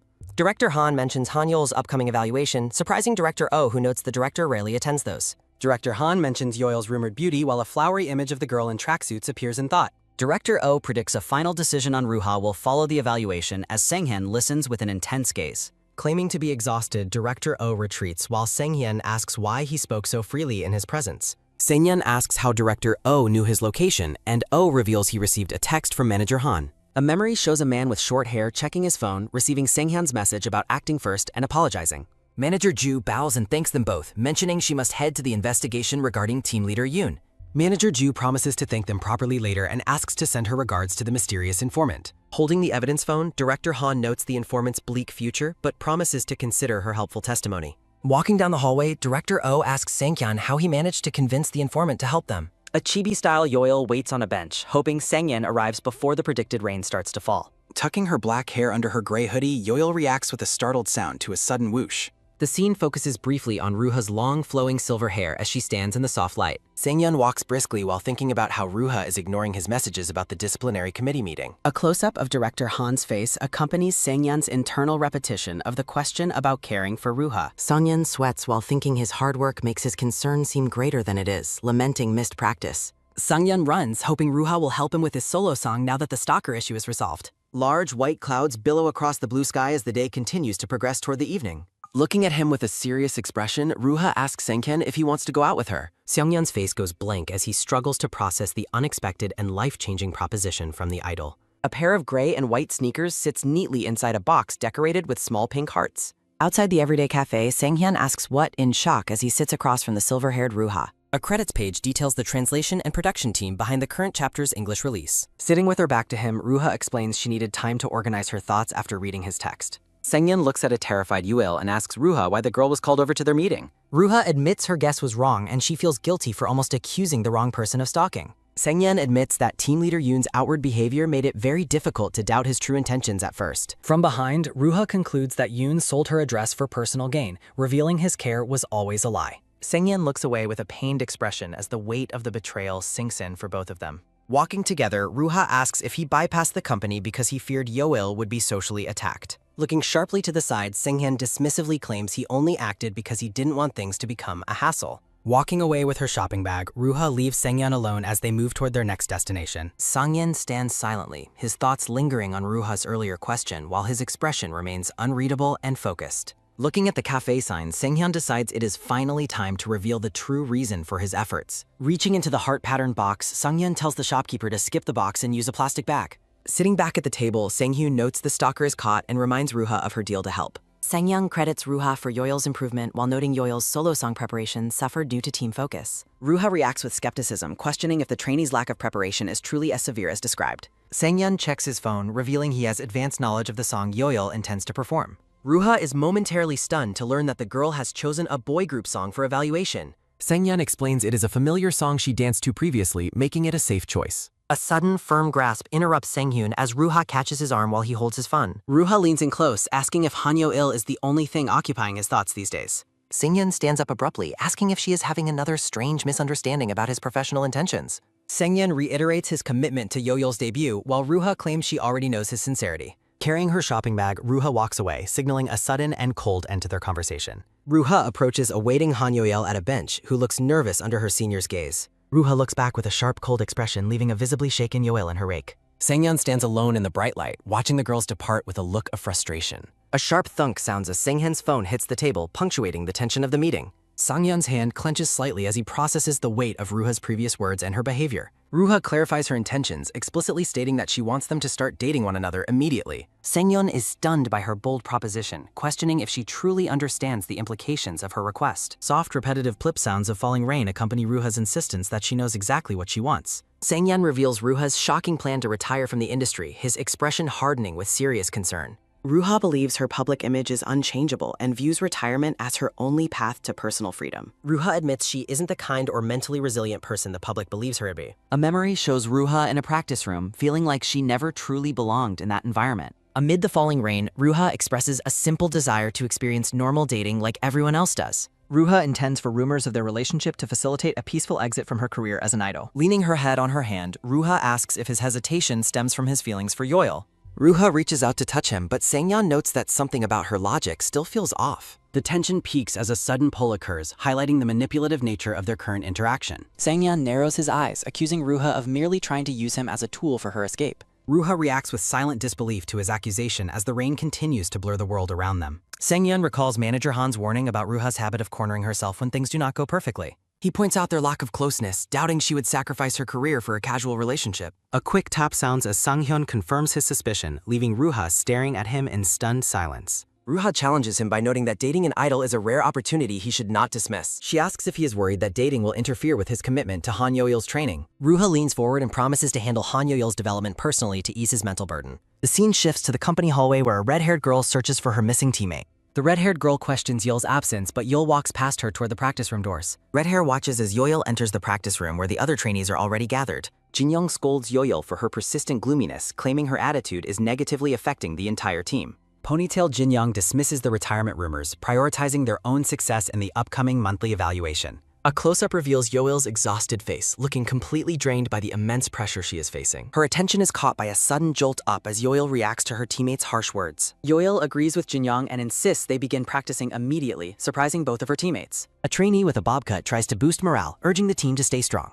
Slumped against the wall in her tracksuit, Yoil looks deeply troubled and lost in her thoughts. Ruha's voice echoes in a flashback, promising to train Yoil so Sangyan no longer needs to worry. Ruha sets a firm condition. If Yoil succeeds in the evaluation, Sanghyun must agree to date her. A chibi director O shrugs at the situation, noting that Ruha's agency has already given up. Sanghyun realizes that helping Yoil succeed means the company will officially abandon their plans for Ruha. Ruha's face looms in Sanghyun's mind as he weighs the dangerous consequences of rejecting her request. Yoil is trapped in a mental spotlight, fearing failure while contemplating the weight of Ruha's ultimatum regarding their relationship. Ruha looks on with an unreadable and calm expression, her eyes holding a deep, calculating intensity. As a door opens with a sudden creak, Yoil clutches her head in the practice room, overwhelmed by her inability to focus. A close-up shows Yoil's face covered in sweat as the immense pressure of the situation begins to take its toll. Ruha enters the room, declaring her lack of cowardice while she approaches the distraught trainee with a steady gaze. A drum-like thud resonates as Ruha appears in her tracksuit, promising to coach the girl with genuine sincerity.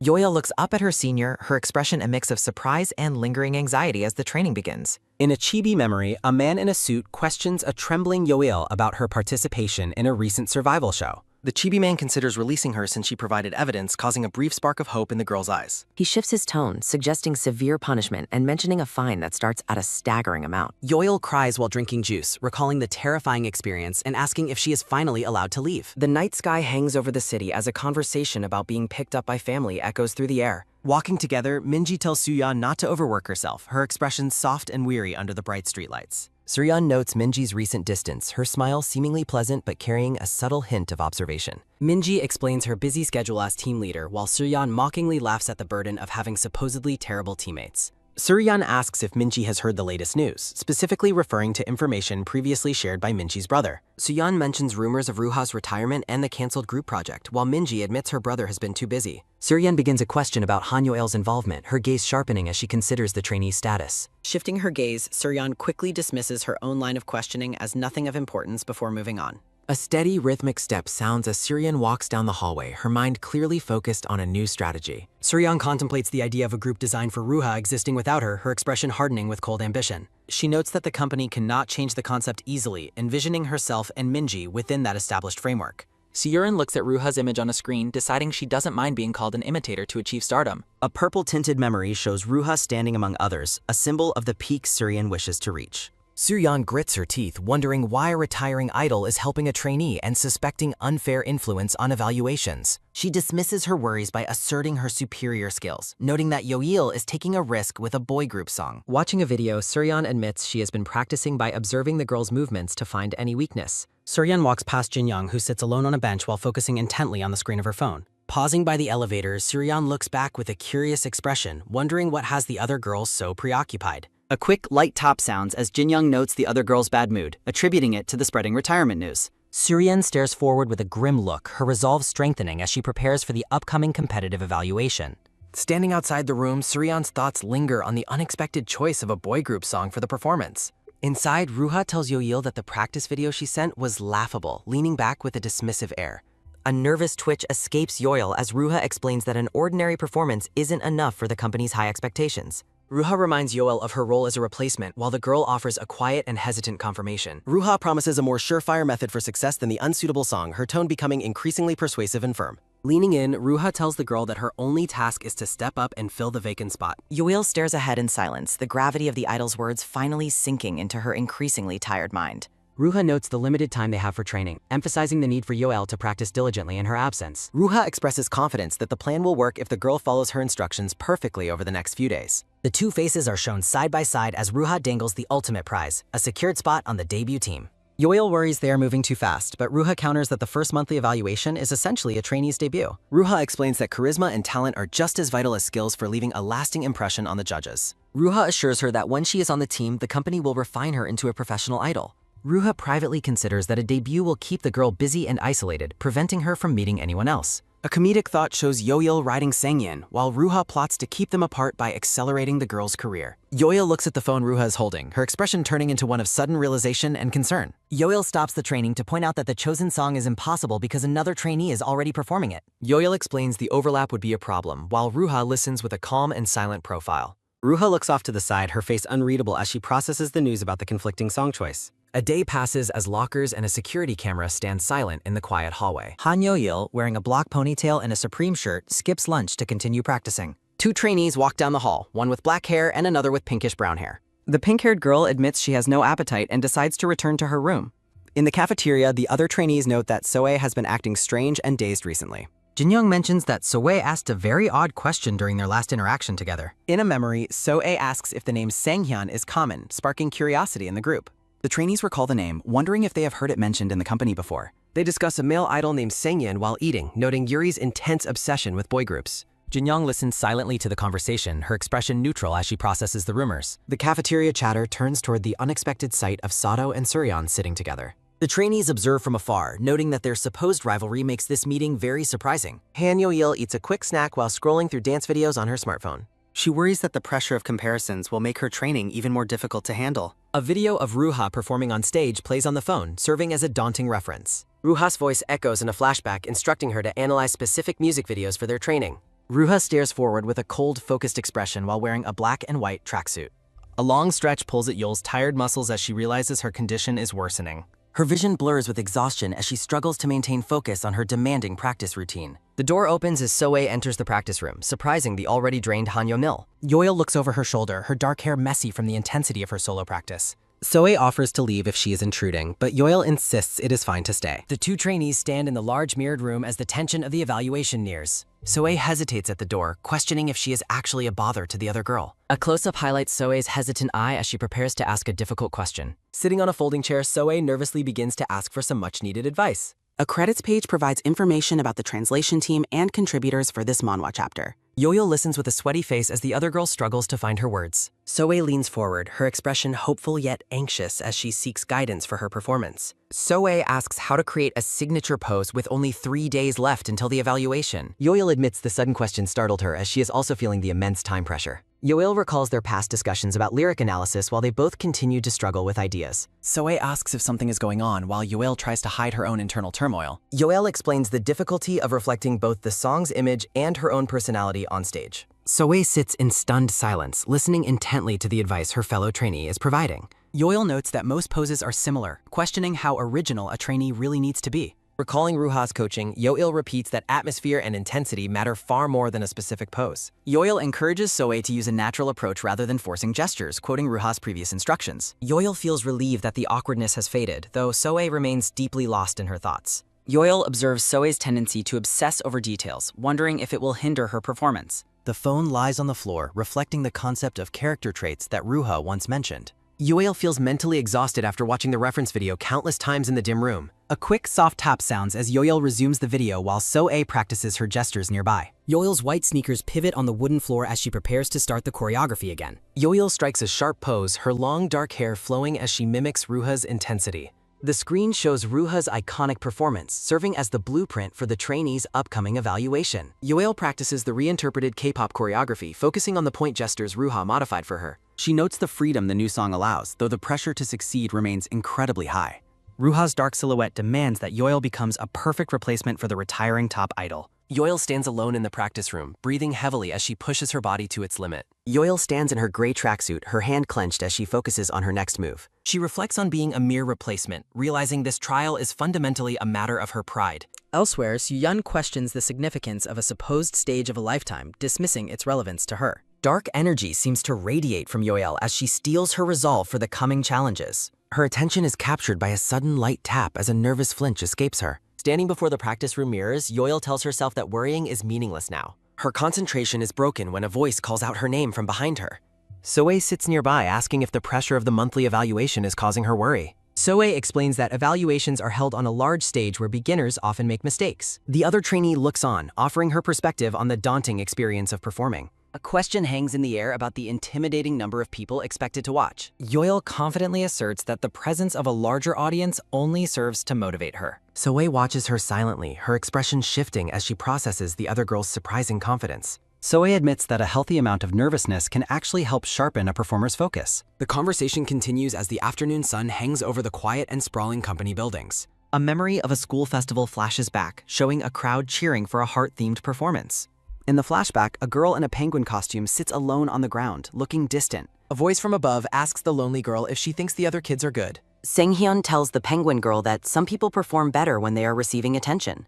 Back in the present, Soe leans forward as a soft rustle sounds while she moves. Yoil listens as Soe repeats that those who enjoy stage tension are meant to be entertainers. Yoil asks who told her that before Soe recalls asking Sang-hyun if he would perform. Sang-hyun looks down at her, admitting that he took the stage during his first year. He explains how rumors of his trainee status spread quickly, drawing curiosity from students in other classes. He recalls the mixed reactions of the students, some of whom were skeptical of his potential. Sang-hyun tells her that attention is rare, adding that he simply didn't want to be called ugly. The penguin girl stares up at him, her dark eyes wide as she listens to his confession. Looking back at him, she bluntly tells the boy that she actually finds him quite handsome.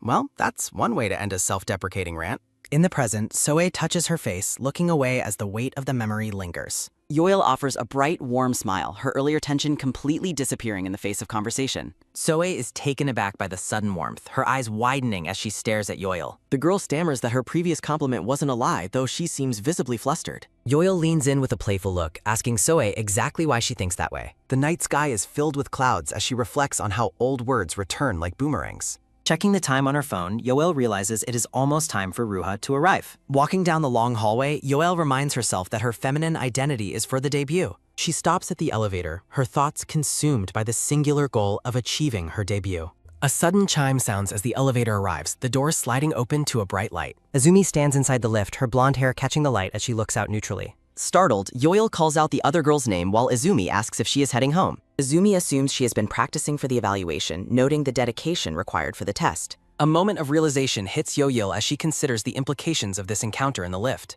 Yoel worries that Izumi will find it strange if she selects the blue entertainment floor. Izumi breaks the silence by mentioning that the rumors of Ruha's retirement seem almost certain now. Yoel tries to remain calm, and Izumi laughs while complimenting the girl on her strong mindset. Izumi looks at her closely, reminding Yoel of her previous request to learn everything about Ruha. Yoel recalls how their mutual interest helped, while Izumi expresses joy over finding a fandom buddy. Leaning in, Izumi's expression shifts as she asks if Yoel would answer something she is curious about. The atmosphere grows heavy as Izumi smiles intensely, asking the nervous trainee if she will answer. Izumi stares forward with a gaze that demands compliance, repeating her question with a chillingly friendly smile. Izumi looks up with a confused expression, uttering a quiet, "Huh?" as she processes the news. At the cafeteria table, the dark-haired Suryan asks Izumi why she approached her if she hates imitators. Suryan offers a condescending smile, claiming she is being noble by sharing this information with the blonde girl. Suryan thinks about how her words will rile Izumi up and destabilize Hanyul's mental state. Izumi's lips part as she asks Yoel to tell her if the rumors are actually true.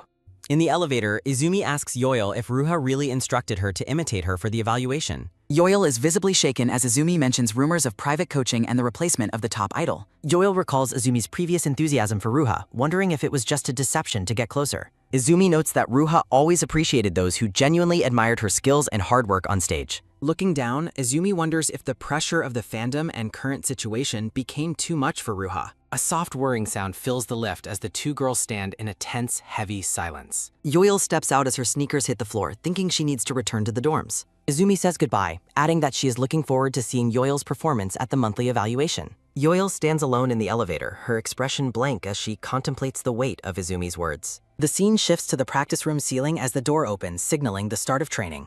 Ruha stands tall in her gray jacket, demanding to know why Yoel is losing her focus today.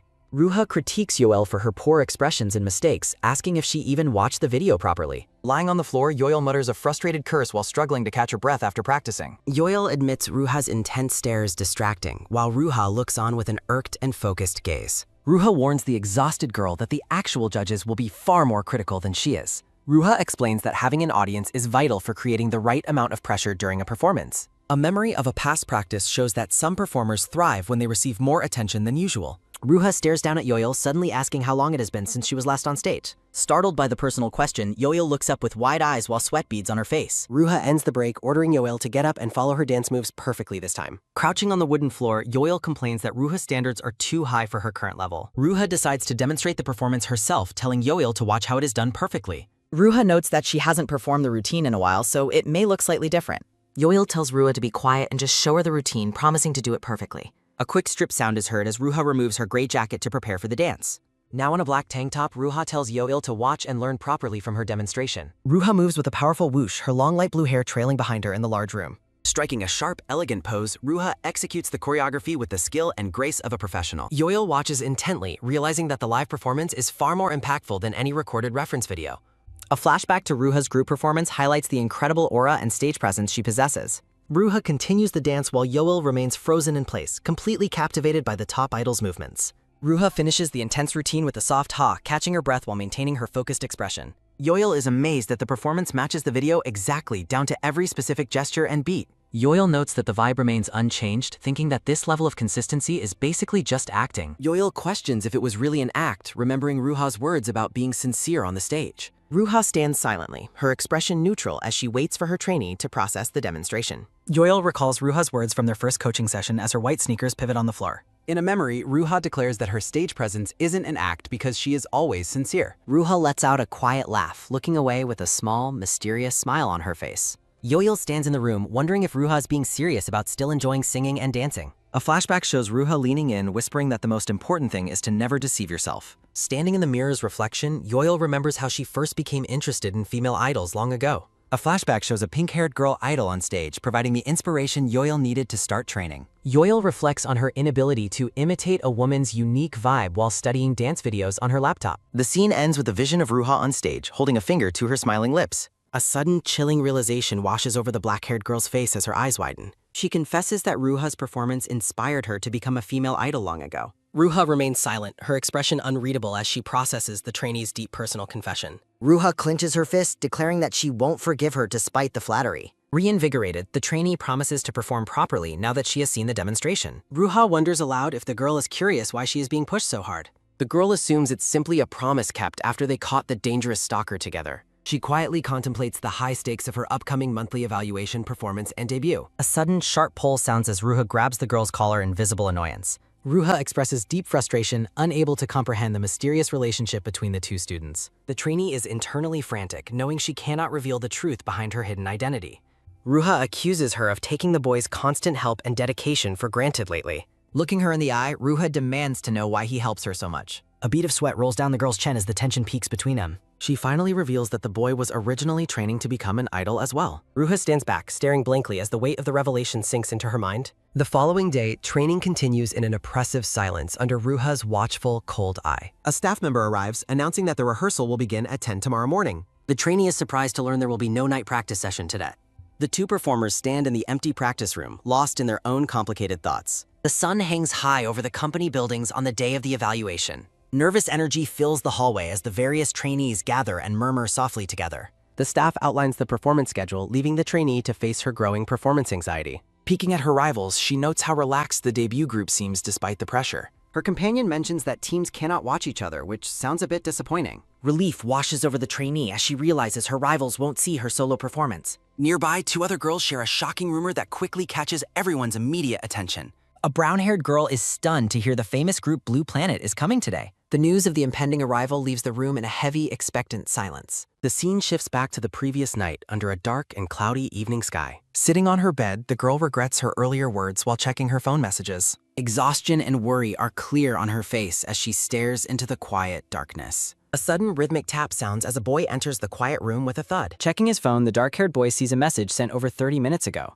In another room, Ruha sits alone on her bed, her phone lighting her face. The boy tells her not to worry, though he looks visibly nervous and sheepish himself. Ruha's expression remains stern as she looks away from her device's glowing screen. She mentions the reason behind his help, her eyes narrowing with a sharp, focused gaze. Ruha warns him that only the girl will debut, leaving him behind in the end. Back in the present, the trainee stands alone, staring down at the polished hallway floor. A familiar voice calls her name, breaking her out of her deep and nervous trance. Manager Han waves with a warm, friendly smile while walking toward the young trainee. The manager apologizes for being busy before asking if she's still using the gifted perfume. A memory of a past feminine transformation flashes through her mind, causing a deep blush. She asks if the perfume has a side effect that makes one feel more feminine. Manager Han is surprised, noting that it seems her past personality is emerging again. The manager admits her observation isn't entirely wrong, leaning her head on her hand thoughtfully. She promises to reveal more about the situation after the evaluation is finally finished. With a kind smile, Manager Han hands the girl a small, mysterious gift card. The trainee reads a letter from a young schoolboy who calls her a true hero. Yoil reads a letter from a young fan while Azumi admits her attempt to cheer her up backfired. A quiet moment of reflection passes as the black-haired girl looks down with a contemplative, somber gaze. Yoil calls out to her manager, who looks back toward her with a neutral and expectant expression. Yoil asks Manager Han how things would change if her past belonged to a more charming, dedicated trainee. The girl questions if the manager would prefer a more traditionally charming idol candidate instead of her. Manager Han reacts with visible confusion, her eyes widening slightly at the trainee's sudden and unusual hypothetical question.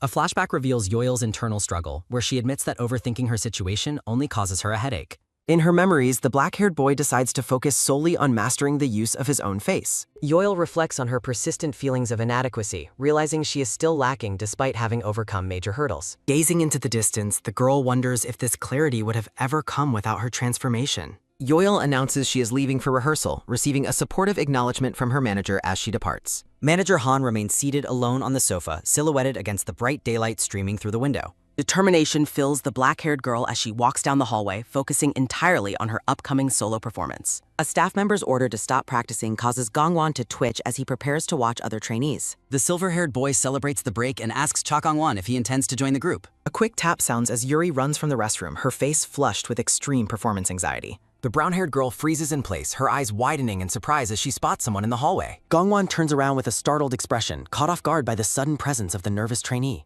Yuri catches her breath with a soft ha before introducing herself with a polite and very nervous greeting. The man in the suit calls out for the boys to hurry, while a trainee watches them leave. The silver-haired boy brushes past Yuri while checking his phone, leaving her staring after him in silence. The dark-haired girl watches him go, thinking to herself that his name must simply be very common. An announcement over the intercom directs Team D to report to the Vanity for their professional makeup session. The cheerleading team discusses their successful rehearsal, resolving to maintain that same high energy for the main stage. A creak sounds as Yuri enters the room, only to learn that her team is performing first today. Yuri becomes lost in a dreamy trance, her face turning bright red as she thinks about Gongwon Oppa. Her teammates exchange confused glances, unable to understand why Yuri is acting so strangely before their big performance. The girl with braids tries to snap her teammate out of her haze so they can finish makeup. Looking at her hopelessly distracted teammate, the girl with braids sighs that their team is completely done for. A brief pause occurs as the scene prepares for the high-stakes monthly evaluation to finally begin. A low murmur fills the large evaluation hall as staff and trainees gather for the day's performances.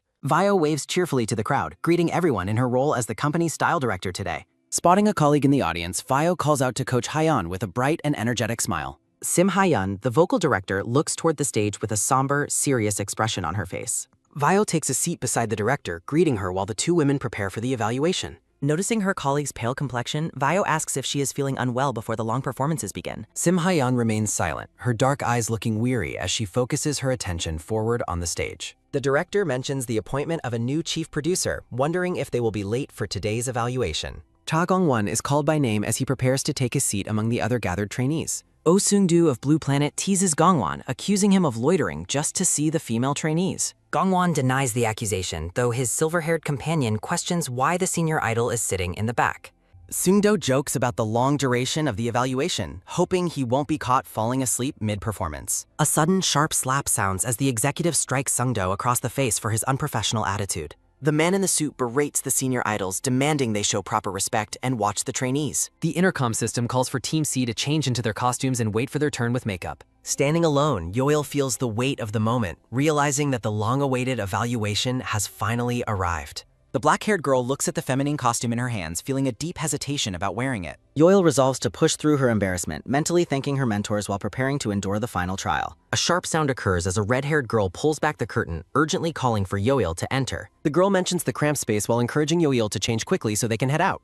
Nervous and hesitant, the trainee struggles to find the words as she prepares herself for the change. Declaring her lack of preparation, she runs off to find a bathroom to change her clothes in private. She laments the extreme distance of the bathroom while searching for a secure place to dress. Having changed into her stage outfit, the black-haired girl wonders if she put it on the right way. Realizing her costume has a complicated string behind it, she looks for someone to help her. A sudden, sharp creak sounds as she worries about being lost or running into anyone while exposed. A mysterious black-haired man leans against a balcony, his face partially obscured by his hand and the railing. Smoking a cigarette, the man gazes out over the balcony with a quiet and detached, thoughtful expression. The trainee walks briskly through the glass-walled office area, her eyes fixed on finding her way back. A heavy thud sounds as she halts abruptly after bumping into the man dressed in black. The black-haired man looks down at her with a calm, steady gaze as a quiet moment passes. Startled, the girl looks up at the stranger and wonders if he is another trainee from the company. Pointing toward a nearby hallway, the man directs her toward the location of the monthly evaluation stage. She explains her confusion while thinking he looks familiar, but he asks about her untied stage costume. The man directs her to turn around, leaving the girl confused as she looks back over her shoulder. In an awkward silence, the stranger reaches out to tighten and fix the laces on her costume's back. Her face flushes as she stammers in surprise, feeling the tension of the unexpected and close physical contact. He focusedly finishes tying the long strings while she stands perfectly still with her back toward him. His hands move deftly across her back, securing the black corset top as the short task is completed. As she departs, the man offers a brief farewell while the trainee quickly continues on her way. Looking back over her shoulder, the girl reflects on the encounter while heading toward the performance stage. Watching her figure disappear into the distance, the man thinks he has seen him somewhere before today. A staff member blocks the man's path, explaining that the area is strictly reserved for the evaluation judges. The director shouts for the man to be escorted, revealing to the staff that he is the chief producer. Producer Koo Gyun-woo explains he was too busy to manage his appearance, causing the staff's visible shock. Cha Gong-won notes that the evaluation is starting, his face lit by the darkened hall's theatrical glow. On stage, the announcer details the schedule for both the team and the individual evaluation performances today. Team D stands ready, comprised of Moon Jung-ah, Hyun Yuri, Olivia, and the trainee Song Dabi. The judges discuss the team's bold decision to give most rap parts to a single lead performer. Koo Gyun-woo watches with a focused eye, a small question mark appearing near his inquisitive, silent gaze. On stage, a teammate's lyrical error is called out while Yuri stands frozen in a silent, nervous daze. Watching from the audience, Oh Sing-do reacts with a soft oh my to the visible and awkward mistake. A rhythmic clap sounds as the judges offer a polite but brief compliment to Team D's performance. In the crowd, trainees whisper that Yuri's sudden nerves are unusual for such a top-tier rapper candidate. Questioned about her errors, Yuri's blush deepens as she mentions Gangwon, much to the director's amused delight. A peer points out Yuri as the team leader watches the interaction with a serious and observant expression. Coach Ha-yeon scolds the trainee, reminding her that formal occasions require professional and respectful language. Yuri apologizes profusely while a colleague tells her not to be so stiff in front of the judges. Producer Koo Gyun-woo calls out for Song Dabi, who looks up at him with a very startled expression. He requests that the trainee perform the second verse rap part from the very beginning once more. Dabi begins her solo performance under the watchful eyes of her teammates and the very attentive producer. He stops her mid-performance, noting that her delivery wasn't bad while pondering something important to himself. Looking down at his notes, the producer admits he now understands the reasoning behind the part assignments. Another judge expresses sympathy while Koo Gyun-woo asks the others if they have anything else to add. The trainee stands alone on the stage, her long hair blowing slightly in the vivid overhead spotlights. Cha Gong-won watches the girl in the center, thinking to himself that she looks truly awesome today. The next group is introduced, featuring team leader Oh Min-ji and the 24-year-old Bae Ho-jan. Joining them are the 19-year-old Park So-ae and the 18-year-old trainee Courtney as they prepare. Koo Gyun-woo looks down at the program, noting the team will be performing the song Heart Crack. The scene ends with a close-up of a trainee's heavy platform shoes tapping on the stage floor. Han Yo-il finishes her performance with a gentle smile, radiating confidence under the bright lights. The translation credits acknowledge the creative team behind the latest updates to this idol journey. Park So-ae holds a striking pose, her black hair framing a determined and charismatic expression. An announcement heralds the start of the performance's first highlight as Courtney takes the stage. Bae Hyo-jung playfully asks if she's been caught, adding a layer of charm to her routine. Sang-hyun sighs deeply while Gangwon looks on, realizing the performer is actually the boy's sister. Team C gathers together in a synchronized final pose, successfully concluding their group dance evaluation. Following the high-energy performance, So-ae offers a bright, cheerful look to the judging panel. The stage lights shimmer as the teammates catch their breath after completing their rigorous choreography. Standing before the judges, Yoya looks out over the dark hall, awaiting her final individual assessment. In a somber room, Songhyun sits alone on his bed, staring intensely at his phone screen. A silver-haired girl reflects on shared dreams, her expression softened by a sense of profound connection. Feeling a surge of self-loathing, the dark-haired boy looks away and thinks his situation is pathetic. He questions if she would ever comply with his wishes, recalling his own time as an idol. The silver-haired girl feels inspired by becoming someone's dream, hoping Yoel will feel the same way. He considers asking to attend the evaluation, nervously wondering if he can find the right time. Yoel reflects on her feminine attire and cute stage presence, things she never imagined herself doing. Watching the stage, Sanghyun laments that despite his debut, he will only ever be seen as her. In a quiet hallway, two staff members in suits converse while standing near a spiral staircase. A rhythmic top sounds as the trainee stares at her checkered shoes, questioning her own identity. Looking toward the stage, Gyeonwoo appears genuinely surprised by what he sees during the live evaluation. Yoil bends forward as she prepares for the song's final highlight, her determination visible in her stance. With a playful finger to her lips, the black-haired trainee delivers a final, captivating look. Producer Koo Gyeon-woo watches the performance with a silent, calculating gaze, assessing the group's overall execution. Standing alongside Soe, Yoil remains focused while the team awaits the initial reactions from the judges. A soft ha sounds as Yoil exhales sharply, her face flushed with the physical exertion of dancing. Looking at the stage, she realizes her passion for performing is undeniable and truly belongs to her. The silver-haired girl believes the stage is the only place where her true abilities can be shown. A memory of Lee Ruha's dance resurfaces, reminding the observer of the emotion behind that past moment. A series of rhythmic claps follow as the judges praise Team C for their successful stage performance. Ko Cha-yeon decides to withhold her specific comments until the trainees' individual evaluations begin later. Gyeonwoo notes the choreography changes, and Hyojung explains her focus on emphasizing the lyrics' cute points. The judges ask for more detail on the lyrical expression, leaving the trainee feeling slightly overwhelmed. Gyeonwoo shocks the trainees by casually revealing that he is the original composer of the song. The team laughs awkwardly, while Yoil wonders if the song selection was actually a strange coincidence. The atmosphere tenses as the producer calls Han Yo-il forward for her individual feedback. Gyeonwoo compliments her acting and asks for her personal interpretation of the song's deeper meaning. Panicking, Yoil realizes this is a critical chance to earn more points if she answers wisely. Recalling Swa's advice, Yoil explains the song represents a broken heart caused by someone's cold response. She adds that the mischievous tone at the end is an attempt to laugh off the pain.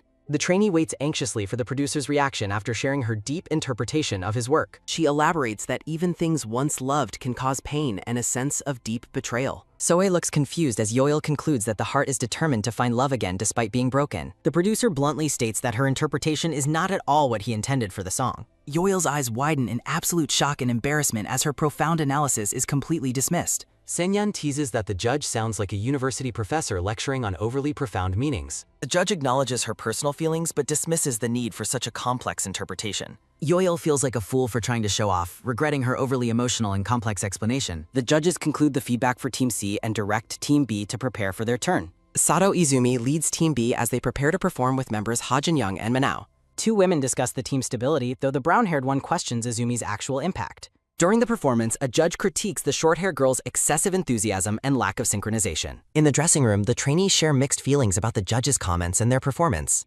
Wearing a jersey and cap, Hyein greets her teammates and asks about their time on stage. The group discusses their hip-hop outfits, noting that Hyeon's cute appearance creates a striking visual contrast. A black-haired staff member is shocked to see Kim Hyeon listed as a potential dark horse. Narrator concerns arise regarding whether Hyeon's unique style can successfully blend with the rest of her team. Team A takes the stage featuring Lee Won-jin, Jung Soo-yeon, Kim Hyeon, and the young Lee Moo-young. Striking a charismatic pose, Team A leader Lee Won-jin prepares to lead her group through their routine. A sudden bakyun sounds as Hyeon captivates the audience with a playful shooting gesture during her performance.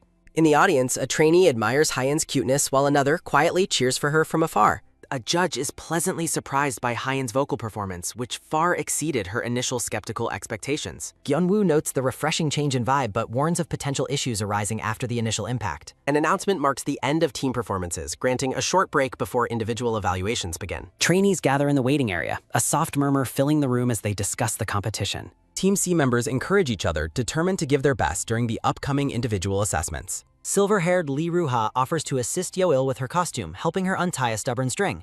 A sharp halt sounds as Ruha freezes in surprise, prompting a confused question from the unsuspecting Yoil. Ruha stands in stunned silence, her imagination running wild with concerns about Yoil's potential secret scandals. A heavy creak sounds as a door opens, and a staff member notes the team performances concluded. Focused and serious, Gyeonwoo announces that the individual evaluation performances are about to commence shortly. Bright stage lights illuminate the hall as the announcer signals the start of the trainees' solo stages. Stepping forward, Park So-ae nervously introduces herself and explains she will be performing her original rap. Lee Won-jin stands ready for her solo, confident in her role as the team's versatile all-rounder. Jung Soo-yeon introduces herself and announces she will be performing the song Halo Air for the judges. Seated in the audience, Ruha watches the stage with a somber and deeply contemplative expression. The translation credits acknowledge the creative team behind the latest updates to this idol journey. A close-up of Jung Soo-yeon highlights her intense focus as she announces her chosen evaluation song.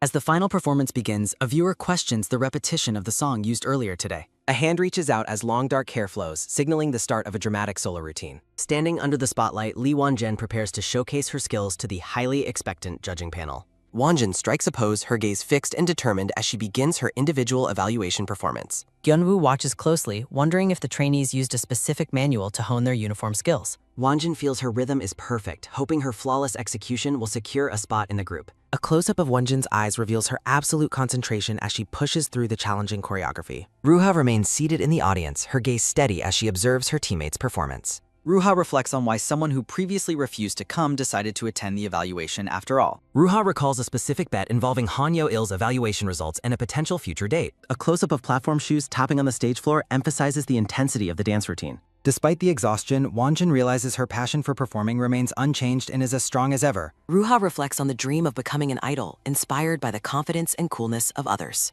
A sharp jolt sounds as when Jean's movements become more aggressive, her hair whipping around with the force. Ruha notices a sudden change in Won-jin's energy, wondering if the trainee is succumbing to nerves. During her routine, Won-jin prepares for a dramatic transformation while pushing her body through the intense choreography. Gasping for air, Won-jin looks up with shocked eyes as her performance reaches a critical moment. Sang-yin and a judge note a brief interruption in the performance, questioning if it was an error. The choreography begins to feel rough as Won-jin struggles to maintain her previously flawless and perfect execution. Won-jin finishes her solo stage with a powerful final pose, looking completely drained by the physical effort. An announcement marks the transition to the judges' formal evaluation of the performance they just witnessed. A staff member with glasses nervously asks the panel to provide their final feedback on the performance. The black-haired producer mentions he liked the atmosphere shift and asks if it was intentional. Looking away with a cold expression, the black-haired man decides to skip giving feedback. The trainee worries he is angry, but the female judge interjects to discuss vocals. The judge mentions something bothered her earlier as Han Yo-il listens with a confused look. She asks if the trainee purposely sings like a man, shocking Yo-yo with the suspect. In the audience, a short-haired girl and a man watch the evaluation with serious expressions. The judge explains that excessive breath pressure for high notes is a technique common among men. A blonde woman notes the technique was absent in lessons, making its sudden appearance quite strange. The judge asks if old habits surfaced unknowingly, leaving the trainee in stunned, wide-eyed silence. Silver-haired Lee Ruha reflects on using a specific technique before reverting to her own style. A man's arm is raised as he suggests asking a male idol for their opinion. The group of men in the audience looks surprised by the sudden request to speak. A small cartoon head says anyone can speak, though another idol prefers to watch quietly. Black-haired leader Seo Tae-young is called upon by his teammates to provide his idol perspective. The female judge turns to the Blue Planet members, asking for their take on the performance. An internal thought questions why that specific guy was chosen of all the people present. Standing on the stage, the trainee stammers nervously while waiting for the idol group's feedback. A close-up of the trainee's face highlights her mounting anxiety during the tense judging moment.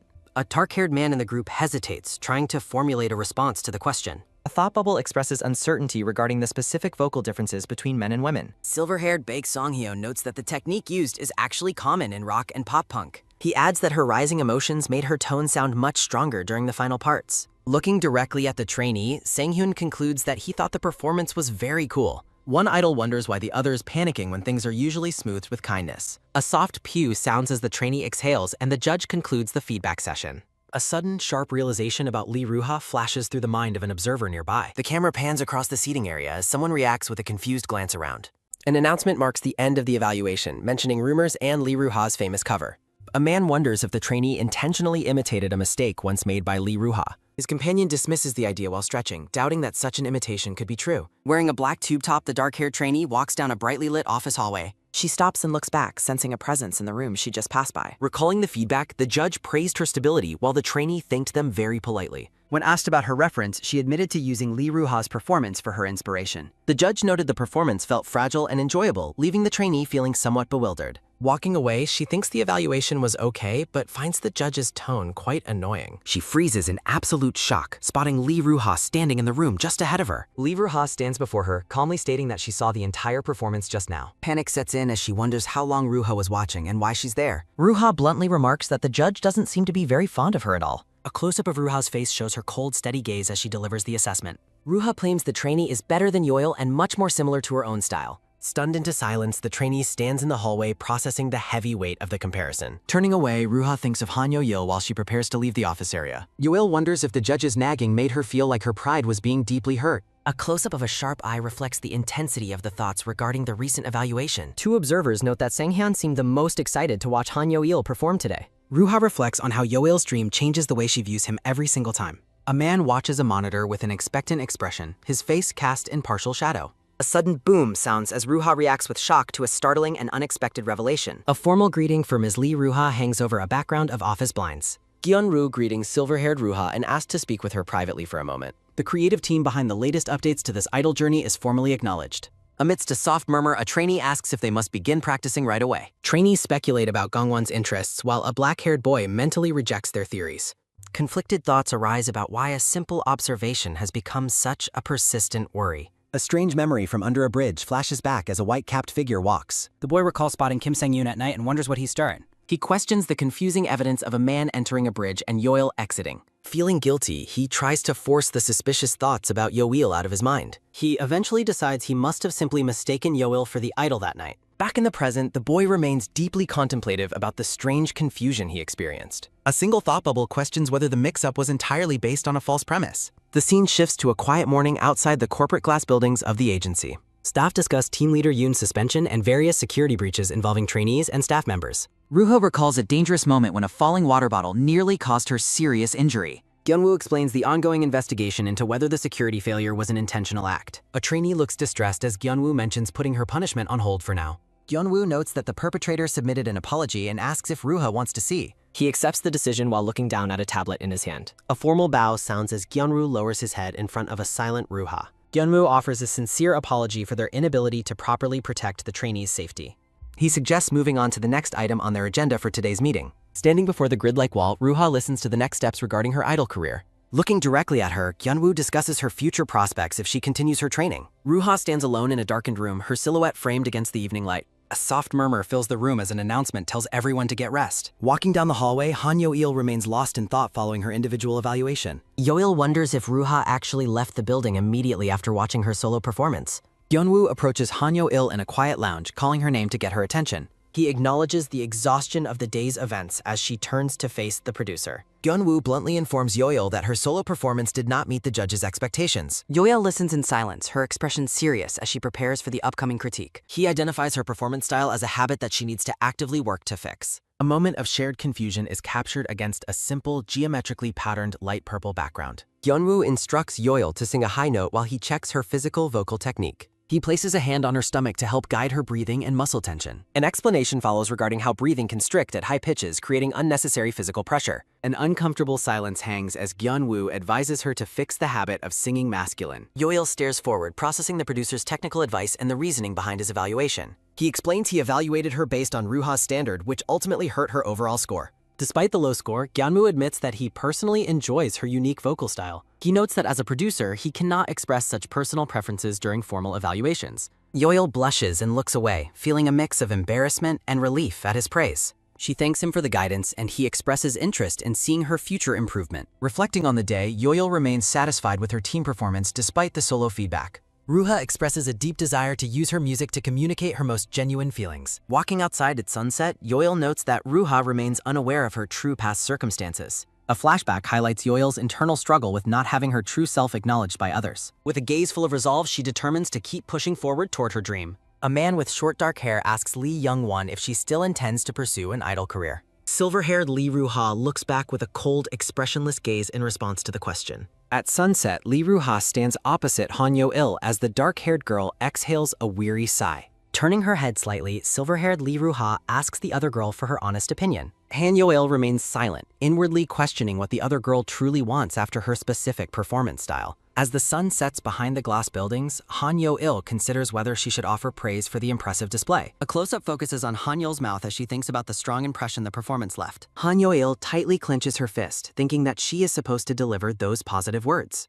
Looking down with a slight blush, Han Yo-il appears conflicted about the words she feels forced to say. A close-up shows Han Yo-il's checkered shoe as she hesitates, her mind stuck on a single contradiction. The dark-haired man watches the interaction with a calm, observant expression on his face. Standing face to face, Han Yo-il wonders if she is simply reluctant to acknowledge the other girl's talent. Han Yo-il reaches out her hand, her fingers curled slightly as she moves toward the other girl. An extreme close-up highlights Han Yo-il's wide eye, reflecting her sudden and intense focus on Lee Ruha. Han Yo-il tilts Lee Ruha's chin up, wondering what is so special about a face like hers. Caught in a moment of physical contact, Han Yo-il stares intently at the blushing silver-haired girl. Lee Ruha turns her back to walk away, her long silver hair swaying in the evening breeze. Looking over her shoulder, silver-haired Lee Ruha delivers a final, cold farewell to Han Yo-il. Han Yo-il stands alone in her tracksuit, completely stunned by the abrupt conclusion of their conversation. A tall corporate building stands prominently against a clear blue sky, shifting the scene. Walking through the agency, dark-haired Han Yo-il checks her phone with a somber and distracted expression. A group chat reveals weekend plans and news that monthly evaluation results will be released next Monday. The memory of lifting Lee Ruha's chin flashes back as Han Yo-il questions what makes her special. A quick shake sounds as Han Yo-il vigorously shakes her head to clear the lingering, confusing thoughts. CEO Oh approaches Han Yo-il asking if she managed to sleep well after yesterday's events. A wave of gloom surrounds the man as he wonders if something is wrong with the quiet trainee. He mentions Manager Han wants to discuss medication side effects, which Han Yo-il suddenly and clearly recalls. The man looks hesitant while touching his chin, making Han Yo-il wonder what else he wants to say. Blonde Oh Minji feels restless as she waits for a scheduled YouTube video from Lee Ruha to start. The phone screen displays a video titled, "Hello, this is Lee Ruha," causing an internal gasp of shock. In the video, silver-haired Lee Ruha appears in a black shirt, seated in a quiet office environment. She begins her announcement by apologizing for the confusion caused by her recent sudden retirement news. Lee Ruha confesses on screen that she previously believed she could no longer continue her idol activities. Back at the office, Han Yo-il informs CEO Oh that she spoke with Lee Ruha yesterday. The scene transitions to a darkened ceiling as a concluding thought hangs heavily in the silent air. CEO Oh explains that the trainee is transferring to a new agency recommended by the director and producer. Lee Ruha notes that continuing with Parang was deemed difficult, offering a formal apology to CEO Oh. Looking directly at her, CEO Oh asks if watching the recent evaluation influenced her decision in any way. Against a blue background, Lee Ruha claims the performance was impressive and killed any desire to stay. On screen, Lee Ruha announces she is preparing for solo activities and asks fans to watch her. Oh Minji stares at her phone in absolute disbelief, her mouth hanging open at the shocking news. Tears well up in Oh Minji's eyes as she reacts with deep emotion to Lee Ruha's public statement. Han Yo-il watches the broadcast with a serious, contemplative expression, her eyes filled with unspoken thoughts. A ding sounds as CEO Oh mentions he has a final message from Lee Ruha to deliver. Shouting toward the sky, Han Yo-il tells the CEO she will return immediately while he responds in confusion. A quick rustle sounds as Han Yo-il searches her bag, worrying about meetups and Manager Han scolding. With a determined look, Han Yo-il decides that her immediate goal is the only thing that matters. A sign on a wall reads "Everyday Day" in large white letters marking the location. A close-up focuses on the sharp, intense gaze of silver-haired Lee Ruha as she looks forward. A heavy puff of breath sounds as a black-haired boy enters a building with a stressed expression. Title card for Chapter 43 featuring a silver-haired girl sitting alone at a cafe table. Startled by her presence, the black-haired boy calls out Lee Ruha's name with wide, shocked eyes. He mentions hearing she decided not to retire and plans to pursue a solo career instead. Sang-hyun expresses relief at the news while Ruha looks back at him with a neutral expression. Ruha questions if he has forgotten the promise they made during their previous meeting at Parang. Recalling their deal about monthly results, Sang-hyun notes that the final evaluations have not been released. Sang-hyun admits he checked with CEO Oh, who advised him not to have high expectations yet.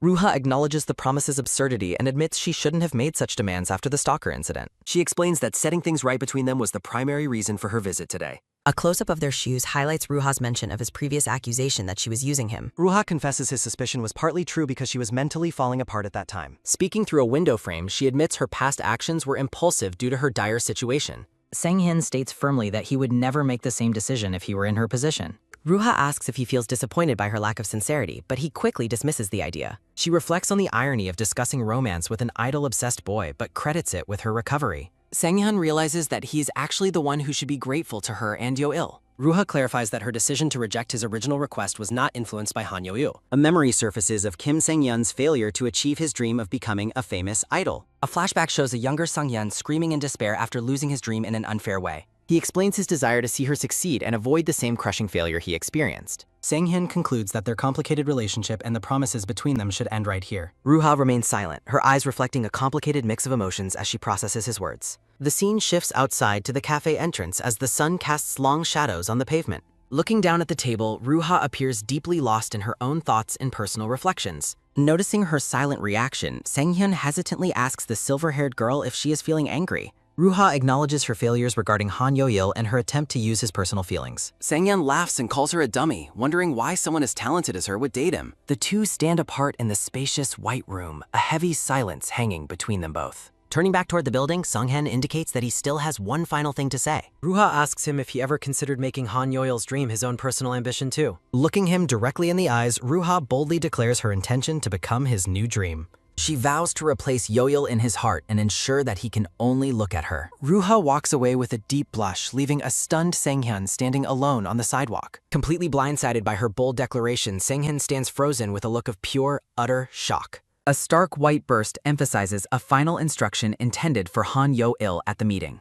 Standing before a bright window, Ruha challenges someone to debut quickly so she can surpass them. A soft creak sounds as Manager Jo enters the office and asks CEO Oh about Yoil's location. Manager Ju explains Yoil is meeting someone and asks about Ruha joining the team. CEO mentions medicine side effects and the shocking change it caused to a scream. Manager Ju suggests the experience was actually a valuable chance to truly understand a woman's heart. Walking away from the encounter, Sanghyun keeps his head down as he navigates the stone path. A close-up shows a hand reaching upward, capturing a moment of sudden realization and lingering tension. Past memories of a simple business transaction flash through the boy's mind as he walks away. The silver-haired girl's silhouette appears as he recalls a moment of genuine compassion from their past. Feeling the heat of a sudden blush, the boy hides his face in his hand, overwhelmed. Back at the agency, a voice announces that Lee Ruha's final schedule for today is finished. A dark-haired woman informs Ruha that today will also be her final day of work. She announces her resignation quite bluntly, catching the silver-haired girl completely off guard by the news. The manager dismisses her worries, explaining that frequent departures are quite common in their industry.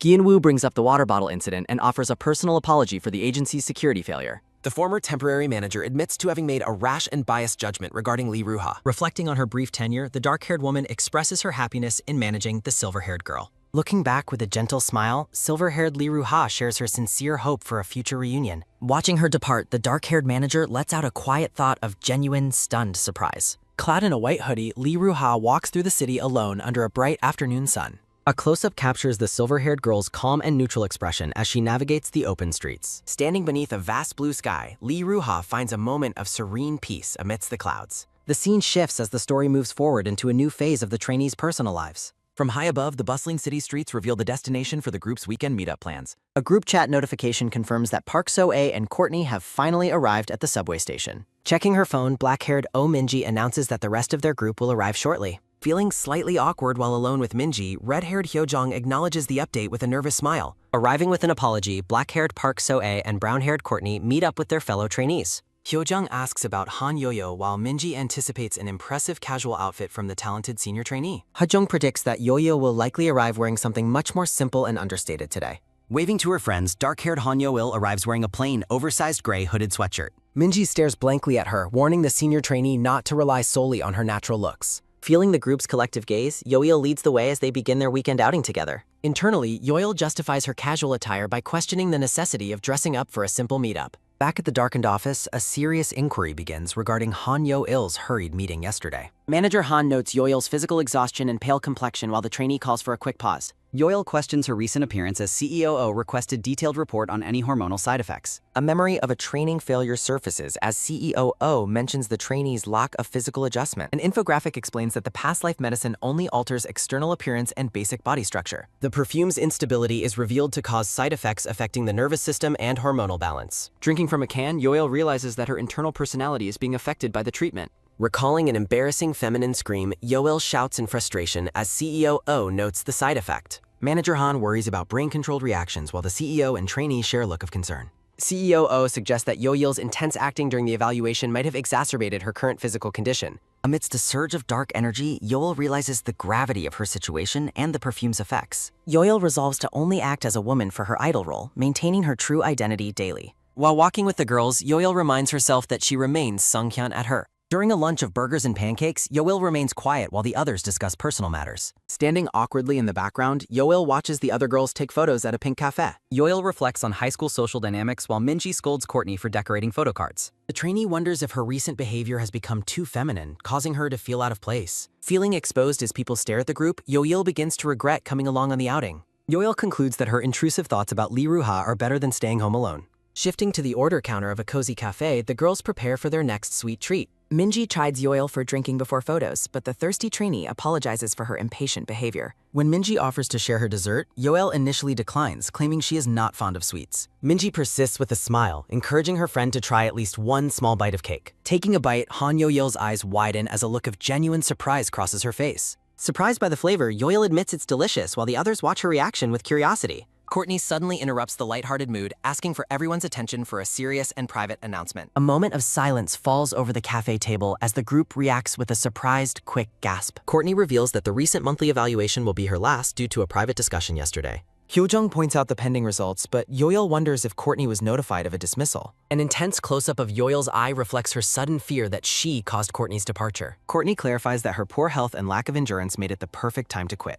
Courtney smiles gently, expressing her happiness about getting to spend time with everyone before returning to their trainee lives. The group of trainees gathers around a cafe table, enjoying a variety of colorful desserts and drinks together. Bright light shines through the cafe's glass doors as the weekend outing draws toward its conclusion. Park So-ae, Courtney, and Oh Min-ji walk down a city sidewalk lined with lush green trees and modern storefronts. Noticing a claw machine, a bubble recalls Courtney mentioning her fondness for a specific character earlier in the day. Looking at the machine, Courtney admits her lack of skill despite finding the plushies inside to be quite cute. Han Yo-il offers to win a prize for her friend, causing the black-haired Min-ji to ask if she is actually talented at the game. Confidently boasting that a steady hand is the secret to success, Yo-il prepares her first attempt at the machine. A quick, sharp click sounds as the claw fails to grab a prize, prompting the others to suggest moving on. Feeling frustrated by the repeated failure, Yoil wonders why she is struggling so much with such a simple task. With a triumphant shout, Yoil finally secures a yellow chick plush and presents it with a proud flourish. Courtney holds the small prize with a bewildered expression, noticing something slightly off about the chick's visual details. The other girls examine the toy, with Min-ji bluntly stating that prizes from these machines are almost always fake. Completely speechless after her hard work is dismissed as a fake, Yoil stares ahead with a blank, stunned expression. Yoil tells Courtney to return the prize if she doesn't want it, but Courtney quickly pulls the toy away. A quick snap sounds as Courtney happily takes a selfie while holding the yellow chick plush against her cheek. Beaming with a radiant smile, Courtney holds her new gift close, clearly unbothered by its lack of authenticity. Watching her friend, Yoil concludes that even fake things can possess their own unique and charming qualities. A series of speech bubbles capture the group's parting farewells as they head toward the subway for the evening. Walking together, Yoil asks black-haired Min-ji if she is also planning to take the subway home. Min-ji teases Yoil about her refined and ladylike demeanor, leaving the senior trainee feeling flustered and confused. Yoil insists she had fun, though she admits her mind has been occupied by thoughts regarding Lee Ruha. Min-ji reflects on Courtney's sudden departure from the agency and notes that Yoil seems to have a very soft heart. Min-ji explains that trainees eventually become desensitized to seeing others get eliminated, a thought that Yoil finds frightening. Observing Min-ji's composed expression, Yoil wonders if she is so calm because she doesn't fear the possibility of elimination. Yoil recalls her initial impression of Min-ji as merely one of Jung Soo-yeon's many subservient followers at the agency. Regardless of any upcoming results, Yoil expresses her sincere gratitude for being placed on such a wonderful team. Looking at a nearby building, Yoil encourages Min-ji, noting her high skill level and hoping for more future meetings. Min-ji's gaze shifts as she pauses for a brief, thoughtful moment before responding to the senior trainee's kind words. Turning toward her friend, Min-ji admits that being at the agency doesn't feel completely meaningless after hearing such praise. Min-ji explains that she evaluates herself accurately, specifically regarding her competitive chance to debut among the top contenders. With a neutral expression, the black-haired girl boldly states that she has no chance of making the debut team. High above the streets, the camera captures the rooftops of the city as the afternoon light begins to fade. A thought bubble mentions a previous package address as a reference for locating a specific destination in the area. Someone wonders why their message remains unread for such a long time despite having been sent quite early. Standing alone on a city sidewalk, brown-haired Lee Yuri waits with a serious and slightly impatient expression. A colorful summary page credits the various contributors who helped bring the current chapter to its readers. Min-ji reiterates her belief that she will never be on the debut team because she isn't what the agency wants. Min-ji explains that rankings aren't everything, as she believes she isn't the specific type of idol the agency prefers. She notes that talent isn't extraordinary enough to overcome fixed requirements like body shape, image, and facial appearance. Looking down at her boots, Min-ji admits that she feels more like a backup than a core debut member. Yoil stares in shock, wondering how the younger girl can speak so casually about such a crushing reality. A hand gestures as Min-ji suggests she is likely kept as a replacement in case problems arise with others. Min-ji admits she doesn't even want to be in the debut team and hopes for a quick dismissal. Surprised by this revelation, Yoil asks why she chooses to stay at the agency while knowing all of that. Min-ji looks up, recalling Yoil's previous comment about her being a soft-hearted person during their high school days. A flashback shows brown-haired Yuri shouting in frustration as she challenges Min-ji's previous thoughts about quitting the agency. Yoil watches her friend, wondering if the reaction she just witnessed was a bit of an unnecessary overreaction. Min-ji concludes that they must return to their normal trainee lives tomorrow where being too friendly causes problems. With a playful laugh, Min-ji mentions that Jung Soo-yeon actually hates Yoil, breaking the serious mood between them. Min-ji looks up with a gentle expression and tells Yoil not to be sad. The black-haired girl explains that she already knows Yoil is a good person deep down. Minji playfully poses and tells her friend that she thinks she is falling for her. Feeling flustered, Yoil stammers and reminds the younger girl that she is also a woman. Minji beams with a radiant smile and whispers that she doesn't mind the gender difference. A look of shock crosses Yoil's face before Minji laughs and says she was kidding. Waving goodbye, Minji warns that she might ignore her friend tomorrow, but asks for no hatred. Yoil watches her friend walk away, regretting that she didn't say something more kind. A feeling of unease lingers despite the growing friendship between Yoil and Minji. Arriving home, Yoil checks her phone and notices a figure waiting in front of her apartment. A brown-haired girl with a bun stands by the entrance staring intently at her phone screen. Yoil's eyes widen in total shock as she recognizes her high school friend, Yoon So-young. Panicking, the trainee realizes she missed several messages because she was too busy playing earlier. So-young remains stuck waiting outside as Yoil wonders how she should handle the sudden encounter. A series of quick steps sound as the two girls walk past each other unknowingly. So-young catches a brief glimpse of the girl passing by as Yoil hurries inside the building. A memory of black-haired Sang-hyun shows him waving with a tired and faint smile.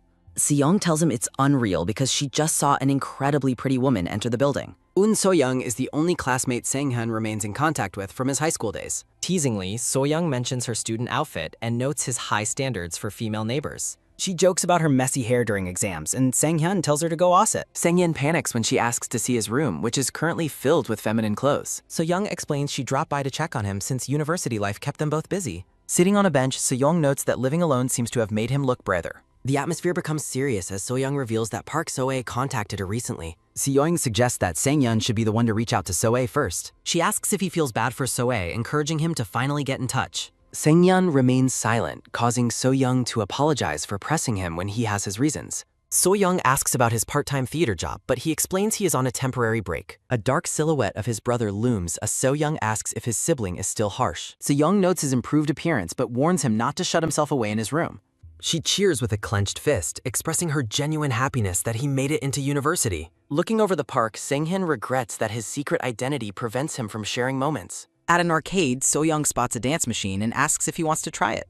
A tall, stylish woman in a black cap and glasses plays the rhythm game with precision. So-young mentioned seeing this woman in Exium before, causing Sang-hyun to look at her curiously. As the tall woman walks away, So-young describes her model-like appearance and long legs. Seong sits down, claiming her legs hurt, while Sang-hyun jokes about her getting old. Resting her chin on her hand, the girl asks if he plans on playing the game alone. A sharp close-up captures the intense and focused gaze of the girl wearing the cap. Sang-hyun approaches the machine, his attention fixed on the colorful display before him. The girl in the cap stands ready beside Sang-hyun as Se-young watches from the background. Sang-hyun is surprised to see the girl is still playing despite having just finished a round. A rapid rhythmic tapping sounds as both players move their feet with incredible speed. Sang-hyun feels his legs giving out while he notes the girl has barely moved at all. A sudden quick whoosh sounds as the song ends and both players catch their breath. Sang-hyun stares in disbelief at the girl beside him, wondering about her incredible skill. A quick slide sounds as the capped girl reaches her hand out toward the boy. A loud, sharp smack sounds as she gives him a high five, revealing herself as Lee Won-jin. A series of footsteps sound as the tall Lee Won-jin walks away from the game.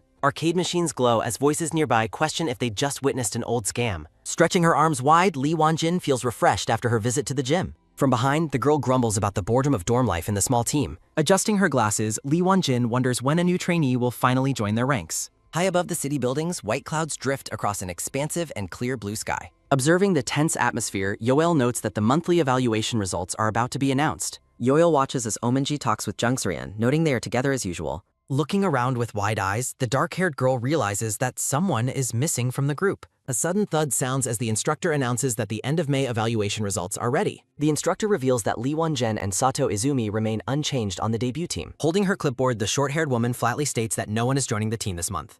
A colorful credit page features Oh Minji and lists the contributors for the current chapter. A stylized expression of shock and comical frustration fills the frame against a dark, jagged background. Blonde Sato Izumi notes they are alone again, while Lee Won-jin sighs at the repetitive outcome. With a deep sigh, trainee Lee Won-jin is officially announced as the top-ranked performer again. Hearing a surprising update, the brown-haired girl reacts with wide-eyed shock and a loud gasp. The instructor names Sato Izumi for third place as other trainees celebrate in the background. Oh Minji stares ahead with a neutral expression as she is announced as the fourth-place trainee. The instructor begins naming the fifth-place trainee as Yoil and Jung Soo-ryun wait in anticipation. A close-up reveals a composed Jung Soo-ryun being announced as the final member of the top 5. The instructor explains the ranking criteria and schedules individual discussions for each trainee after rehearsal. Looking nervous, burgundy-haired Bae Hyo-jung answers as she is called forward for her private talk. Sitting in a quiet office, Hyo-jung listens as the producer begins her monthly evaluation summary. The producer explains that despite her consistent skills, Hyojung lacks a distinctiveness that stands out. The glasses-wearing woman suggests that Hyojung should focus on improving her stage presence and confidence. Encouraging the trainee, the woman notes that room for improvement indicates she still has potential. A sharp creak sounds as a dejected Hyojung exits the Ploud Entertainment office after her meeting. Walking down the hallway, the burgundy-haired girl keeps her head low, lost in her own thoughts. Collapsed on the floor, Yoil catches her breath after a grueling and exhausting practice session. Catching her breath, Yoil regrets going to karaoke instead of practicing more for the evaluation. Entering the quiet restroom, the trainee tells herself not to become too impatient with her progress. A rhythmic slosh sounds as Yoil splashes water on her face, wondering why she feels off. Gasping softly, the trainee stares at her reflection while water drips from her chin and hair. A series of soft, shaky breaths echo through the room, making Yoil pause and listen intently. A quiet slosh sounds as Yoel notices someone hunched over and sobbing inside one of the stalls. Tucked away in a stall, the brown-haired girl cries while hiding her face in her arms. Fluffy white clouds drift across the sky as someone expresses jealousy over yesterday's team outing. Walking together, Yuri asks Minji if anyone from her team was eliminated during the recent evaluations. Yuri spots some girls from the dorms and points them out with a look of surprise. The light-haired girl smiles gently and explains that she has decided to leave the agency voluntarily. Stunned, Yuri asks for clarification, shocked that her friend would quit despite not being eliminated. Minji asks if the girl is leaving just because Courtney was eliminated, calling the decision crazy. Dismissively waving her hand, Yuri tells the girl to go, claiming her departure isn't her problem. The girl pouts sadly as a small question mark appears, reacting to Yuri's cold and blunt response. Lunging forward, Yuri gives her friend a tight hug while admitting she might actually miss her. Waving goodbye, the girl departing wishes Yuri luck and tells her to stay out of trouble. Fuming with frustration, Yuri complains that people who quit so easily shouldn't have auditioned at all.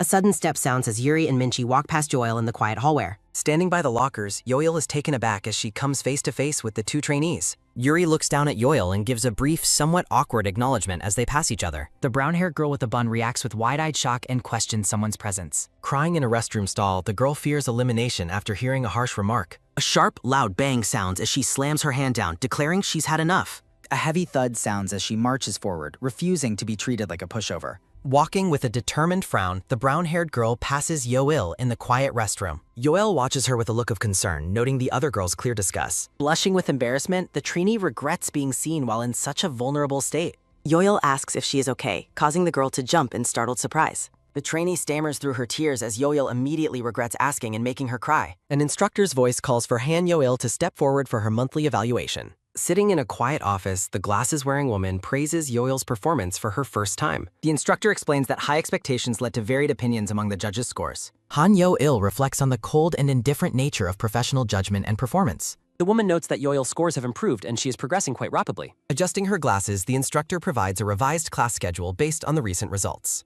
A close-up captures Yoel's intense and focused gaze as she absorbs the feedback given. Yoel and the brown-haired girl stand together, awaiting further instructions for their next session. Seated in a chair, Coach Sim observes the trainees with a stern and thoughtful expression.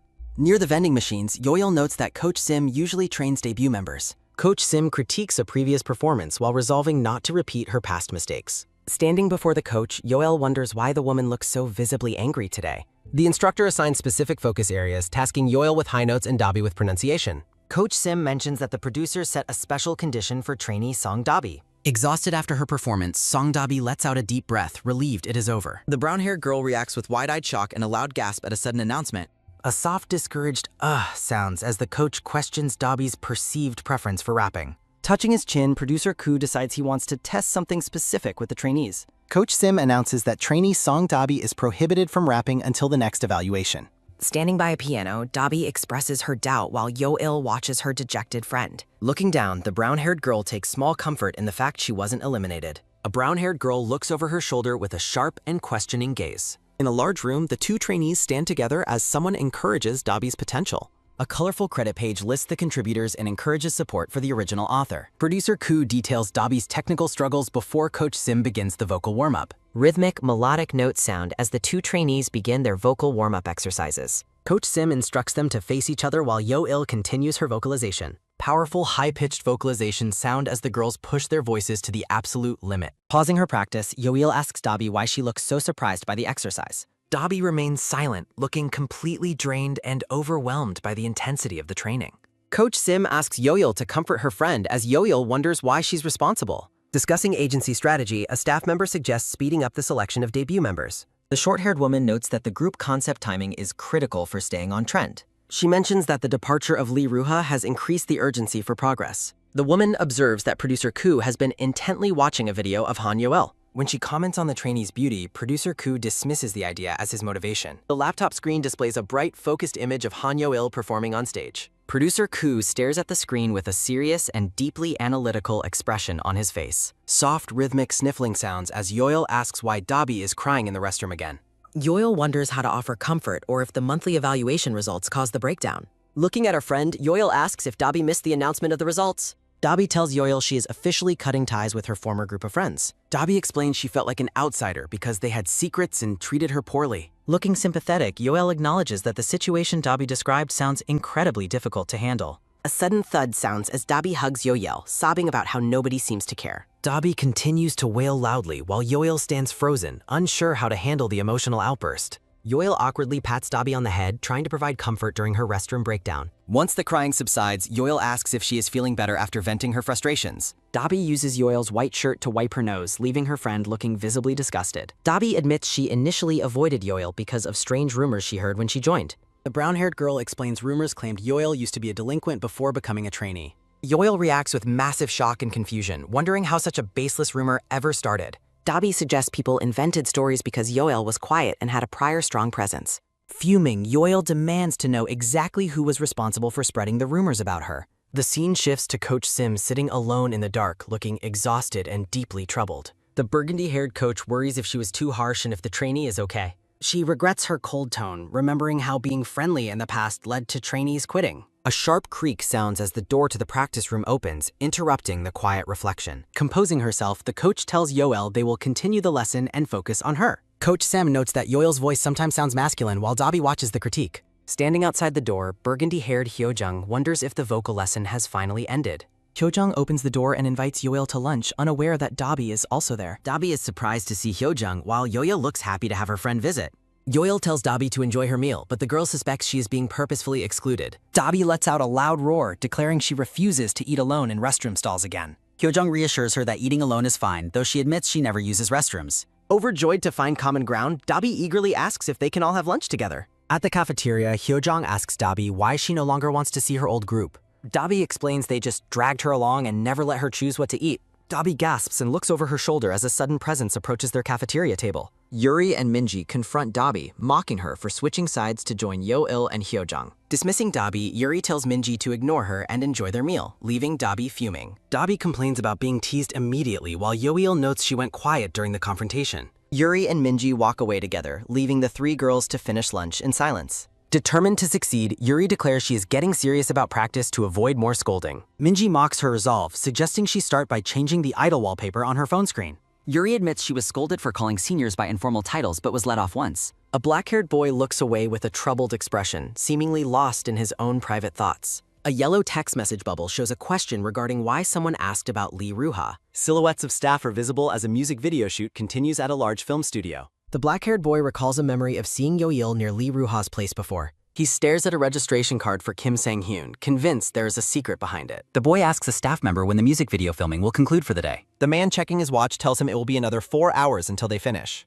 He clarifies that the 4-hour break includes time for sleep once the recording is complete. The boy turns around with surprise as a silver-haired boy approaches him with a water bottle. Sitting alone on a sofa, producer Koo wonders why the current situation feels so familiar. A wall of text explains the translator's logic for using certain labels for characters. A credit page lists the contributors while asking for support for the original author. An announcement over the studio speaker tells the members to prepare for the next filming part. The silver-haired boy corrects his friend, stating his name is actually Baek Sang-hyun, not Kim Sang-hyun. The black-haired trainee expresses concern while Baek Sang-hyun mocks his preoccupation with women. Sang-hyun asks if he is referring to the two people who seem to have a connection. The black-haired trainee looks up with a sharp and questioning gaze. Sang-hyun insists there is no connection, dismissing the other's observations as jealousy-fueled hallucinations. He suggests they are likely friends teaching each other, explaining their similar dance styles. Sang-hyun theorizes they might be dating, but the black-haired boy finds that even more unlikely. Sang-hyun jokingly asks if the two switched bodies, questioning what part of it doesn't make sense. The black-haired trainee suddenly breaks into a wide and knowing grin. He laughs, finding the body swap theory more believable than dating, while Sang-hyun questions their friendship. The trainee admits he failed to flirt with her, finding her total lack of interest confusing. Sang-hyun walks away, convinced the other boy has lost his mind after his failed advances. A cheerful laugh sounds as the trainee reflects on having a fun conversation over a meal. Hallway chatter fills the air as girls discuss an upcoming medical checkup and their weight. Dabi looks back, asking Yo-Il if she enjoyed her lunch after their earlier meal. Surprised by the question, Yo-Il confirms she did while another girl walks past them. Yo-Il reflects on her first month as a trainee, remembering how difficult the beginning was. She takes comfort in her growing friendships, remembering past meals shared with her peers. The two trainees walk down the hallway together, focusing on their next scheduled session. A brown-haired girl looks over her shoulder, questioning if Yo-Il feels bad for Sode. Yo-Il remains silent, her expression unreadable as she contemplates the weight of the girl's words. She reflects on her new identity as Han Yo-Il, leaving her past self behind for good. Standing outside the building, Yo-Il wonders why Soe reached out to inquire about her well-being. A sudden, heavy clank sounds as Yo-Il enters the room, feeling pathetic for her avoidance. A smartphone screen glows on the desk, displaying a notification from 1310 about Li Ruha. Yo-Il stares at the message from Cha Gong-won, questioning why he is asking about Li Ruha. She recalls his cold behavior during the evaluation, wondering why he brought up her former groupmate. Frowning, Yo-Il worries if her poor performance caused him to turn his attention back to Ruha. She decides to send a quick reply before returning to her intensive practice routine. Yo-Il's eyes widen in shock as she looks at the screen, realizing a terrible mistake. Horrified, she realizes she accidentally sent the message intended for Gongwon directly to Li Ruha. Panicking, she sees the message status mark disappear, indicating that Ruha has already read it. Yo-Il stares in disbelief, realizing that Li Ruha read the message and chose to ignore it. The realization that she is completely screwed hits her with the force of a physical blow. Standing near the lockers, Yuri questions Yo-Il about her recent actions and strange behavior. Yuri leans over a desk to check the computer for available practice rooms. She identifies a specific room that Yo-Il usually occupies, much to the other girl's surprise. Coach Sim assigns a difficult task, requiring Yo-Il to master diaphragmatic breathing while dancing. Intense breaths escape Yo-Il as she pushes her physical limits during the grueling practice session. Yo-Il collapses on the floor, gasping for air as her body reaches its absolute breaking point. She peeks through the doorway of the practice room, checking for any observers of her struggle. Her phone lies on the floor, a constant reminder of the unanswered message to Li Ruha. A question escapes Yo-Il as she notices a girl in red pants entering the room. The girl offers a friendly greeting, smiling as she interrupts the quiet of the practice space. Yo-Il identifies the visitor as Lee Wonjin, the top-ranked debut member who asks to practice together. Yo-Il looks over her shoulder, curious about the elite trainee's sudden interest in her. Wonjin explains her curiosity about others' training methods, as opportunities to observe peers are rare. A quick sliding strip sounds as Wonjin removes her jacket, teasing Yo-Il for staring so intently. A sudden rapid swiftly sounds as Yo-Il apologizes and Wonjin asks if she has something to say. Yo-Il admits she is just curious, prompting Wonjin to recall Yo-Il's talent for dancing. Yo-Il confirms she chose dancing for her first talent show while an image of her past self appears.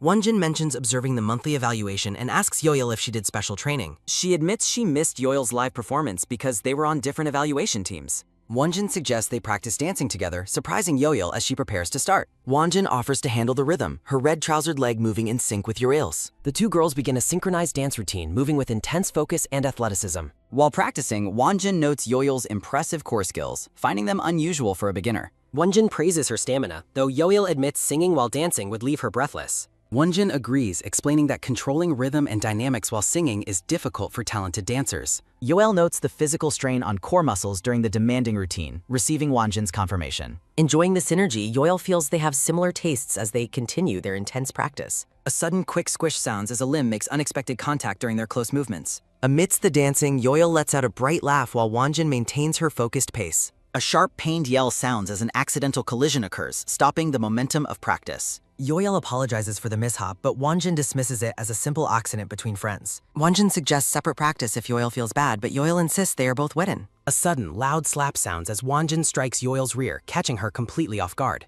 Wonjin laughs at Yo-Yo's bouncy physical reaction while the other girl stands in stunned silence. Completely frozen, Yo-Il questions if her personal boundaries were just crossed in such a way. Wonjin smirks at her, finding the trainee's reaction more interesting than she had initially anticipated. A credit page lists the contributors while asking for support for the original author. Wonjin recalls 3 months ago when Sato Izumi joined the debut team, hoping for kindness. The black-haired girl worries about her age, fearing her chance to debut is quickly slipping. She reflects on the quiet dorm and the fear of getting attached to temporary debut members. In the present, Wonjin leans in and repeats that she finds Yo-Il to be quite interesting. Yo-Il asks for clarification while Wonjin mentions that Izumi spoke about this topic often before. In a memory, Izumi warns Wonjin to stay serious because Lee Ruha will join them. Wonjin notes Ruha eventually went solo, though she acknowledges Ruha and Izumi met the standard. She looks intensely at Yoil, claiming she has the highest chance of meeting that same standard. Yoil is flattered by the praise, though Wonjin clarifies it is still only a mere possibility. Yoil observes Wonjin's relaxed demeanor, while the senior trainee notes Yoil still lacks certain qualities.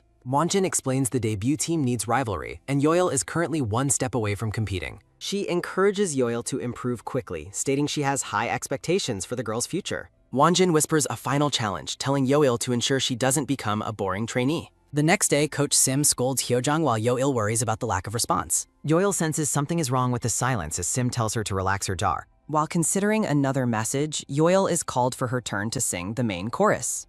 Coach Sim critiques her vocal range, noting it lacks flexibility despite her ability to hit notes. Hyojung complains about the repetitive vocal drills, wishing she could return to her role as rapper. Wonjin waves cheerfully, suggesting they stay late to practice together once the formal session ends. A sudden heavy drag sounds as Wonjin pulls the exhausted Yoil toward the private practice room. The sky turns a deep purple as evening settles over the quiet city apartment buildings outside. A sudden loud thump sounds as Yoel collapses onto her bed, completely drained of all energy. She reflects on the exhaustion of constant training while reminding herself she still needs to shower. Too tired to move, Yoil lies across her bed as her eyes begin to drift shut. A sudden sharp ding sounds from the bedside, jolting Yoel back into a state of awareness. Yoil's phone vibrates repeatedly with notifications, prompting her to wonder who could be calling her. Multiple urgent messages appear on the screen, pleading for a reply and asking about her whereabouts. Yoil regrets giving out her number, realizing she mistook the contact for someone more important. The chat log shows Yoil apologizing for a wrong message and asking if the recipient is angry. Yoil stares at the screen with a troubled expression, realizing the awkward situation she has created. Close-up of Yoil's face, her expression one of intense focus or quiet realization. The text message recipient accuses Yoil of ignoring them, but she simply replies that it is for the best. A sharp, detailed close-up highlights the tension in Yoil's eye as she processes the exchange. A sudden, soft thump sounds as Lee Ruha settles into a chair, looking calm and composed. Ruha acknowledges that the other person actually decided to call her, her expression unreadable. Gongwon holds his phone nervously, stammering a greeting as he finally initiates the conversation. Gongwon reflects on seeing her face for the first time in ages, wondering if he should hang up.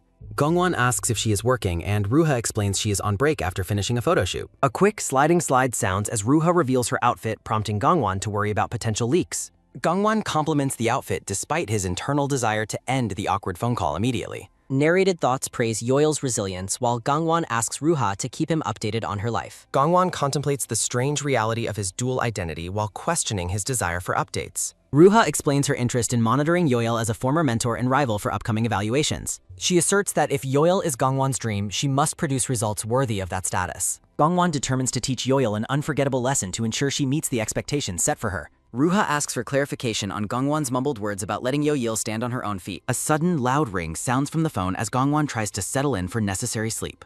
A sudden, sharp halt sounds as he sees Song Daebi's name flashing on the incoming call screen. Gongwon feels annoyed by Daba's persistence, relieved he didn't accidentally answer the phone in his tired state. He recalls Dava's tearful admissions of worry and loneliness, her voice echoing a desperate need for support. Yoil considers her own loneliness, wondering if she would feel the same way if Ruha ignored her. She reflects on the difficulties of training and her fear of the coach's high expectations and harsh critiques. Dabi overshares personal details about her physical state, making Gongwon feel uncomfortable with the level of intimacy. A sudden, rhythmic snore sounds as Yoil falls into a deep, exhausted sleep right on her bed. A sudden, sharp zoom sounds as Yoil wakes up feeling strangely refreshed despite her previous exhaustion. Panicked, Yoil realizes she slept heavily and her phone's battery has died, leaving her without a clock. The morning sun shines brightly as a voice notes Yoil's tardiness for the early practice session. Yoil scolds Dabi for calling so late, while Dabi realizes Yoil fell asleep during their conversation. Dabi laughs at Yoil's seriousness, unaware that the trainee is mentally preparing for a difficult vocal lesson.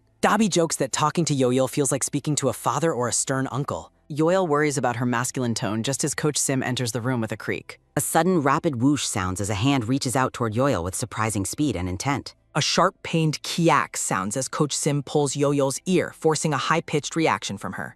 Coach Sim praises the occidental scream, stating that is the natural vocal tone Yoil should be using. The coach announces a change in assignment, ordering Yoil to maintain that specific pitch while speaking normally. Coach Sim instructs her to adopt a soft and gentle tone in all her daily casual interactions. Yoil stares in stunned silence, her face a mask of confusion at the coach's bizarre new demand. The contributor page appears, thanking the team for their work and asking for support for the author. Hyojung pops her head into the room, cheerfully inviting both Yoil and Dabi to go have lunch. Dabi looks back at Yoil with a grin, while Hyojung waits by the door for their response. A sudden soft yes sounds as Yoil agrees to join them, trying out a more pleasant expression. Hyojung smiles brightly, happy to have her friends join her for a meal during their break. Yoil reflects on her vocal frustrations, comparing her inability to sing to a frantic tapping of annoyance. At the cafeteria, Hyojung points out that Dabi is eating messily while the girls share a meal. Yoil advises Dabi to eat slowly, her tone reflecting the coach's new instruction for gentle speech. Dabi stares at Yoil in shock, clearly surprised by the sudden and unusual change in her friend's demeanor. She demands to know why Yoil is acting so strange, finding the new gentle tone deeply suspicious.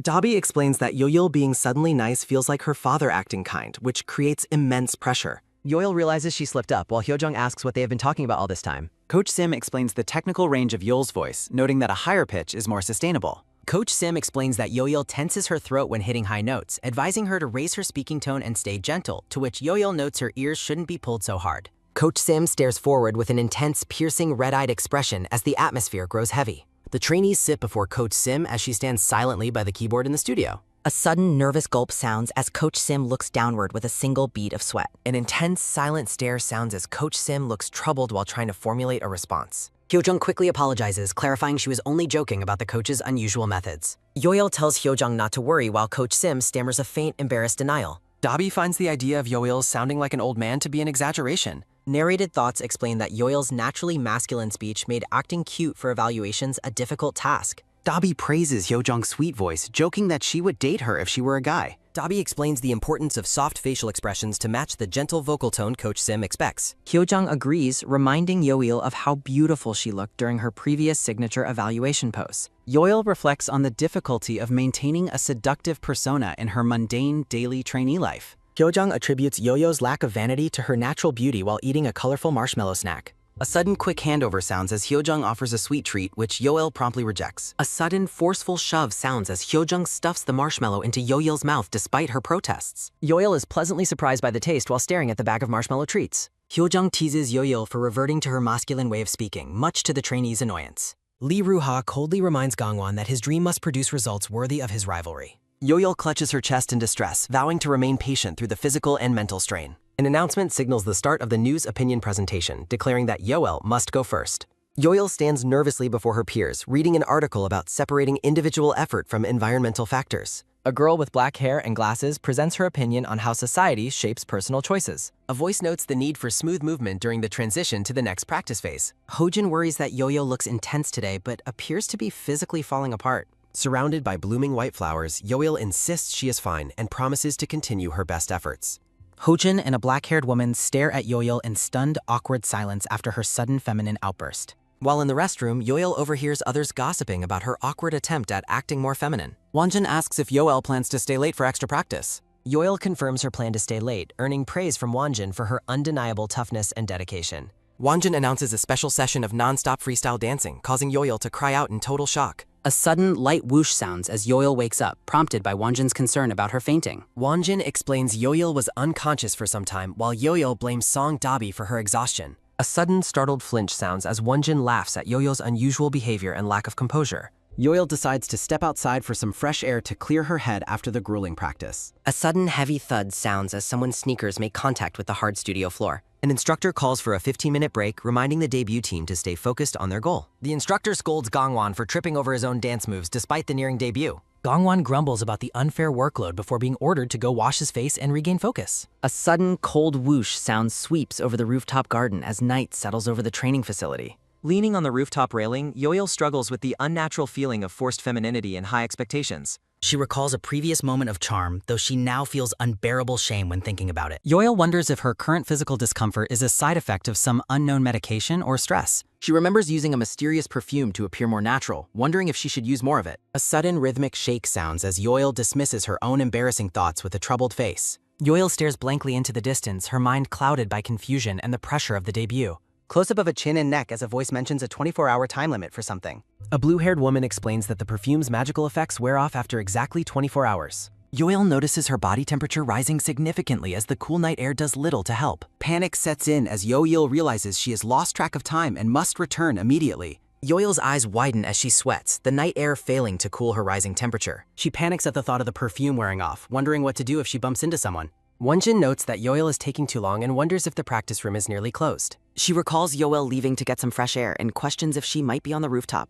A sudden low creak sounds as a dark-haired head peeks cautiously through an open doorway. Gongwon laments being stuck practicing instead of resting, noting his extreme lack of sleep lately. Looking for a moment of peace, Yoil decides to find a quiet place to rest for a bit. She stares down with a pained expression as she continues to struggle with her physical state. Gongwon and Wonjin both separately consider going to the rooftop to look for the missing trainee. A character poll asks who will be the first to discover the truth about Yoel's identity. A contributor page acknowledges the translator and raw provider while asking for reader support. Against the backdrop of the night sky, Wonjin lets out a sudden, heavy sigh sounding. Wonjin reacts with a look of sudden surprise, her gaze fixed on something off-screen. The black-haired boy stares ahead with a neutral, slightly focused expression during the night. A sudden cold whoosh sounds as the black-haired boy and Yoil meet on the rooftop. Gongwon tells himself to hurry and greet her, though he hesitates to share what is on his mind.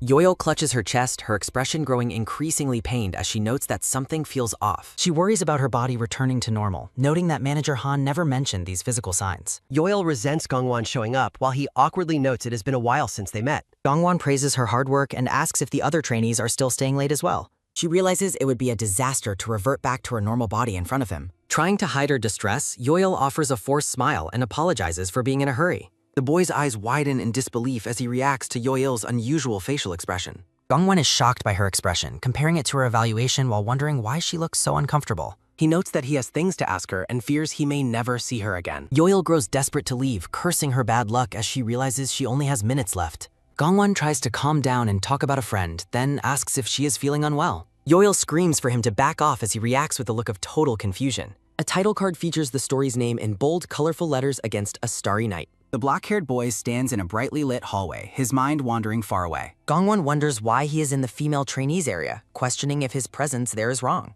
He remembers that Yoel specifically asked him to retrieve her things since she was unable to move. A sudden, sharp clack sounds as the black-haired boy opens a locker with focused intent. He finds a phone inside the locker and notes the device with a look of recognition. He turns his back to the open locker and begins to walk away through the room. The phone screen displays a contact list highlighting the name Kim Sang-hyun and clear text. In a memory, Yoil pleads with him not to ask why and promises anything in return for help. Gongwon tells himself to remember what he heard and focus on doing exactly what Yoil requested. A sudden, quick tap sounds as a finger makes contact with a specific name on the screen. A voice questions if she found Kim Sang-hyun's phone after finding the wallet previously. Gongwon peeks nervously from behind a locker, wondering if any other trainees are still in the area. Other men condemn him as a pervert for sneaking into the female trainees area to take something. A sudden, metallic clink sounds as Gongwon closes the locker and resolves to hurry before being caught. The brown-haired woman notes only Yoel and Wonjin stay late, and Wonjin agrees with a smile. The woman praises Wonjin's kindness, though she claims Yoel wouldn't be eliminated even without her help. She questions if Yoel used connections, suggesting that debut members are rarely chosen based on talent alone. Gongwon listens as the woman states that debut choices depend entirely on what the company chooses. The brown-haired woman tells Wonjin not to worry, acknowledging that they both worked harder than anyone else. She suggests that anyone would use a connection if they had one, asking Wonjin if she would too. The brown-haired woman walks away, remarking that it would be best if both Wonjin and Yoel debuted. Gongwon stares at the equipment, lost in thought as he prepares for another practice session. Leaning against the lockers, the black-haired boy reflects on the path that brought him here. He stares intently, his mind drifting back to the early days of his grueling training journey. Gongwon recalls a peer's observation that even those with his looks must work incredibly hard. He decides to take his training seriously, determined to prove he is more than just a face. A sudden rhythmic huffing sounds as Gongwon pushes himself through an exhausting solo practice run. A shadowy mentor encourages Gongwon to audition for a major agency to gain valuable industry experience. Dressed in his school uniform, Gongwon wonders if he truly possesses the talent to succeed long-term. He smiles while imagining himself surpassing Kim Sang-hyun, the rival who once mocked his musical knowledge. A sudden low creak sounds as Gongwon turns to see someone entering the quiet practice room. He begins to greet his old rival, but his words trail off as he sees the boy. Kim Sang-hyun stands before him, looking physically drained with dark circles underscoring his pale, weary face. Gongwon reacts with concern, noticing the extreme toll the rigorous training has taken on his peer. A sudden light toss sounds as Kim Sang-hyun discards an item while Gongwon asks about his injuries. A sudden heavy tapping sounds as Kim Sang-hyun walks away, ignoring the questions about his physical state. A sudden light tapping sounds as Gongwon checks his phone while waiting in the empty room. He looks up in confusion, sensing that something is terribly wrong with the atmosphere around him. A sudden quick tapping sounds as Gongwon notices fresh blood on the floor and urges his rival to rest. A sudden soft tapping sounds as Kim Sang-hyun continues walking despite the blood dripping from his mouth. Gongwon stares in horrified silence, his resolve shaken by the sight of his friend's physical collapse. He admits that seeing such suffering has drained his motivation, leaving him feeling utterly exhausted and cynical. A shadowy figure watches from the doorway, observing the emotional fallout of the intense training environment. A sudden, rhythmic stepping sounds as Gangwon grips a small tube of medicine tightly in his hand. In a memory, judges harshly criticize Gangwon's lack of basic preparation despite his undeniable natural beauty. He looks dejected, realizing that his looks are not enough to bridge the gap in skill. A woman questions his commitment, suggesting his easy entry into the program has made him arrogant. The scene shifts to the quiet rooftop garden as night settles over the training center grounds. Gangwon informs Yoil that he has brought the items she requested during their earlier meeting. A sudden, sharp slide sounds as a hand reaches from the shadows to retrieve the mysterious tube. Gangwon notes with a grimace that the hand reaching out is undeniably that of a man. A sudden, soft rustling sounds as Gangwon hands over the medicine, desperate to confirm the truth. He readies his phone's camera, intent on capturing the impossible transformation he expects to witness. He remembers Kim Sung-yeon's expulsion, wondering if his own secrets will lead to a similar fate. Staring at the railing, he tells himself to forget the past and focus on the current crisis. Yoel's voice declares she will go first, prompting Gangwon to turn toward the open rooftop doorway.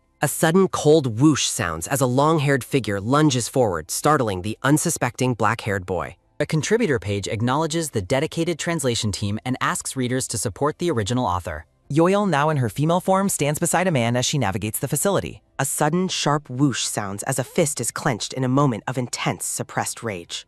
Gangwon watches in stunned silence as the female trainee before him struggles with her physical state. He looks at her with sweat beading on his forehead, overwhelmed by the impossible sight he witnessed. Yoil looks away, her expression clouded with shame as she processes the exposure of her secret. A sudden, heavy stepping sounds as Gangwon begins to walk away from the distressed trainee. A sudden, light stepping sounds as Gangwon recalls the instant transformation that shattered his sense of reality. Yoil hunches over in pain, her long hair falling around her as she clutches her chest. She fears that having her secret leaked will result in her immediate expulsion from the debut team. Gangwon stops and asks why she isn't leaving yet, his voice echoing in the cool night air. He asks if the medication is what turned her into a beautiful girl, seeking a logical explanation. Gangwon finds the reality-warping change unbelievable while Yoil tells him to think whatever he wants now. He realizes he wasn't crazy after all, feeling that his old life is finally over. Gangwon assures the distressed trainee that he won't tell anyone because nobody would believe such a secret. He wonders how it's possible, but admits her past behavior strangely makes sense as she reacts with shock. Sitting on the bench, the long-haired girl asks if he is merely making fun of her current situation. He explains that revealing her secret would only make him look crazy and jeopardize his upcoming debut. Gangwon gives a cheerful thumbs up, claiming no one believes him since he is considered the most clueless member. The girl finds it incredibly frustrating that he can casually pretend as if nothing world-altering just happened. The black-haired boy reflects on his dislike for her half-joking attitude while his expression remains unreadable. In the dark of the night, a haunting question asks why he had to discover the secret. She laments looking like a psycho for pretending to be a woman just to achieve her idol dreams. Gangwon counters that he never expected her to transform back and reminds her he helped retrieve her items. He realizes she can revert to her original form at any time, just as she did that night. Gangwon scolds her to take care so his dreams aren't ruined, while she blames him for holding her back. A sudden, sharp flinch sounds as she suggests he should have simply used the bath bomb for her instead. In a memory, Manager Han warns her to be extremely careful regarding the dangerous side effects of the medication. A hand holds the small vial tightly, representing the fragile nature of the secret transformation they share. The trainee stares blankly ahead, the weight of her dual identity casting a long shadow over her future. Dressed in a school uniform, the boy looks at his phone while lost in thought about his path. Back in her female form, she sits alone, the long hair a physical reminder of the life she's leading. Hunching over on the bench, she admits that her own negligence is what ultimately led to this exposure. Gangwon admits his fault in delaying her, but wonders how she tolerated him flirting with her earlier. He notes that her past actions, especially during the evaluation, finally make sense now that the truth is clear. Gangwon praises her face but asks why she changed gender, then promises not to pry if she stops staring. He looks at her with a grim realization that this desperate gamble proves how badly she wants to succeed. Staring at his own feet, the black-haired boy hesitates as a new, darker thought begins to take root. He looks up with a troubled expression, questioning if her entire journey is just an act of deceiving others. Gangwon asks what her plan would be if a different trainee had witnessed her original form instead of him. He advises her to act more naturally in the future to avoid any further slips in her complex deception. A sudden rhythmic stepping sounds as a voice calls out to Yoil, signaling someone is approaching the rooftop.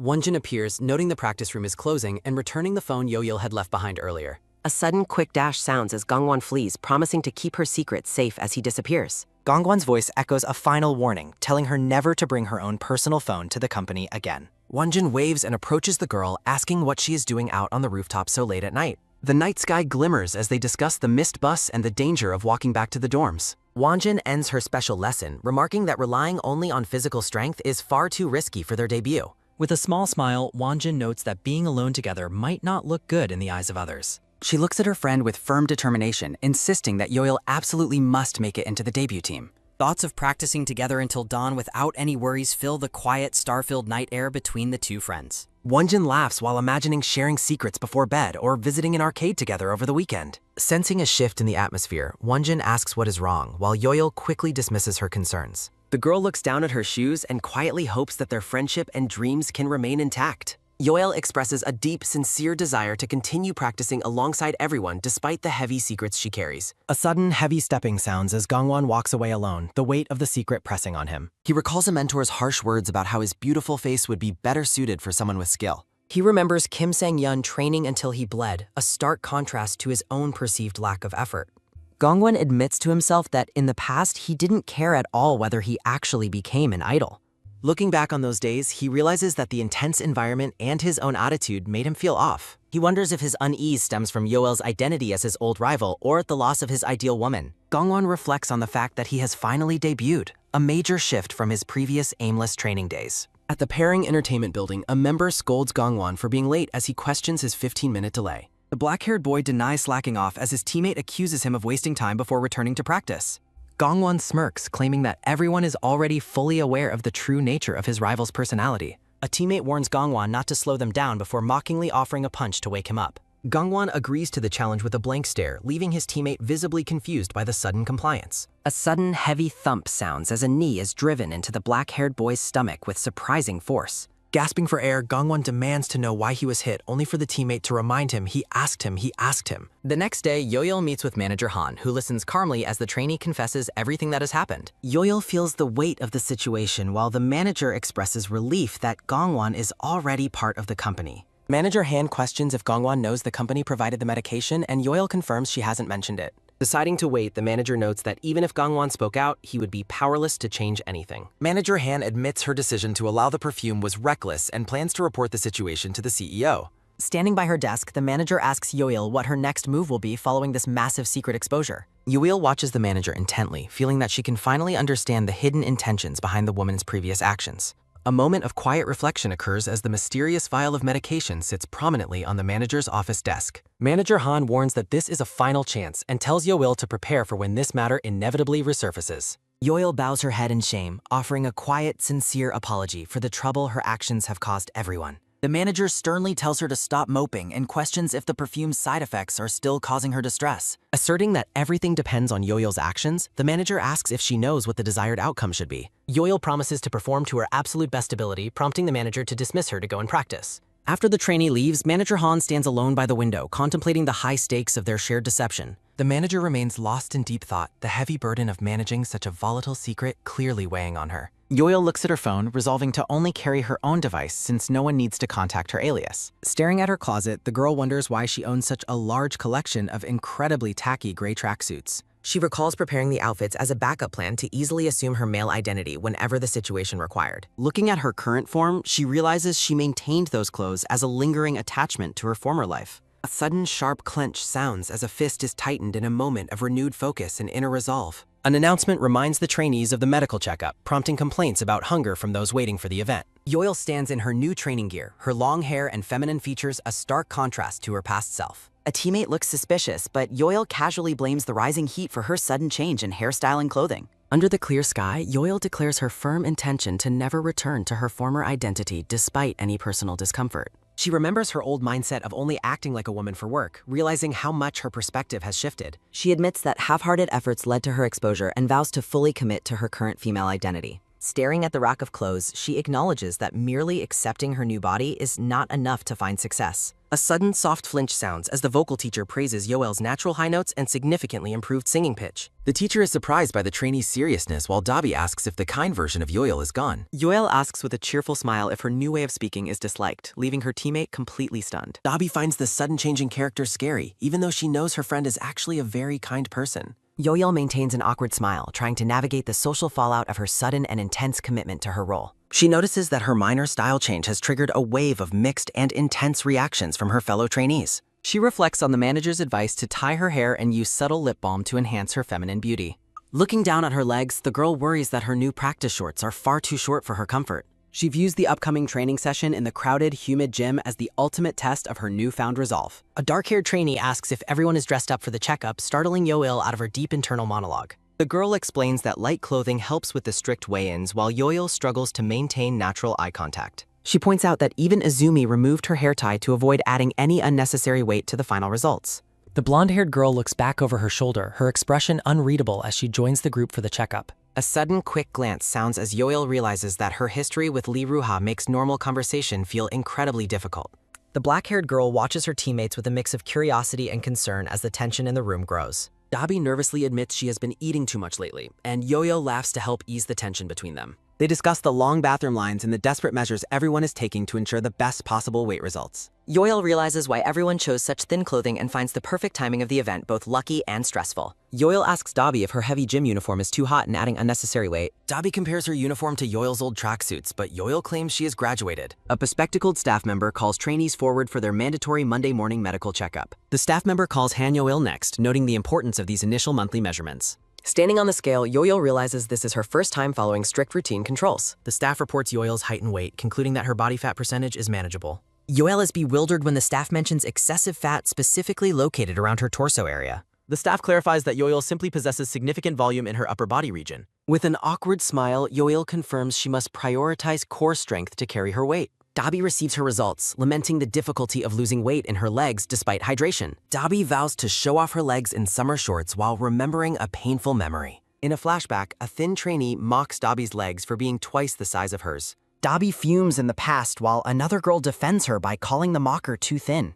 Returning to the present, Dabi feels irritated and hopes such insults will never happen again. The staff reviews Mu-young's results, but the trainee insists on showing something very specific. A sudden quick lift sounds as Mu-young raises her shirt to reveal her stomach area. Mu-young proudly displays her new six-pack, prompting the flustered staff to tell her to stop. The staff scolds Mu-young for acting like they're at a gym with personal trainers. Hyeon stands against the height marker, her expression serious as the measurement is taken. An excited ah sounds as the staff reveals Hyeon grew a whole centimeter since morning. The staff congratulates Hyeon, noting that her growth plates are clearly not closed yet.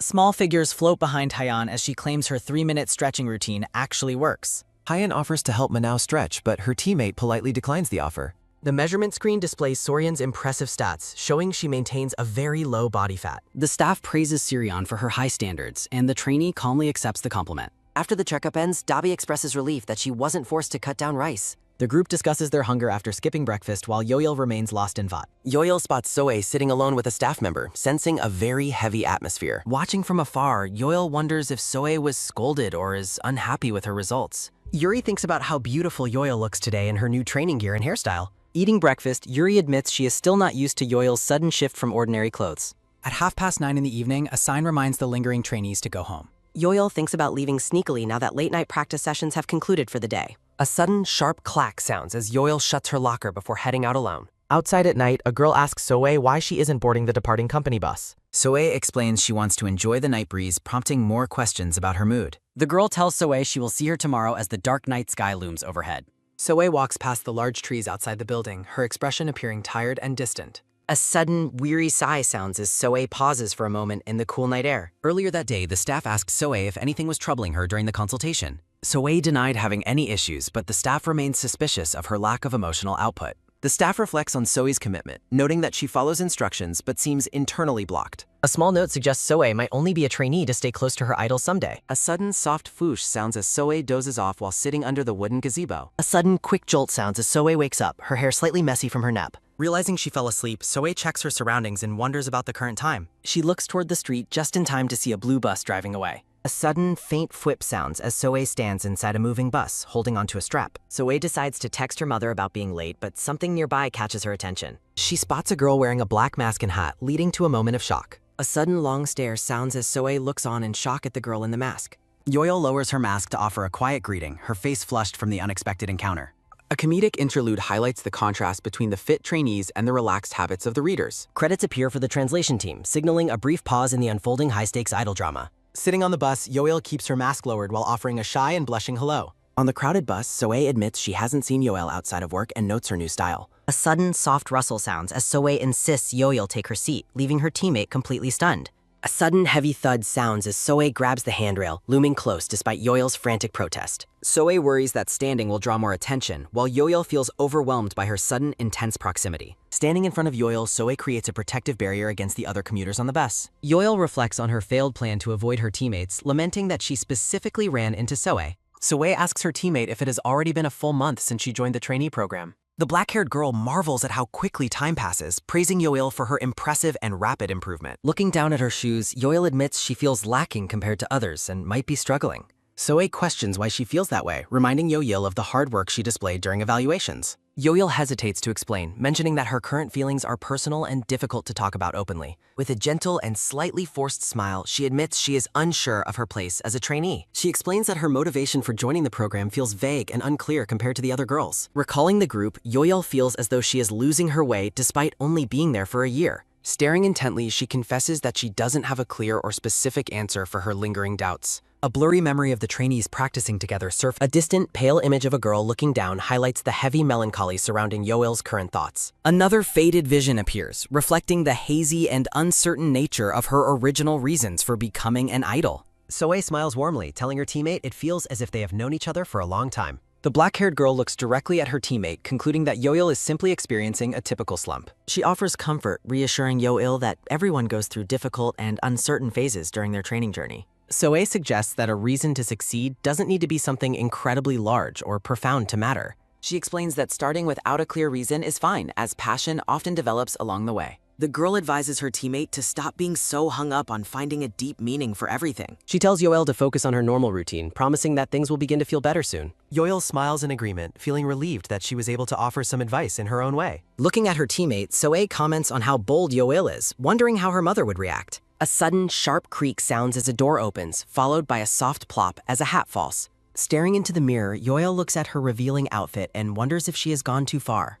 A sudden, sharp twinge sounds as Yoel clutches her stomach while sitting alone in the quiet practice room. She reads a warning about not exposing her stomach to the cold, realizing her timing was very poor. Hyojung approaches with a heat pack from the office, offering it to help soothe her friend's sudden discomfort. Yoel holds up her phone to show off her outfit, asking Hyojung for her honest opinion on it. Hyojung is surprised by the style, questioning if she plans to wear such bold clothes on the stage. The trainees discuss a legendary incident, wondering if Yoel is taking her new persona to a dangerous extreme. Hyojung mentions a trainee who was expelled for clubbing, prompting a loud, flustered denial from the embarrassed Yoel. Hyojung notes that a more subtle style is better, agreeing that it fits Yoel's personality much more naturally. A sudden quiet stir sounds as a girl wakes up from a deep sleep on the hard floor. Yoel wakes up feeling exhausted, prompted by Hyojung to go and get some water to help wake up. Clutching her stomach, the tired girl heads toward the bathroom while thinking about the long day of practice. A sudden quick flinch sounds as Yoel spots another trainee standing near the water dispenser in the hallway. A sudden silent glance sounds as Yoel and Soe look at each other, the tension thick between them.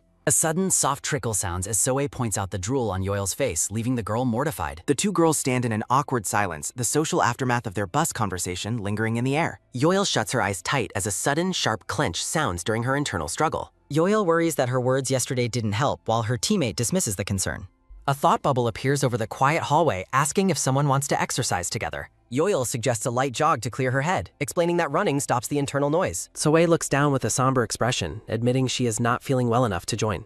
A sudden quick whoosh sounds as Yoel runs off, leaving Soe standing alone and confused. Soe stands in the empty practice room, her expression blank as she processes the sudden departure. The scene shifts to the city skyline under a clear blue sky as the day progresses. Yoel sighs outside the elevator, deeply regretting the awkward things she said to her teammate yesterday. She worries that Soe's polite personality might lead her to force herself into unwanted social situations. A sudden, sharp creak sounds as someone opens the door to the brightly lit practice room. Hyojung enters the room with a cheerful smile, greeting Yoel warmly as the morning practice begins. Hyojung notes how quiet the building is, surprised to find that Yoel wasn't aware of the schedule. The red-haired girl explains that the high school trainees are away for their June mock exams today. Yoel recalls Dabi's excitement about going home early, awkwardly remembering her status as a school dropout. Memories of the trainees wishing they could commute together surface, highlighting the growing distance between them. Soe stares off into the distance, her profile appearing lonely as she waits for the others. Yoel feels embarrassed about her previous invitation, wishing she hadn't suggested working out during a break. A sudden sharp ding sounds at a shop as a digital payment goes through successfully. A sudden, rhythmic step sounds as Yoil walks through the neighborhood, deciding to practice alone until sunset. Yoil stops in her tracks, her eyes widening in shock as she spots a familiar figure. Soe stands alone at the park during sunset, still wearing her school uniform after the exam. Yoil is stunned to see Soe, who explains she came early to keep their workout promise. The black-haired girl offers a warm and gentle smile, reaffirming her commitment to practicing together today. A narrative beat emphasizes Soe's growing character depth as the story shifts toward the next ordinary day. Back at the office, Hyo-jung wonders if Hyo-yeol has returned from her trip to the store.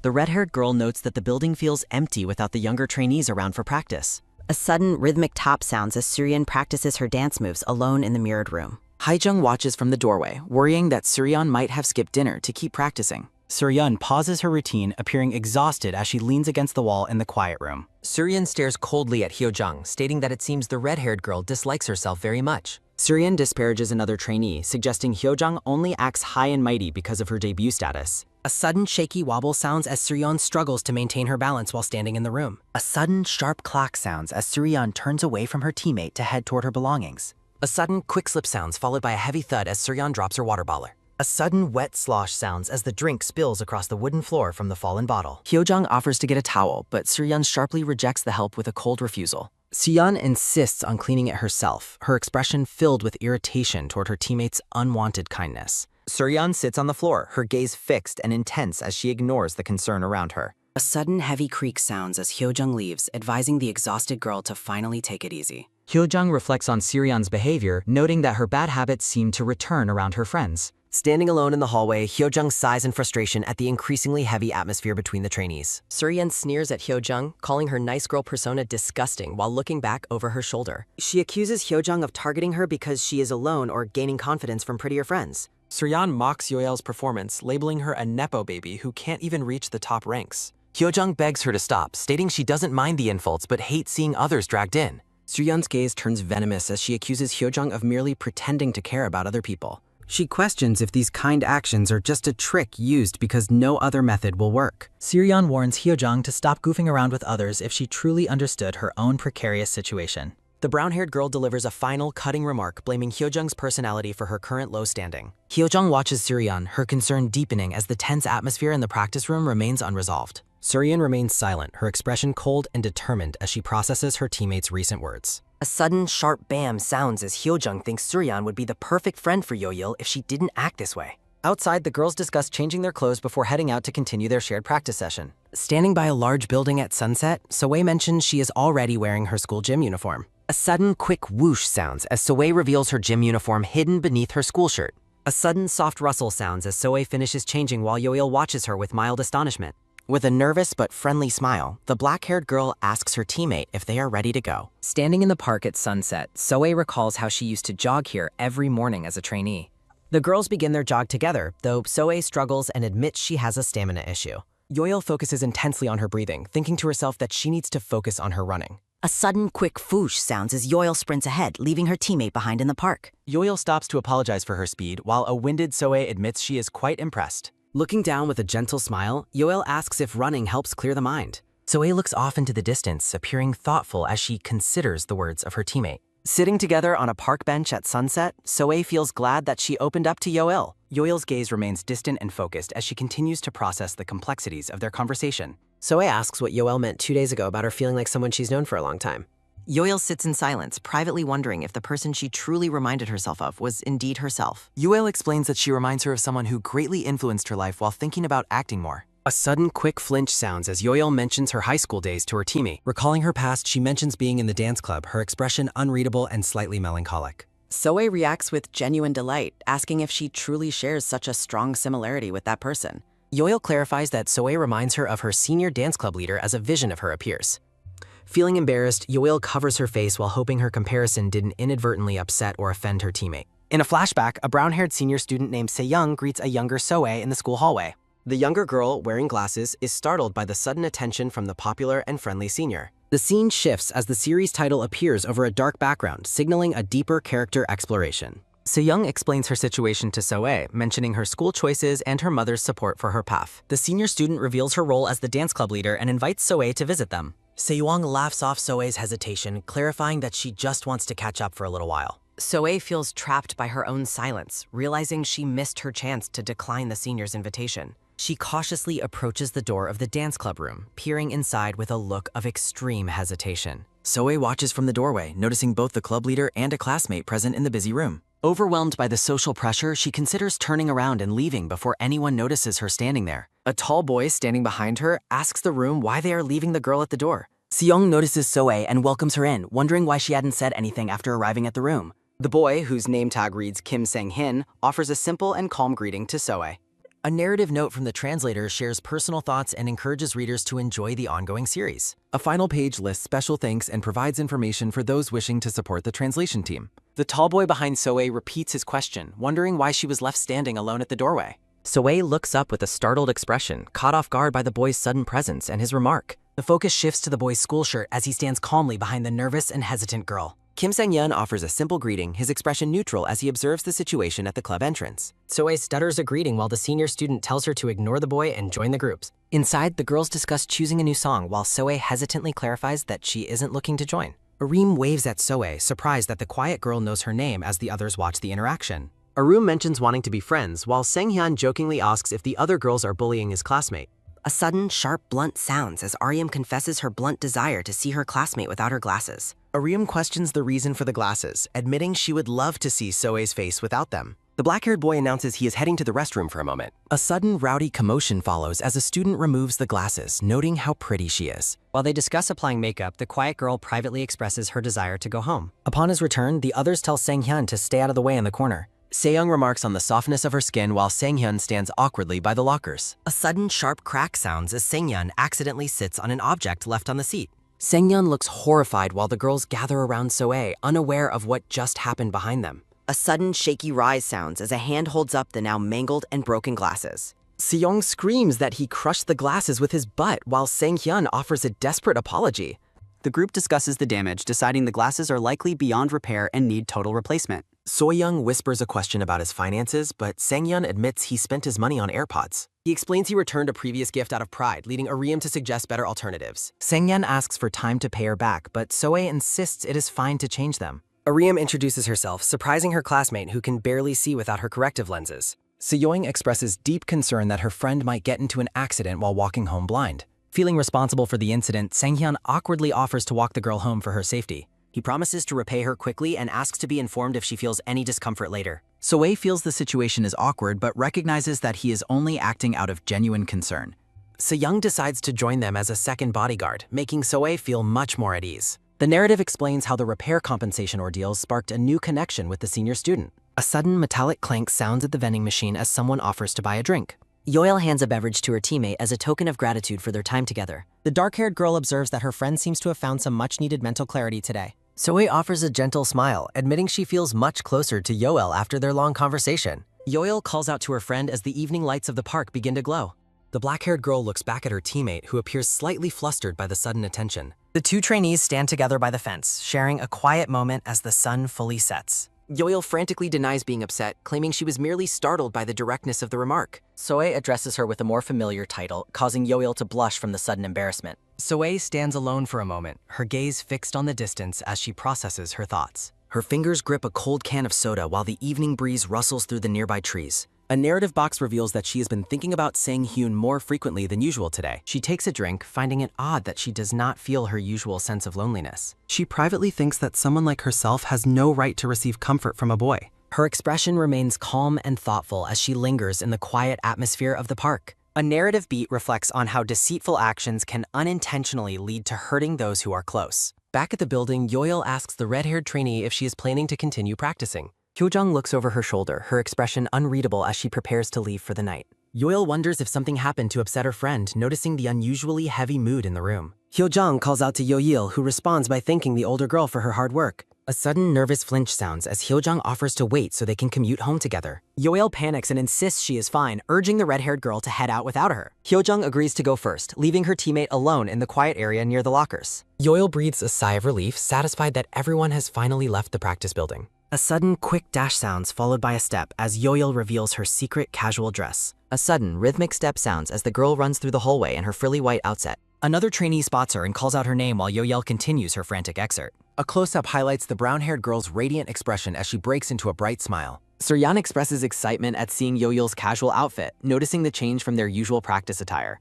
Suryan mentions that something has been on her mind as she stops to talk to her. Yoyeol looks thoughtful as she asks her friend for her honest opinion regarding Suryan. Suryan is surprised by the sudden question about whether it is possible to get along together. Observing her teammate, Suryan notes that she typically bonds well with friends like Oh Minji. Yoyeol laughs as her friend recalls a past instruction not to be boring during their interactions. The brown-haired girl emphasizes that a debut is a shared achievement rather than a solo effort. A sudden rhythmic step sounds as the girl departs, leaving Yoyeol puzzled by her final remark. Looking at her sneaker, the girl privately thinks that Yoyeol is full of unexpected surprises. The girl reflects on how surprising Yoyeol's casual outfit and personal taste actually were today. A voice over the practice room ceiling announces the team assignments for the upcoming monthly evaluation. Team A's members are listed while a brown-haired trainee celebrates being paired with the top ranker. The list for Team B includes Yoyeol, Izumi, Yuri, and Muyang, causing varied reactions among them. Hyojung and Suryan are placed in Team C alongside 3 other trainees to conclude the announcements. A social media post for Lee Ruha appears above information and credits for the translation team. Yoyeol feels miserable about her situation, finding the current atmosphere to be absolutely agonizing and painful.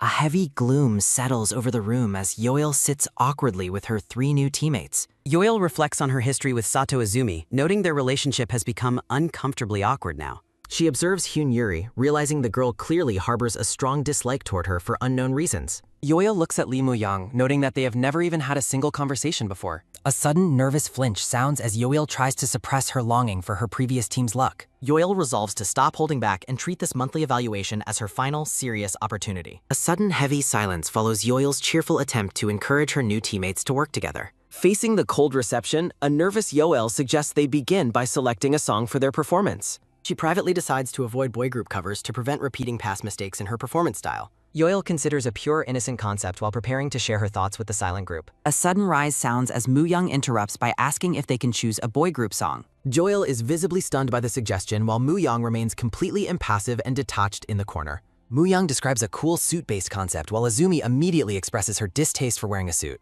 The group debates the scoring potential of the concept as voices echo through the practice room ceiling.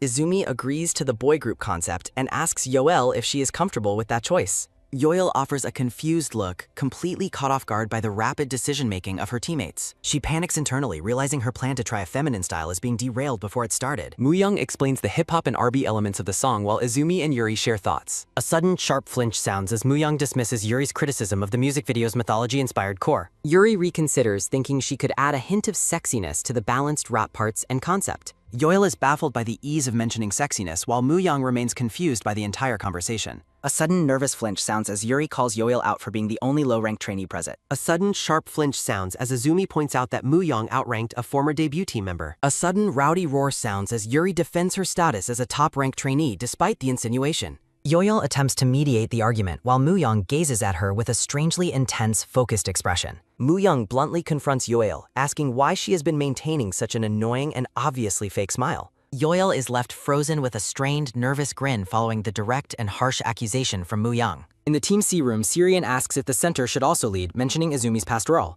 Another trainee suggests Minji should lead given her high rank and experience as a former team leader.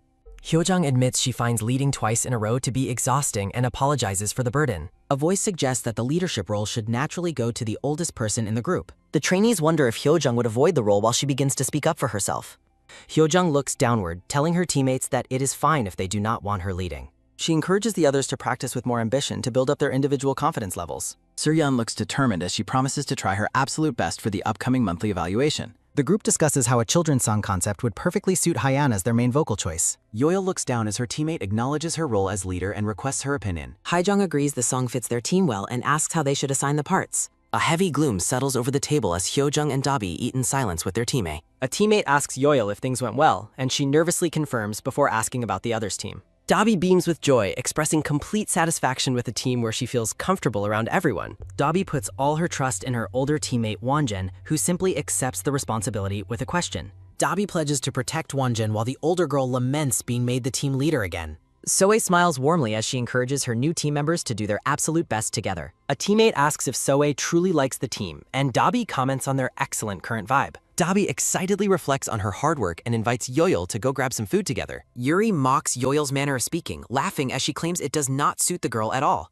A narrative prompt questions why Yoil has been hiding behind a fake smile for so long. A sudden, quiet mumble sounds as Yoil wonders what she did wrong while her teammates look on. Yoil privately resolves to stick to her current path regardless of what other people might say. Yoil experiments with various casual outfits, eventually choosing a plot dress over a dark long-sleeved shirt. She thinks she is finally understanding fashion as she gets used to wearing more feminine, casual clothes. At the bus stop, Yoil considers her new style a form of shock therapy for her self-image. Yoil turns to speak to a stranger behind her, politely offering a standard greeting to get attention. A brown-haired girl at the stop stares at Yoil, clearly struck by the girl's appearance. The girl flinches as Yoil responds to the staring, causing an awkward tension between the two. A sudden, quick dash sounds as the girl runs away, frantically claiming that nothing is the matter. Yoil is left standing alone, watching the girl depart with a look of utter confusion. A flashback shows a nervous student handing a small box to Yoil during a past encounter. A shadowed man advises someone not to stress, claiming most people do not care about others' actions. Narrative text explains that while her current situation was initially confusing, Yoil has adapted over time. Yoil looks pensive as a small note mentions Sung-hyun, hinting at her lingering thoughts of the boy. High above the city, a voice asks the gray-haired boy what he is doing in the car. Sungdo browses outfit photos on his phone, calling his teammate an amateur for questioning his hobby. Gangwon notices more fans outside the building lately, while Sundo criticizes the lack of photo editing. Sungdo worries their fans are losing interest, but Gangwon reassures him of the loyalty of long-term supporters. A social media post highlights a trainee from Paring Entertainment who is going viral for her visuals. An online comment identifies Yoil as the insanely pretty girl from a recent monthly evaluation performance. A sudden, hearty laugh sounds as Gangwon teases Sungdo about the girl he likes becoming famous. The boys wonder if their hype has died down compared to the reaction the mystery girl is getting. A close-up of a smartphone reveals the viral photo of Yoil standing at the bus stop. A blue-haired woman notes the massive attention the trainee is receiving, finding her late discovery quite surprising. She laments the missed promotion opportunity and wonders why the producer continues to stall the girl's debut. A narrative box notes one major issue remains, suggesting it is time to speed up their plans. The woman realizes with a smile that Yoil is wearing the exact clothes she previously selected for her. Credits and information for the translation team appear over an illustration of 2 water bottles clinking.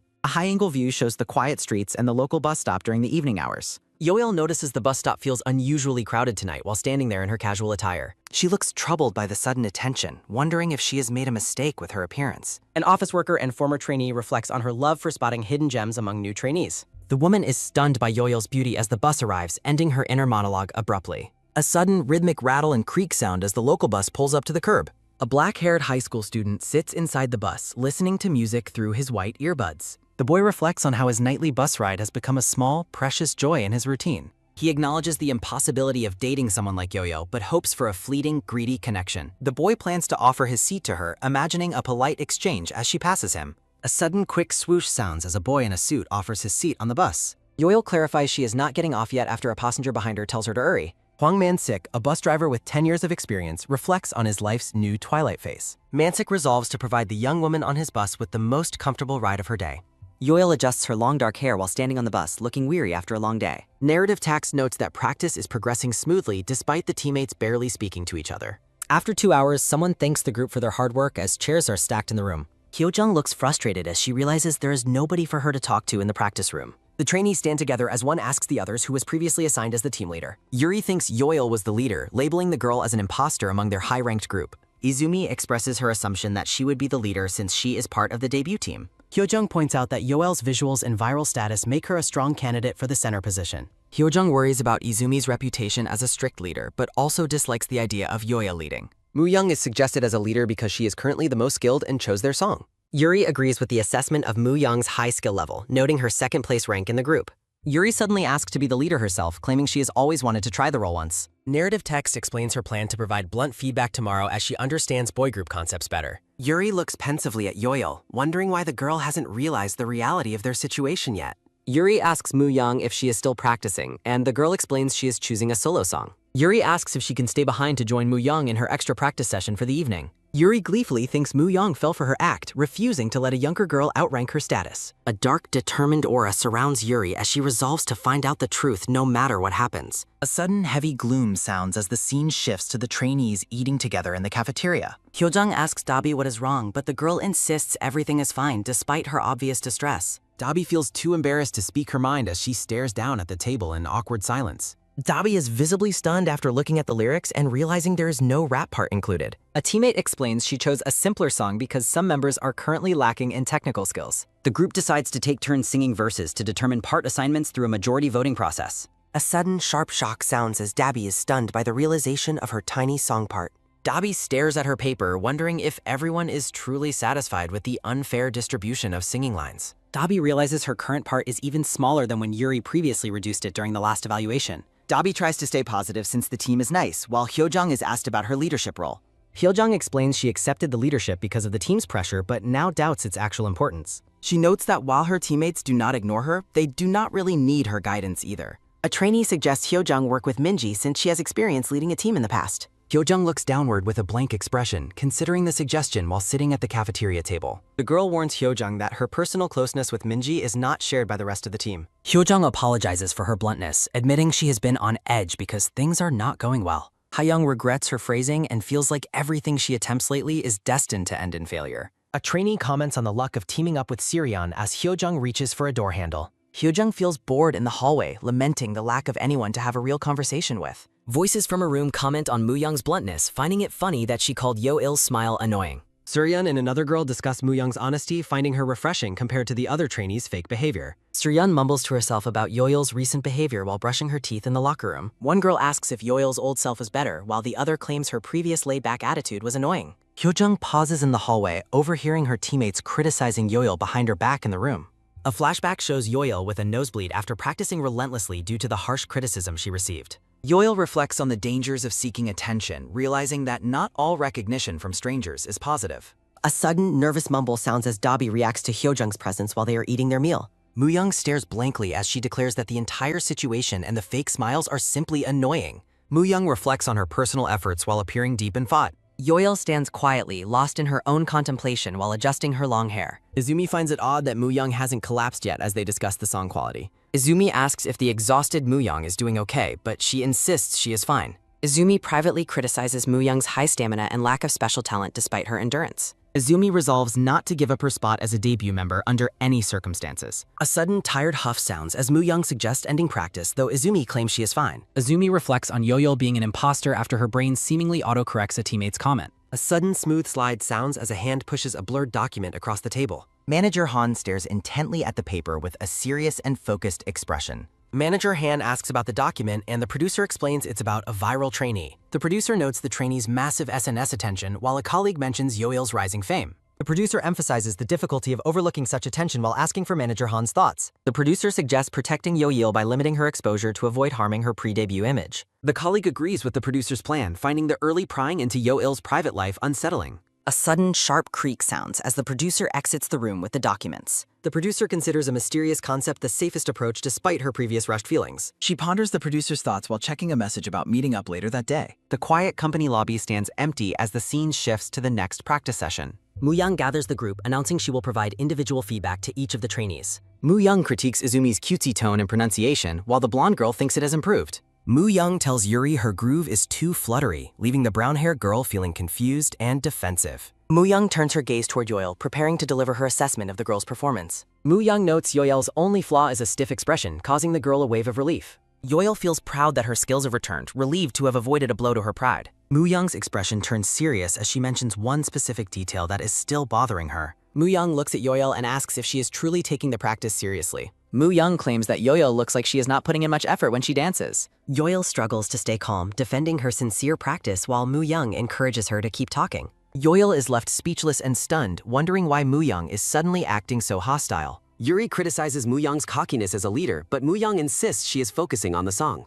Moo-young explains the dark concepts dominating nature, while Yuri privately dismisses her as a total nerd. Yuri finds Moo-young's lecture annoying, arguing that showcasing her own charm is more important than reinterpretation. Yuri questions why she should be forced to match a boy group's specific vibe as a girl. Moo-young suggests watching boy group videos for research, taking the frustrated Yuri by complete surprise. Yuri excitedly points out that the Blue Planet debut teaser is being released today. Izumi asks about the release time while noting the company is hosting a public screening. Someone mentions the big screen in the lobby as the scene shows the empty company lounge. Yo-il looks thoughtful and admits to herself that she is curious about the debut song. A teammate expresses excitement for the big screen viewing, while Izumi claims it's just for reference. A sudden soft ding sounds as Izumi suggests taking a break before things turn chaotic again. A close-up shows a white smartphone being held firmly during the short break from practice. Yo-il looks pensive and tired as she prepares to head toward the lobby with her teammates. The trainees walk toward the crowded lobby, with Yuri noting how many people have gathered there. Yoil looks worriedly downward, wondering if her past encounter with Gongwon is causing new problems.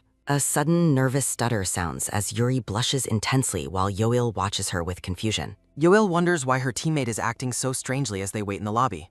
A sudden loud dun sounds as Yoil spots a familiar back of a head in the crowd. Yoil is shocked to see Gongwon again, while he tells Sundo to stop complaining about the trainees. Yuri scolds someone for talking at work, while a teammate notes how Gongwon has acted differently lately. Yoil and Yuri look stunned. Yuri glares suspiciously while Yoil appears deeply uneasy and stressed. Gongwon admits Yoil is pretty but finds her less attractive the more he looks at her. A sudden, sharp breath sounds as one boy questions why the other keeps bringing up the past. A heavy, low rumble sounds as Gongwon senses a terrifying glare coming from Yoil behind him. Yuri gleams with excitement, appearing completely captivated and delighted by the current turn of events. Yuri whispers about Gongwon, while Yoil wonders why the girl is suddenly acting so friendly toward her. Yoil quickly excuses herself, claiming she suddenly remembered something and needs to leave the group immediately. A slow, heavy trudge sounds as Yoil walks down the hallway while being watched from a distance. Han Yuyen looks on with a confused expression, silently wondering where Yoil is heading in such a hurry. Yoil walks toward a meeting room, worrying because her message to the manager has gone completely unanswered. A sudden sharp creak sounds as Yoil opens the door and finds a dark, quiet office space. Yoil is disappointed to find the manager missing, noticing a slight wriggle coming from the nearby sofa. Yoil recoils in shock as she realizes Gongwon is lying on the office sofa during his break. Yoil recognizes Gongwon as the producer from her evaluation and fears he is here to eliminate her. A sudden low rise sounds as Gongwon sits up and addresses Yoil directly, acknowledging her presence. Yoil offers a stiff, awkward greeting, struggling to remain composed in front of the blunt, high-ranking producer. Gongwon notes how much Yoil has changed since their last meeting, causing the girl to flinch in response. Yoil spots her own photos on the table, realizing the lobby gossip about her has spread across SNS. A sudden, sharp gasp sounds as Yoil realizes her viral fame is already common knowledge within the company. Gongwon bluntly asks Yoil if she has been in a secret relationship lately to explain her sudden change. Yoil is appalled, while Gongwon yawns and dismisses the idea as an illogical move for a rising trainee. Gongwon asks if her new image is due to awkwardness or if her old self was simply annoying. Gongwon falls into a silent, pensive state, resting his chin on his hand while staring at the girl. The producer shifts the conversation, asking Yoil if she is familiar with the famous ballet act Swan Lake. Gongwon explains the dual roles of the Swan Princess, leaving Yoil completely baffled by his sudden artistic lecture. Gongwon describes the immense skill required for the ballet, comparing it to the difficulty of an idol's performance. A sudden sharp rise sounds as Yoil stands up, admitting she has no idea what he's talking about. Gongwon delivers a harsh blow, claiming Yoil lacks the talent to ever truly master a difficult, multifaceted role. Yoil glares at the producer with intense, smoldering eyes, her pride clearly wounded by his blunt, cruel assessment. Gongwon clarifies that he didn't mean to anger her, admitting he remains curious about her sudden image change. Gongwon surprises her by stating that making such a fierce expression makes her look like an incredibly attractive woman. Yoil stares at him with a blank, unreadable expression, processing the producer's strange and backhanded compliment. Yoil offers a polite thank you, though she privately finds being complimented by him to be extremely repulsive. A sudden, loud clatter sounds as Han Yuyen grips her coffee, desperately trying to maintain her calm composure. The scene concludes with a final display of information regarding the series creators and their supporting team.